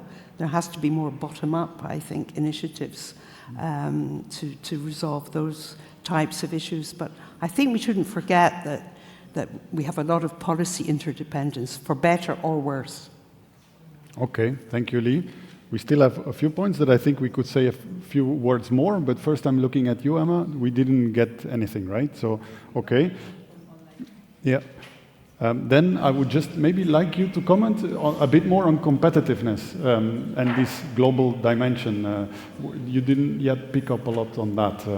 So we have the Net Zero Industry Act, right? We have some policy developments in that direction. What do you maybe expect to come next? I don't know if someone wants to pick up on that. Lee, do you want to start? I mean, you refer to your paper on strategic autonomy. That sort of goes in that direction. Yeah. Well, as I mentioned when we concluded in that paper that we really need the market still and the cohesion of the internal market. Because, I mean, if you look at what's happening with the foreign subsidies regulation that's already been enforced now for, 18 months, and we'll have the critical raw materials. It's all about trade-offs, you know. We can't have our cake and eat it. And that means, okay, you have maybe a new reactor in Romania, and they invite Chinese contractors, and that's going to be really cheap. And then we don't like it because it looks like large-scale subsidies. So somebody has to pay more. I mean, that's okay. We have a new theory of harm. Yeah, but harm to whom? You know, it's harm to the European consumer. I don't know how you're going to do that, but that's really where the new trade-offs will come. And I suppose we have to look at these new instruments that are meant to give us more strategic energy autonomy in a situation where we're dependent on third countries.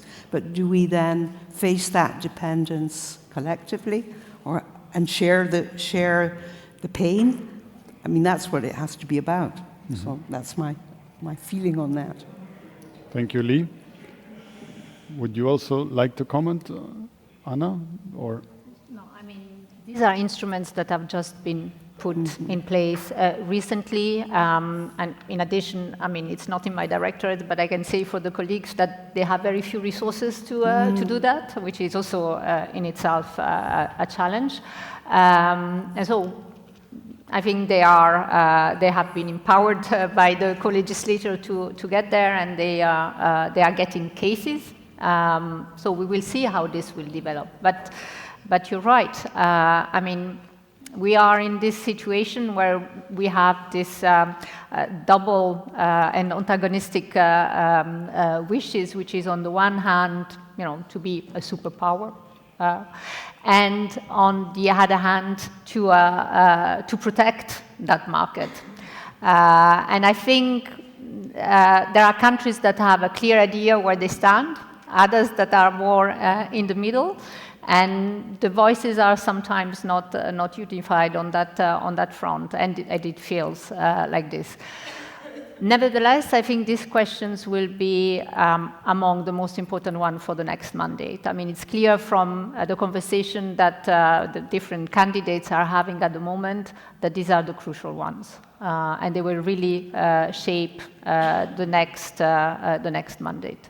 Mm-hmm. Okay, thank you. Maybe I could add something that is not related to this very, very important issue? It's minor, but it was a question, a point raised on energy communities and energy sharing. I'm really puzzled by the energy sharing provision, I must say. I mean, I can't understand it. We are talking about nodal, and then we come up with energy sharing, physical sharing. So you have to net the sharing from your consumption, metered consumption. So the consumer will be totally unaware of his behavior. So this provision is going totally into the opposite direction of what we would need. I guess, Katerina, now is your moment to say something. Yeah. I mean, okay, let's see how energy sharing will be implemented. But one key element when we prepared the AM market design on that one was that the network congestion should be taken into account, so that you don't share your electricity with your, I don't know, child who studies at the other end of the country or in another, well, not in another country yet, if there is network congestion in between. But I think it's a challenging question to be seen how in practice all this will be implemented.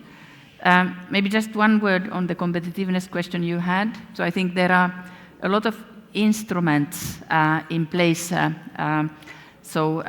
You know, you mentioned the CBAM and then there's the foreign direct investment rules and all these. I think we need to, as Europe, look into those. We need to look at our collective interests and then see how these fit or not in the new geopolitical situation where I think Europe got quite a rough wake-up call. You know, some call it naiveness or some call it something else, but so be it. So really look into this, and as Anna said, it's the key question for the next college to come. So we will then see how European politicians will react to that. And here we already discussed Letta's report. Mr. Draghi is preparing his report where this will be looked at as well. And I understand that it should come in July, so I think there will be interesting insights into the question there. Thank you, Katerina. Emma, you can close. Yes, thank you. So, so we often like to refer to the energy trilemma. So we want to decarbonize while maintaining the security of supply and also doing it cost efficiently. And I think we've covered all of these aspects, and what we heard is that also when you have three objectives at the same time, you have to make some compromise and prioritize. But what's sure is that cooperation between member states and at the EU level is essential for three of these objectives. So we need to continue in this direction, and this passes through sharing energy in the markets, but also maybe harmonizing some new instruments, as we discussed. So I take a lot away from these debates, also for my research on the capacity mechanisms. So thank you very much to our panelists, and stay tuned for the next session on Generative Artificial Intelligence Part 2 with Orly Lobo, Roberto Navigli, and Paul Nemitz. Thank you.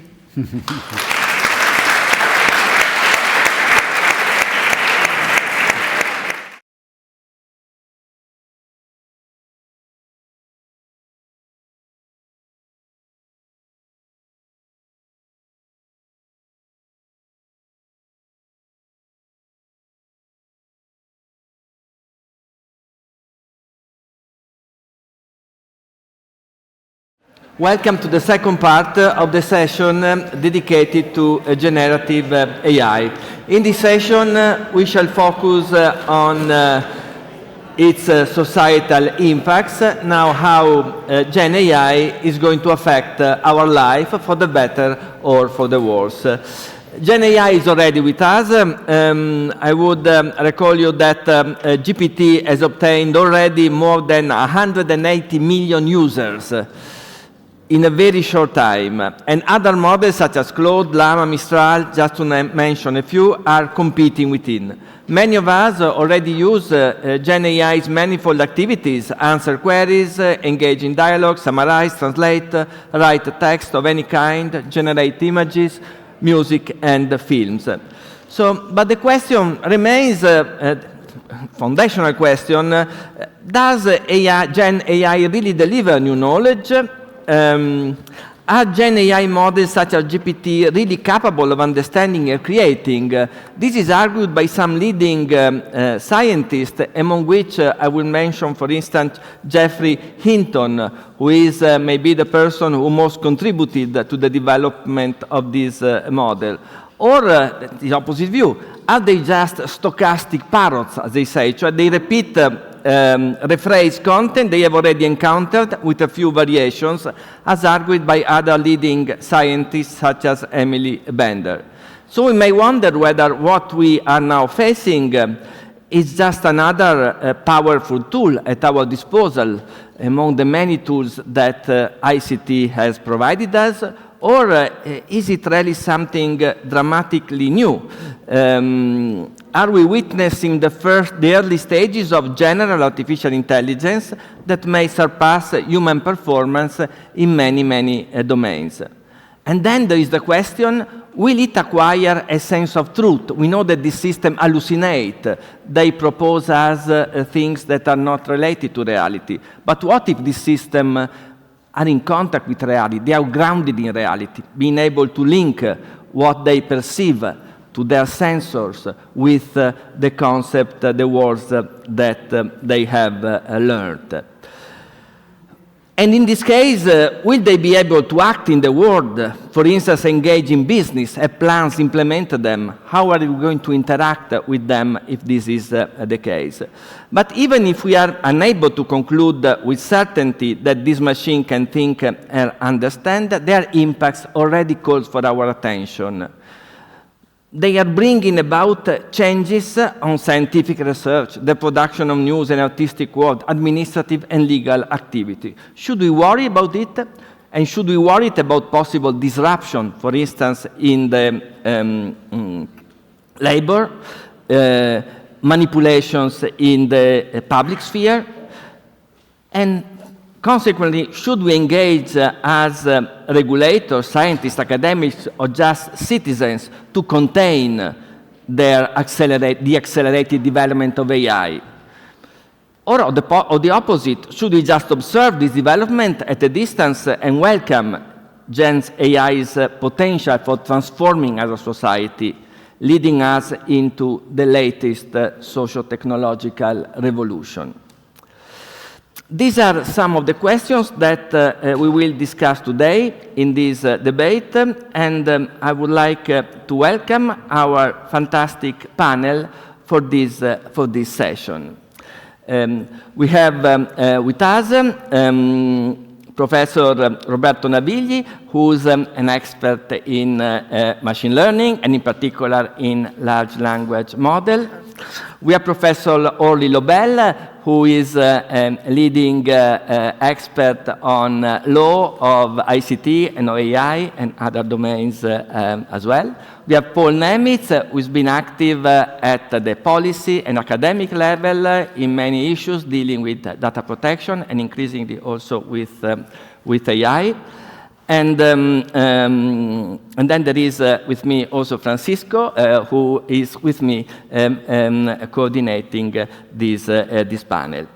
So I would like to start with the first question, maybe directed to Roberto. So Roberto, we would like to know what is coming next. Where is GenAI going? Will it continue to develop? And will models continue to be bigger and bigger? Is size the decisive factor? And this leads me to a second issue. Do we, and also you as scientists, understand what is happening inside this model? Are they, as I said, stochastic parrots, or they have an understanding? And consequently, can we trust them? And will it change when they will have access to reality or not? What do you think? Thanks for this question. It's actually multiple questions. I'll try to wrap up a good answer to this. Certainly, these models will continue to be developed. And so this is undoubted. So I don't think there's any doubt that there will be progress and there will be new developments. Also because, as we mentioned also during the first part of the panel, there's a need to work on a number of issues, some of which are mentioned or implied by your questions, but also common sense reasoning, or more in general reasoning, the reasoning abilities of these models, the trustworthiness, and the controllability, the explainability, interpretability. There are so many points and issues that have to be addressed. So research will certainly work on developing better and better models. In terms of size, we know that the biggest models are already surpassing the trillion number of parameters. And so by parameters, we just mean those values used in neural networks to make the computations, like part of the model. And so this size certainly could grow, but the point is that with the growth of the number of parameters should come more data. And so, because there's an association, there's a factor that we can assume that we can compute between how many words, to simplify actually tokens, we should give for training given one parameter. So if we increase the size of the model, we should increase the size of the data set. And this is not possible in most languages. So in this respect, we might have reached some kind of plateau, either now or we will reach it soon. And this means we should actually work on a more ecological principle of reducing models and make them as effective as they are now with smaller scale, much higher accessibility for everyone, because of course the smaller the model, the more people will be able to access or even train these models on less demanding infrastructures. But then the question comes whether these models really understand what we write and what we say. And this takes us to the stochastic parrot metaphor. And actually, there's another one that is also probably even more effective. If we consider the allegory of the cave, Plato's allegory of the cave, so these models are they looking at the shadows on the walls of the cave rather than at the reality? Because in this respect, if you think about it, they are observing huge amounts of form, of text or pictures, but these forms are not paired with semantics or with grounding to the real world. So at this stage, actually, this is missing. And this is a key difference between the way we work with the various modalities, language, speech, images, etc., and the way these models learn from huge amounts of textual form. And this, then I spoiled the beginning, at the end of the first part of this panel, that I would, and this is connected exactly to the stochastic parrot metaphor, that I would read the output of a popular large language model on the last question that was asked. And so the question was, on a spectrum between the washing machine and electricity, where would you locate GenAI? And the answer was great, but the beginning was awful. Like the beginning was, and this is a state-of-the-art large language model, placing general artificial intelligence, GenAI, on a spectrum between blah, blah, blah, blah, blah. I was not talking about general AI. So if I'm not an expert, I might think that I asked the right question to that answer. But actually, I didn't mean general AI. And actually, as an expert, I was even in doubt whether GenAI is actually used also for general AI, which is the AGI, actually. It's called AGI, Artificial General Intelligence, so the ability to deal with all kinds of intelligent tasks, like general intelligence and what is also called strong AI. And so in this respect, this is an example, and it was not, I really typed exactly the sentence as was suggested.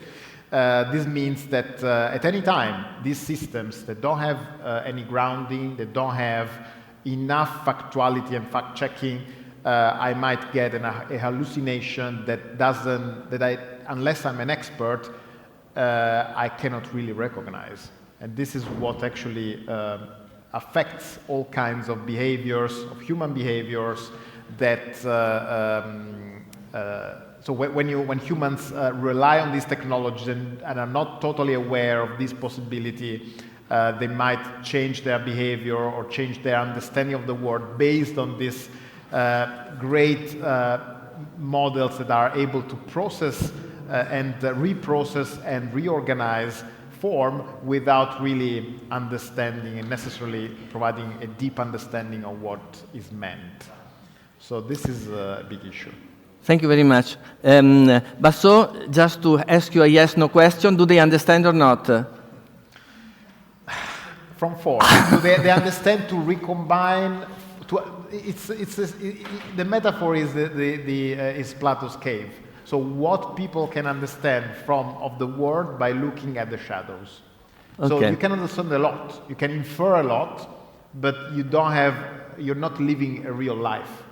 And so I think I would just keep the metaphor, because saying yes or no, yes means, I could say yes because they have a latent representation, an intrinsic representation of what they have seen as a massive in their massive exposition to a lot of content, but no in terms of this lack of grounding. Okay, thanks. So we will see what happens when grounding arrives. Hopefully in a few years, probably we will be there. I don't know if anybody else wants to comment on this. Otherwise, we can move to the following question. I'm happy to give the floor to Francisco. And it's interesting, Roberto, that you were not looking for the mistake. You're generally just wanting an answer, and immediately, organically, you got a severe. So that also speaks to how far we are. Yes, that's very interesting. So my next question goes to Orly, and I think as a user, you have a sort of two-stage reaction when you try this technology. And the first stage is you are just amazed. It's wow, excitement, this is going to change my life. And then as you use it more and more, you realize, you start feeling this sort of deep feeling of, wow, this does so much. Will this replace me? Will this, ultimately destroy my job? And what is interesting, you have published a renowned book called Equality Machine, where you actually say, hold on, there is an opportunity here. So that second feeling you get, this might replace me, you have a completely different view on the role of AI. And it's so interesting. I would like to, if you could just summarize a bit and explain your view for GenAI. Sure, thank you. And I think that ambivalence is very natural than what you described. I think we all have had that ambivalence about technological innovation in general throughout, and now it's really heightened because of the massive disruption that's ahead of us, because of the massive capabilities, because we're heading to all sectors being revolutionized by technology that we don't really understand that well. And so what you described of kind of on the one hand, understanding that it can augment our capabilities, it can enhance our work and our lives in so many different ways. So in my research, I look at sectors from health to education, from family relations to manufacturing and all the jobs that we do, and finance, and really every sector. We know that there are opportunities there, but of course, naturally and absolutely rightfully so, we also are seeing the very near future actually happening already, the replacement, so kind of the enhancement versus the replacement. I think that you can a little bit mispresented the way I say, oh, it's just the kind of opportunity. I actually very much acknowledge that there are a lot of risks and a lot of disruption that is coming. It's a very active debate among economists these days of what will happen with the labor market. So we're all in, and the people that know most know that we actually cannot predict it because of how fast the technology is spreading and being deployed in so many different ways. But undeniably, we're going to face a lot of job loss and also job creation.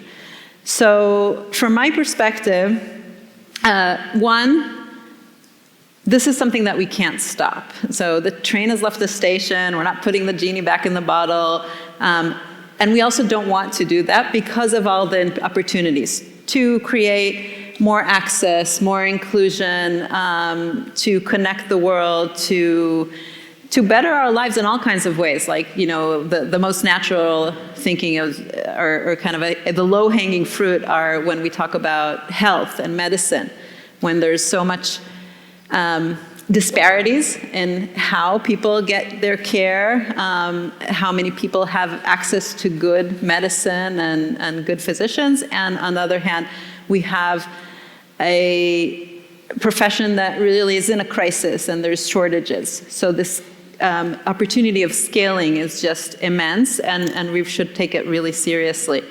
At the same time, beyond kind of using and deploying the technology for the jobs that we need more of and the access that we need more of, I think we should recognize that there are professions, and it's interesting because with previous revolutions, with the Industrial Revolution, with the Agricultural Revolution, with post-industrial, usually the jobs that got the most hit were the lowest skilled jobs. But now it's really all the way to the top. It's attorneys, it's CEOs, it's investors, it's programmers.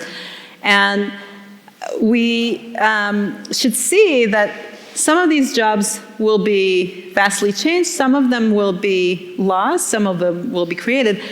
With the job loss, one of my arguments in my research has been that what's really important as policy leaders, as public leaders in government and also in industry, we should really avoid ourselves and also avoid what's happening in the public debate of conflating the opportunities and the readiness of the technology, how good it is, how accurate it is, how consistent it is, the things that it's doing well with the goals.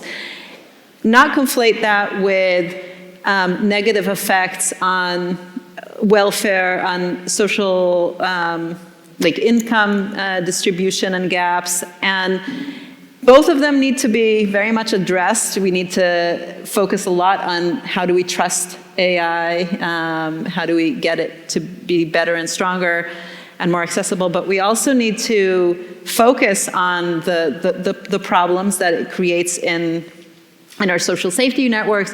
I think of that as also an opportunity, actually. I think that we can use this moment to correct a lot of the things that have been wrong with our labor markets, with our wealth gap disparities, with the way that we've linked too much of our social security to the idea of full-time employment, where we need countries and we need international community to really invest in welfare for all that's not necessarily linked to one full-time job.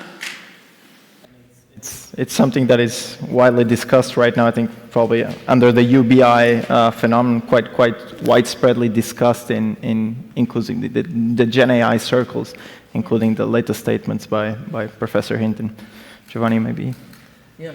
No, only just would like to profit of asking a further question. In your book that was published a few years ago, you discuss the specific AI applications. Do you see a radical change with GenAI, or is it just a development of what was already there? Well, the book didn't come out that long ago. It came out the same month as the first version of ChatGPT that was introduced to the public. So it was really exciting to see this kind of moment where I was thinking about enhancement a lot, and now everybody's talking about AI because they have it at the tip of their fingers. And I think that what I was concerned about with the equality machine was, I alluded to this, the kind of dichotomy in how we talk about opportunities and risks, a lot of the alarmist kind of talk in the public debates, and the dystopian versus the kind of utopian without the nuance. And I actually see a lot of that has been accelerated, where we miss some of the, again, I think it's really the burden of people who are really kind of interested in this and like here today to get the conversations to be more balanced and nuanced. But yes, it's accelerating. I mean, absolutely with generative AI, every aspect of our lives and every aspect of our work can and will be in some way changed. It's just like there's kind of infinite numbers of applications. Thank you very much. I don't know, Paul, do you have a perspective on this aspect that we just addressed? What's your take on this? Well, I'm listening to the economists, and if in doubt, I would say the combination of capitalism and technological innovation brushes aside everything else. This is what Hans Jonas said, the inventor of the precautionary principle. And if in doubt, if we have no other indications, this technology will strengthen the position of the companies which are already very dominant and very strong. So I'm not as relaxed as the previous speaker about this. And, there is no proof of the contrary so far. Okay, thanks. So this leads us into the... Perfect. This is what the debate is all about. This leads us into the new topic which we would like to address, direct into benefits and risks that are coming from this technology. Aldi has already introduced some prospects of possible benefits for welfare, for the development of science, art, technology, providing services to everybody. Obviously, whether this is going to be the case will depend also from political choices, to which I think Orly also implicitly referred to. But what risks do you see for individuals, for society, in the domain of labor, but also of manipulation of public opinion, or other issues that you can see emerging out of this development, possibly, if countermeasures are not adopted? Well, so the first, I think, good news is that, at least in Europe, democracy occupies itself now with this issue. And democracy means that the people decide about the essential issues in society. And definitely this technology is an essential issue if it is true that it will be as pervasive as electricity. So to have a democratic act, the AI regulation on this, is a precedent which is very important, because democracy doesn't just stand by and watch this great good technology being rolled out and everything is fine, but it takes charge. And that means also that many people have been involved in the discussions, and of course, we may disagree on whether the content of the AI Act is good or not, but a precedent has been set here, and this is important, I think, for the future to maintain of the primacy of democracy over technology. And this is, I think, what we will be debating ever more in the future, because, of course, the claim of AI and those who develop it and make money with it is AI will solve all problems of this world, it will only bring us the good. And actually, do we really need regulation? Do we really still need democracy? And this is a really very serious issue, because there are people out there who are now investing into billions of dollars into the new forms, for example, of deliberative AI, which will in the beginning start negotiating contracts, but they are saying, and these deliberative models of AI, they will do all the negotiations of politics, and some people, and for the time being this is a joke, but in the backhead of others it's not a joke anymore, are talking about, should we vote for AI for president rather than a human? So I think we are faced not only with a technology, but we are faced with a rather absolutistic ideology and narrative, which in a certain way is as absolutistic as that of the Communist Party in China, who's also using technology to solve all problems of society by social scoring. And the tech companies who developed this technology and put it out there, they are promising to us that, you know, by connecting everybody, by creating all these data profiles on all of us, this will be all for the good and we should just let it go. And I think it's good news in terms of taking charge of democracy that a few rules are being put down to empower individuals. Is the AI Act the solution to all problems of AI? Certainly not. My prediction is it will be the less important piece of law, for example, compared to GDPR. Why?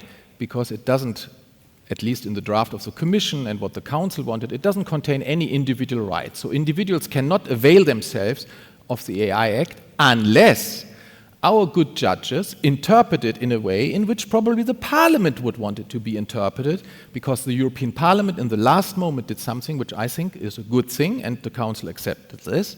Namely, it implemented in, for some parts of the AI and the high-risk element, a fundamental rights impact assessment, which opens the door to interpreting this piece of law as a piece of law which also has the purpose to protect individuals and their rights, and therefore maybe opens the door also to the ability of individuals to avail themselves of this law and bring cases when companies don't comply. The substance of the discussion about the AI Act, just to be clear also about this, because you also said, you know, the whole discussion about AI is very unbalanced. The discussion about the AI Act was also very unbalanced. You know, this whole talk about an obstacle to innovation, so it's complete bullshit. The obligations, even for high-risk AI, are just the things which a good engineer, a good informatician would, according to the normal rules of these trades, anyway do. You document how the AI functions, you document where you get your data from, you document the logic of the algorithm. The system must do what it is promised to do. All these obligations are motherhood and apple pie. And that shows us in part also what the problem here is. The problem is that there's a huge difference between the responsibility of the individual engineer and the individual programmer on the one hand. The people are pretty responsible, and on the other hand, the companies who want to make profits and who are already making endless profits pre-AI, and these companies will be the companies who will even increase their profits through AI, and they are pretty ruthless. Let me close with this. Mr. Altman and others, Bill Gates, Elon Musk, you know, the drivers of the AI revolution, they said, this technology is as dangerous as atomic power. And let us remember how the world moved forward on using atomic power for civilian purposes. It only moved forward in putting atomic power plants in action after having made the law and after having created an international organization which controls the use of atomic power. In the case of AI, those who said it's as dangerous as atomic power, they put the product on the market first, and afterwards, in a pretty cynical way, Mr. Altman travels the world and says, now please regulate us, after he has made double-digit billions of dollars in profits. That is a way democracy cannot function. And this type of behavior undermines democracy and is cynical, and I think we have to talk about this more, the relationship between those who create these technologies, who make profits with them, and democracy. And that is, I think, the greatest challenge. If you ask me about the risks of this technology, it's a disempowerment of democracy, and it is an invitation not to think yourself anymore, but to leave it to the machine. And let me close by this. What drives forward democracy is not data. What drives forward democracy is the imagination of the human of the better, and it is the discontent with the present. And both these machines don't have. They have no discontent, they are not asking critical questions, and they certainly don't have the imagination of the non-existent. This is something which only humans have. And so, if we build these systems all over the place, in a certain way, we are creating a very conservative society because we are creating thinking machines who always only look to the empirics of yesterday, the data of yesterday, but who do not possess the essential element which makes us creative and innovative, which is our human imagination and the discontent with the present. And let's think about this hard. For example, if we build systems which then carry out government executive functions, are these systems as flexible as humans if we have a democratic change? The idea of democracy is the way must be open for change. If we build executives which are executing policy automatically with AI, who will be able to respond better to democratic change if the people vote in a new government? Will it be this AI, which must be reprogrammed with spending hundreds of millions? Or will it be people? Of course, people also have inertia. To get civil servants to follow a new policy when a new minister is in is not easy. I know this myself. But this is, for example, a type of test we have to apply when we invest in these systems in the executive. Are these systems democracy compliant in the sense that we can easily reprogram if people have chosen a different government? Thank you very much, Paul. I would like to maybe to have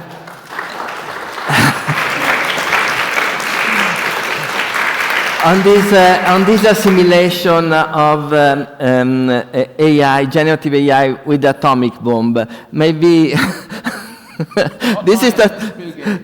No, I would like to have the comment also by our expert, Roberto. What is your perspective? No, obviously the comparison is effective. So I agree that it's very important to regulate, and this is being done to a certain extent. That is important. At the same time, there is, I think, a lack, because AI is available to everyone, in contrast to nuclear power or nuclear technology that couldn't be made available to everyone immediately or in the short term. So this raises another question, another point. What do we have to do to make people aware of the implications of using AI, the implications of educating people in a world where AI can replace or change the way you perform most of the tasks? And so this will allow me to talk about education a little bit, because I think school and in general the education system already before this wave of AI, but now it's super clear that it needs to be redesigned completely, because all the tasks that the current students at school, at the university, do without enough awareness of what they need to learn independently of what the AI can do for them, or paired with an AI used as an assistant, requires also teachers to do the effort to be instructed and do the effort to clarify to students how to take advantage of an AI without being completely de-skilled in the intellectual activities that will be needed anyway. So if I cannot write a text anymore because something writes the text for me, better than me to a certain extent, we need to reason as a society whether we still need those people to be able to write that text. And this, with the next generations, it will be more and more impactful and more important. So I think a discussion needs to be done soon about how the popularization and democratization of AI has an impact on people and new generations, and how we want them to, and also us, of course, to take advantage of this without losing some skills that are essential. It's clear that all revolutions lead to a de-skilling, right? Because, I don't know, if we drive a car, we don't know much about maybe horses or how to feed them, how to take care of them. That's fine. Because we can build on top of it, on top of this technology, and go the extra mile and do something on top. Now the question is, what will we do on top as humans, as individuals, that justifies being less able, I don't know, to write a text or to summarize a text or to do a number of activities that a large language model can do for us? Something now too early on this issue of the regulation. So Paul told us that it is necessary to regulate in advance, but the answer from at least from the company will be we cannot regulate in advance because we don't know what these tools will be. We don't know what kind of issue they will raise. How do you handle this tension between the need to regulate in advance and the fact that we know so little before the technology comes out? Regulation can take a lot of forms, and I think that I completely agree that our democratic values and our democratic participation should not be replaced. There's always been multiple goals in democracy, and I actually see, again, opportunities with AI actually exposing some of those normative tensions that we have in a democratic society. For example, between privacy and advancements in scientific progress, between equality and speech, and all of these different lines that we draw as a democratic society. I think AI both creates new problems, but it can also give us tools. And when I say give us tools, I think regulation should really be focused on infrastructure as well, on procurement, on developing open and public options of the technology. What you said of the EU Act, I agree that what it does is kind of very basic, asking for assessments and audits. And in the Biden executive order, I like the focus on red teaming and having a whole civil society and government skills of really looking at what the technology is doing as it goes, so it's kind of not all the time lagging and left behind. And and part of it is really having regulations also about who owns the data, what do we see, like what do we know, why is everything proprietary right now. I think about intellectual property, so those things as well. So not just, I don't like, and I agree that you cannot do this, the kind of advanced big regulations of like slowing down certain developments or ban all facial recognition. I think it's counterproductive. It's not a good idea, but the infrastructure of how do we know, how do we constantly are, in a democratic framework, assessing and redirecting the technology, I think that's what we should focus on. Okay, thank you very much, Olli. So I think that now we have some time for debate, so if there are questions, we'll be happy to take them.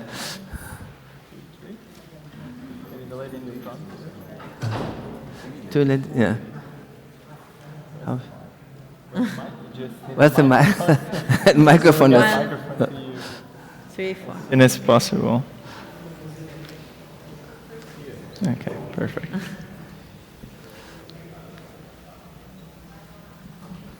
Thank you very much. This was very interesting for me, and I think I came to the idea that there's one thing that we would have to work on publicly very much more. It is the misconception in humans that machines don't make mistakes. I think this is one of the points that really puts us all on risks. It is now obvious that ChatGPT is making mistakes, and it's a systematic issue. But the conception of people is always to trust the machine more than people. And this, together with all those being based on data of the past, really create a situation which can be very dramatic. But how to address this problem? This is really one of the very crucial things. And a second point that I wanted to mention, what the future development on labor would be, is on high risk for women especially, because it's women that are working in administration, and this will be the first focus to be addressed on job losses in these sections where women had in the past always the possibility to make some career at least. So if this falls, it's really getting difficult, because upskilling is a nice word, but how to upskill persons that have family duties? So we are coming into an area, especially when it comes to job losses and new jobs created, to look especially also on the gender question here. Maybe. Thanks for this question. And so my answer is actually, it's true that we believe more in machines, we trust more machines if machines seem credible. And so to be credible, they have to generate text or generate images that are realistic. And so how did our trust in machines change, and when actually did it change? With ChatGPT, for example. Why? Because ChatGPT produces very fluent text, even with hallucinations. The example I just cited on GenAI is one of these. If I don't know exactly what GenAI is, I just read this text, it's perfect, it's great. And so independently of whether it says the truth or not, whether it's factually correct or not, and so it's credible, and so I give it a lot of trust. And this will also lead to people changing the way they write or behave, because they believe more in what they read from these systems than in what other humans say or write. For example, just a very simple example I give is the Italian, I don't know, qual è, what is, that is written without an apostrophe. But if a system starts to write it with an apostrophe, and this is pre-ChatGPT actually, most grammatical correctors saying that you should write it with an apostrophe, it's not a mistake out of the blue. So this is exactly, and so what should we do?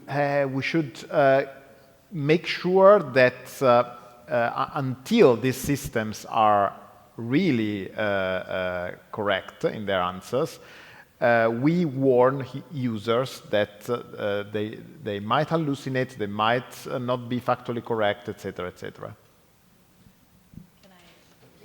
Yeah, so yes, but one of the things that I think is very important to me, I collaborate with a lot of behavioral researchers on what you're calling algorithmic trust, or algorithmic adoration, we call it in the literature, where people are just kind of deferring to a machine. We also know, and it's very, very well documented in experimental behavioral and empirical research, that there's a parallel problem of algorithmic aversion.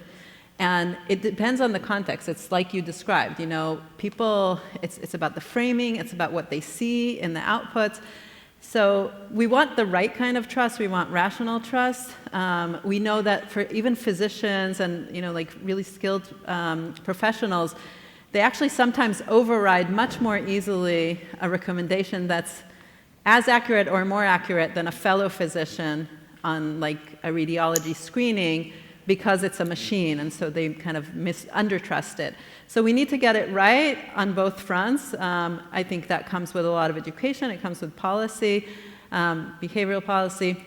But also, what you said about hallucination, I also want to remind, this is something that's been really kind of a key advocacy kind of insight that, you know, when I interact with governments, is that we need to insist on the comparative lens. We cannot require machines to be perfect and like always not hallucinating, always non-biased, always, you know, 100% perfect. What we need to be testing is, are they outperforming humans? And sometimes they do, sometimes they don't, but that's an empirical question, on the measures that we are trying to get. Like if they're helping draft court documents, and that's increasing access to justice, access to legal services, which so many people around the world don't have. or if they're diagnosing, patients, or if they're helping a teacher as tutorials for schools, the measures have to be their comparative advantage and not in absolute terms of, no fail, no mistakes. Thank you very much.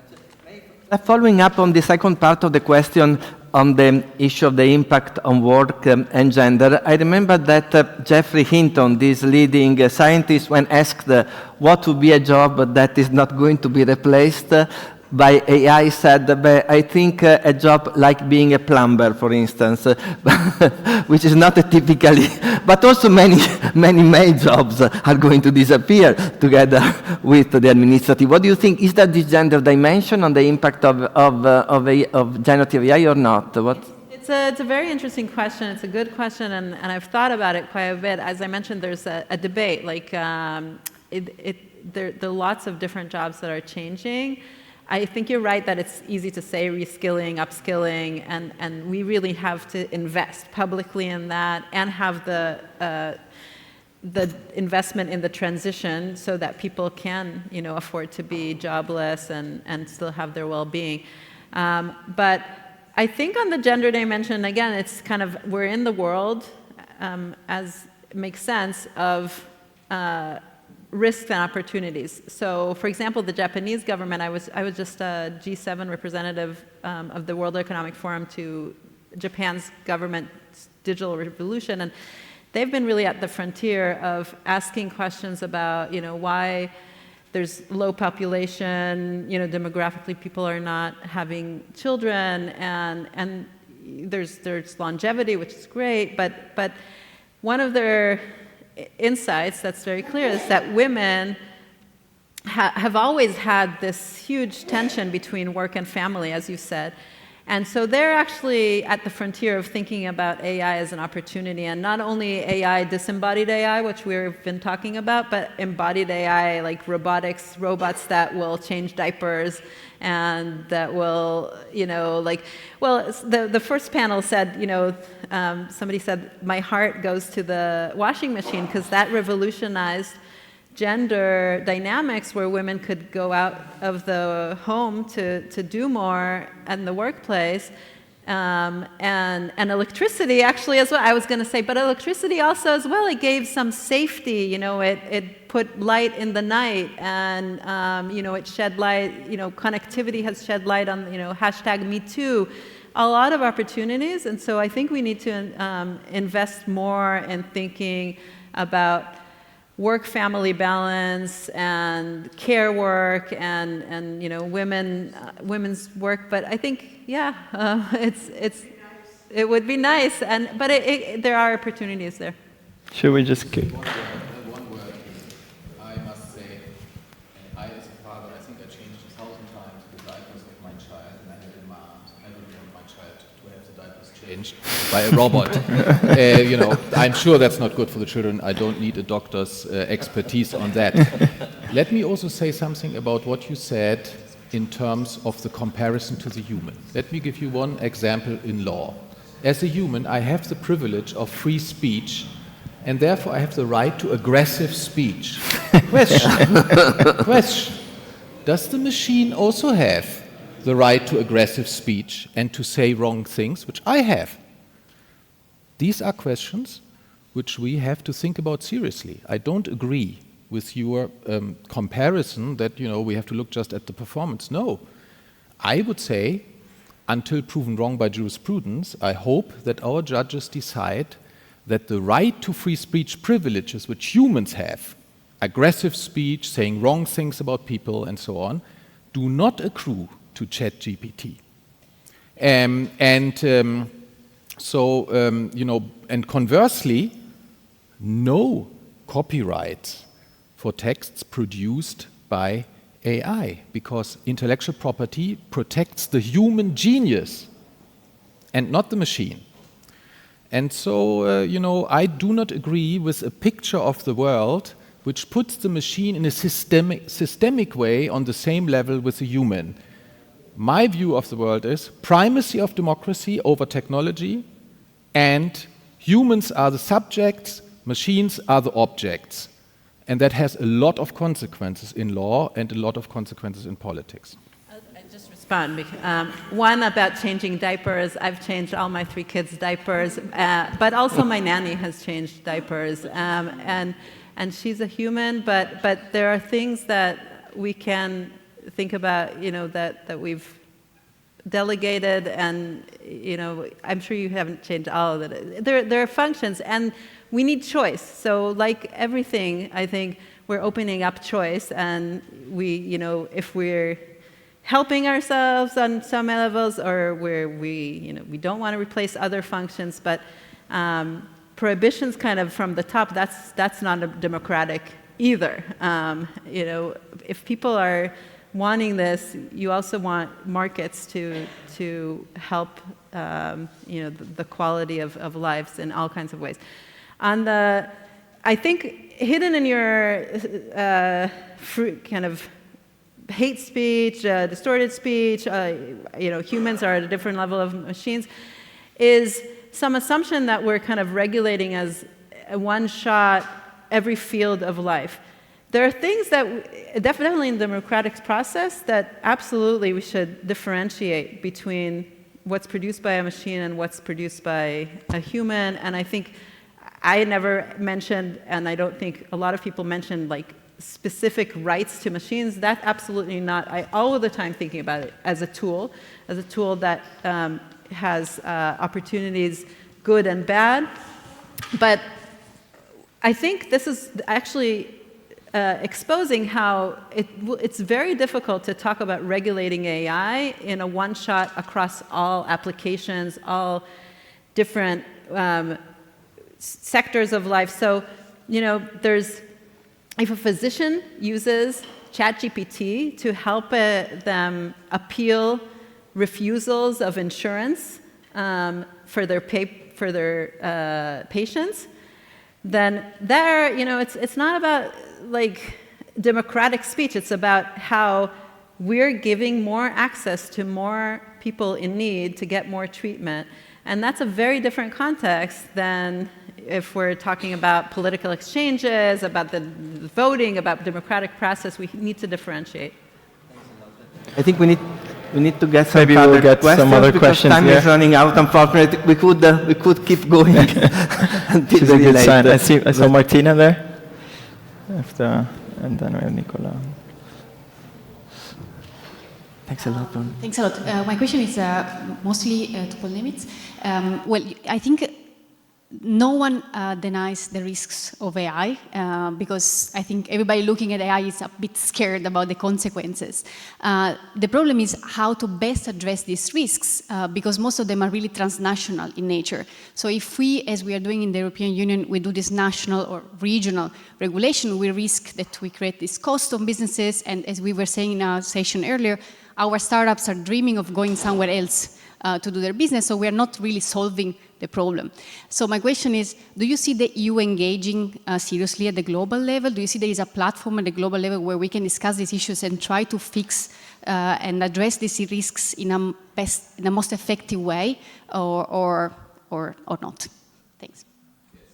I don't think that your premise that legislation is only a cost factor and is a disadvantage in competition is always right. I would say, on the contrary, it's often wrong.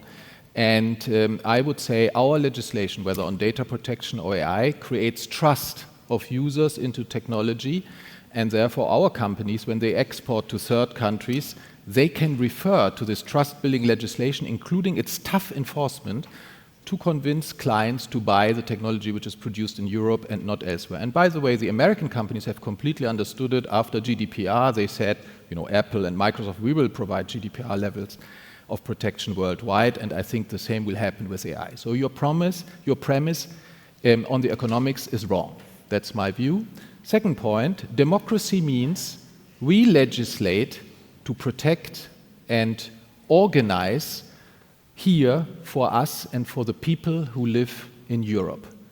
And we are not going to do what has been done in shipping in the past, Namely, only rules of the IMO can be accepted because shipping is a global business. The result of this was a total under-regulation of shipping, where in our ports, and I've studied law in Hamburg, we had slaves in the bottoms of the ships in the middle of the civilized city of Hamburg, because for a long time, this doctrine, this neoliberal doctrine of only global regulation, had the result that there was basically either no regulation or 20 or 30 years too late. If we would do this with modern technology, it would be a disaster.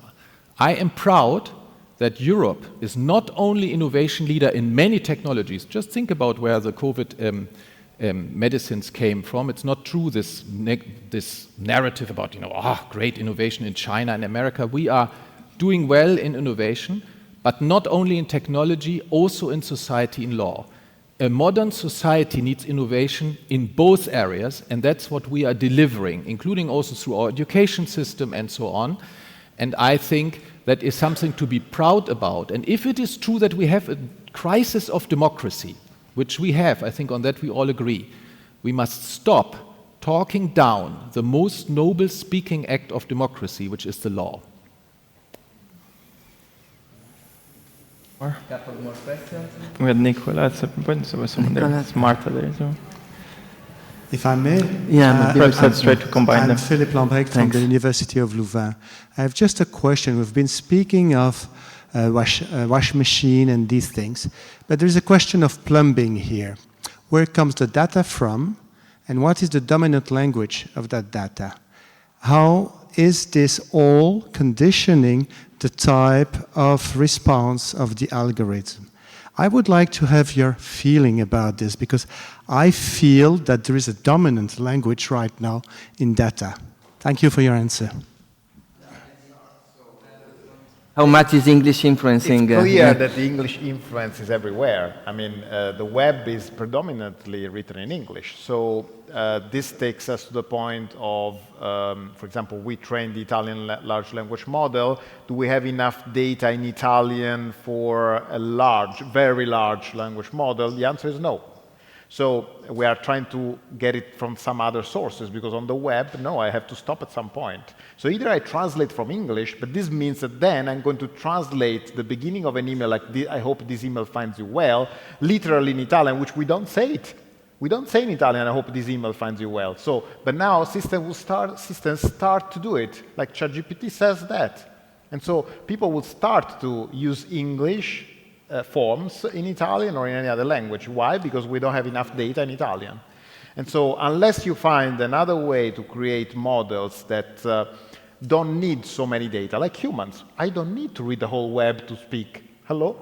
So we can try to find a better way to learn from data without needing tons and tons of data. And of course, the predominance is clear, so that affects all the other languages, not only Italian, all the other languages.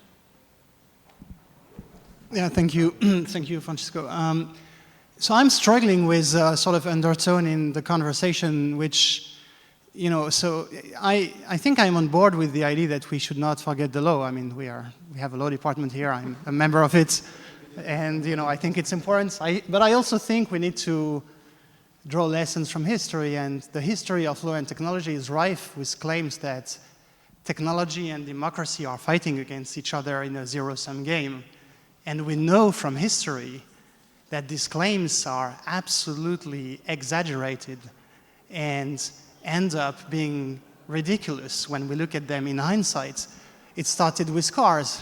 Cars were described in many newspapers and by the political structure as something inherently dangerous that had to be banned, subject to multiple controls and this and that. Aircraft, transportation, you name it. Information technologies was never an exception to this. On the contrary, every democratically elected leader has tried to control information technology. It started with the radio. Television, vote by television was seen as a threat to democracy. And we learned that it was not the case indeed, that the issues were much more complicated and nuanced. So I don't know why, the question I'm asking myself now is, why would this be different with GenAI? Why would we have this zero-sum game for a unique time in history with GenAI? What is the difference compared to the previous technological discontinuities that we had?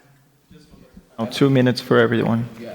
I'm happy to answer this. I think it's a complete overstatement and real misunderstanding to think that with the AI Act, we are fighting against AI as a technology. Absolutely not.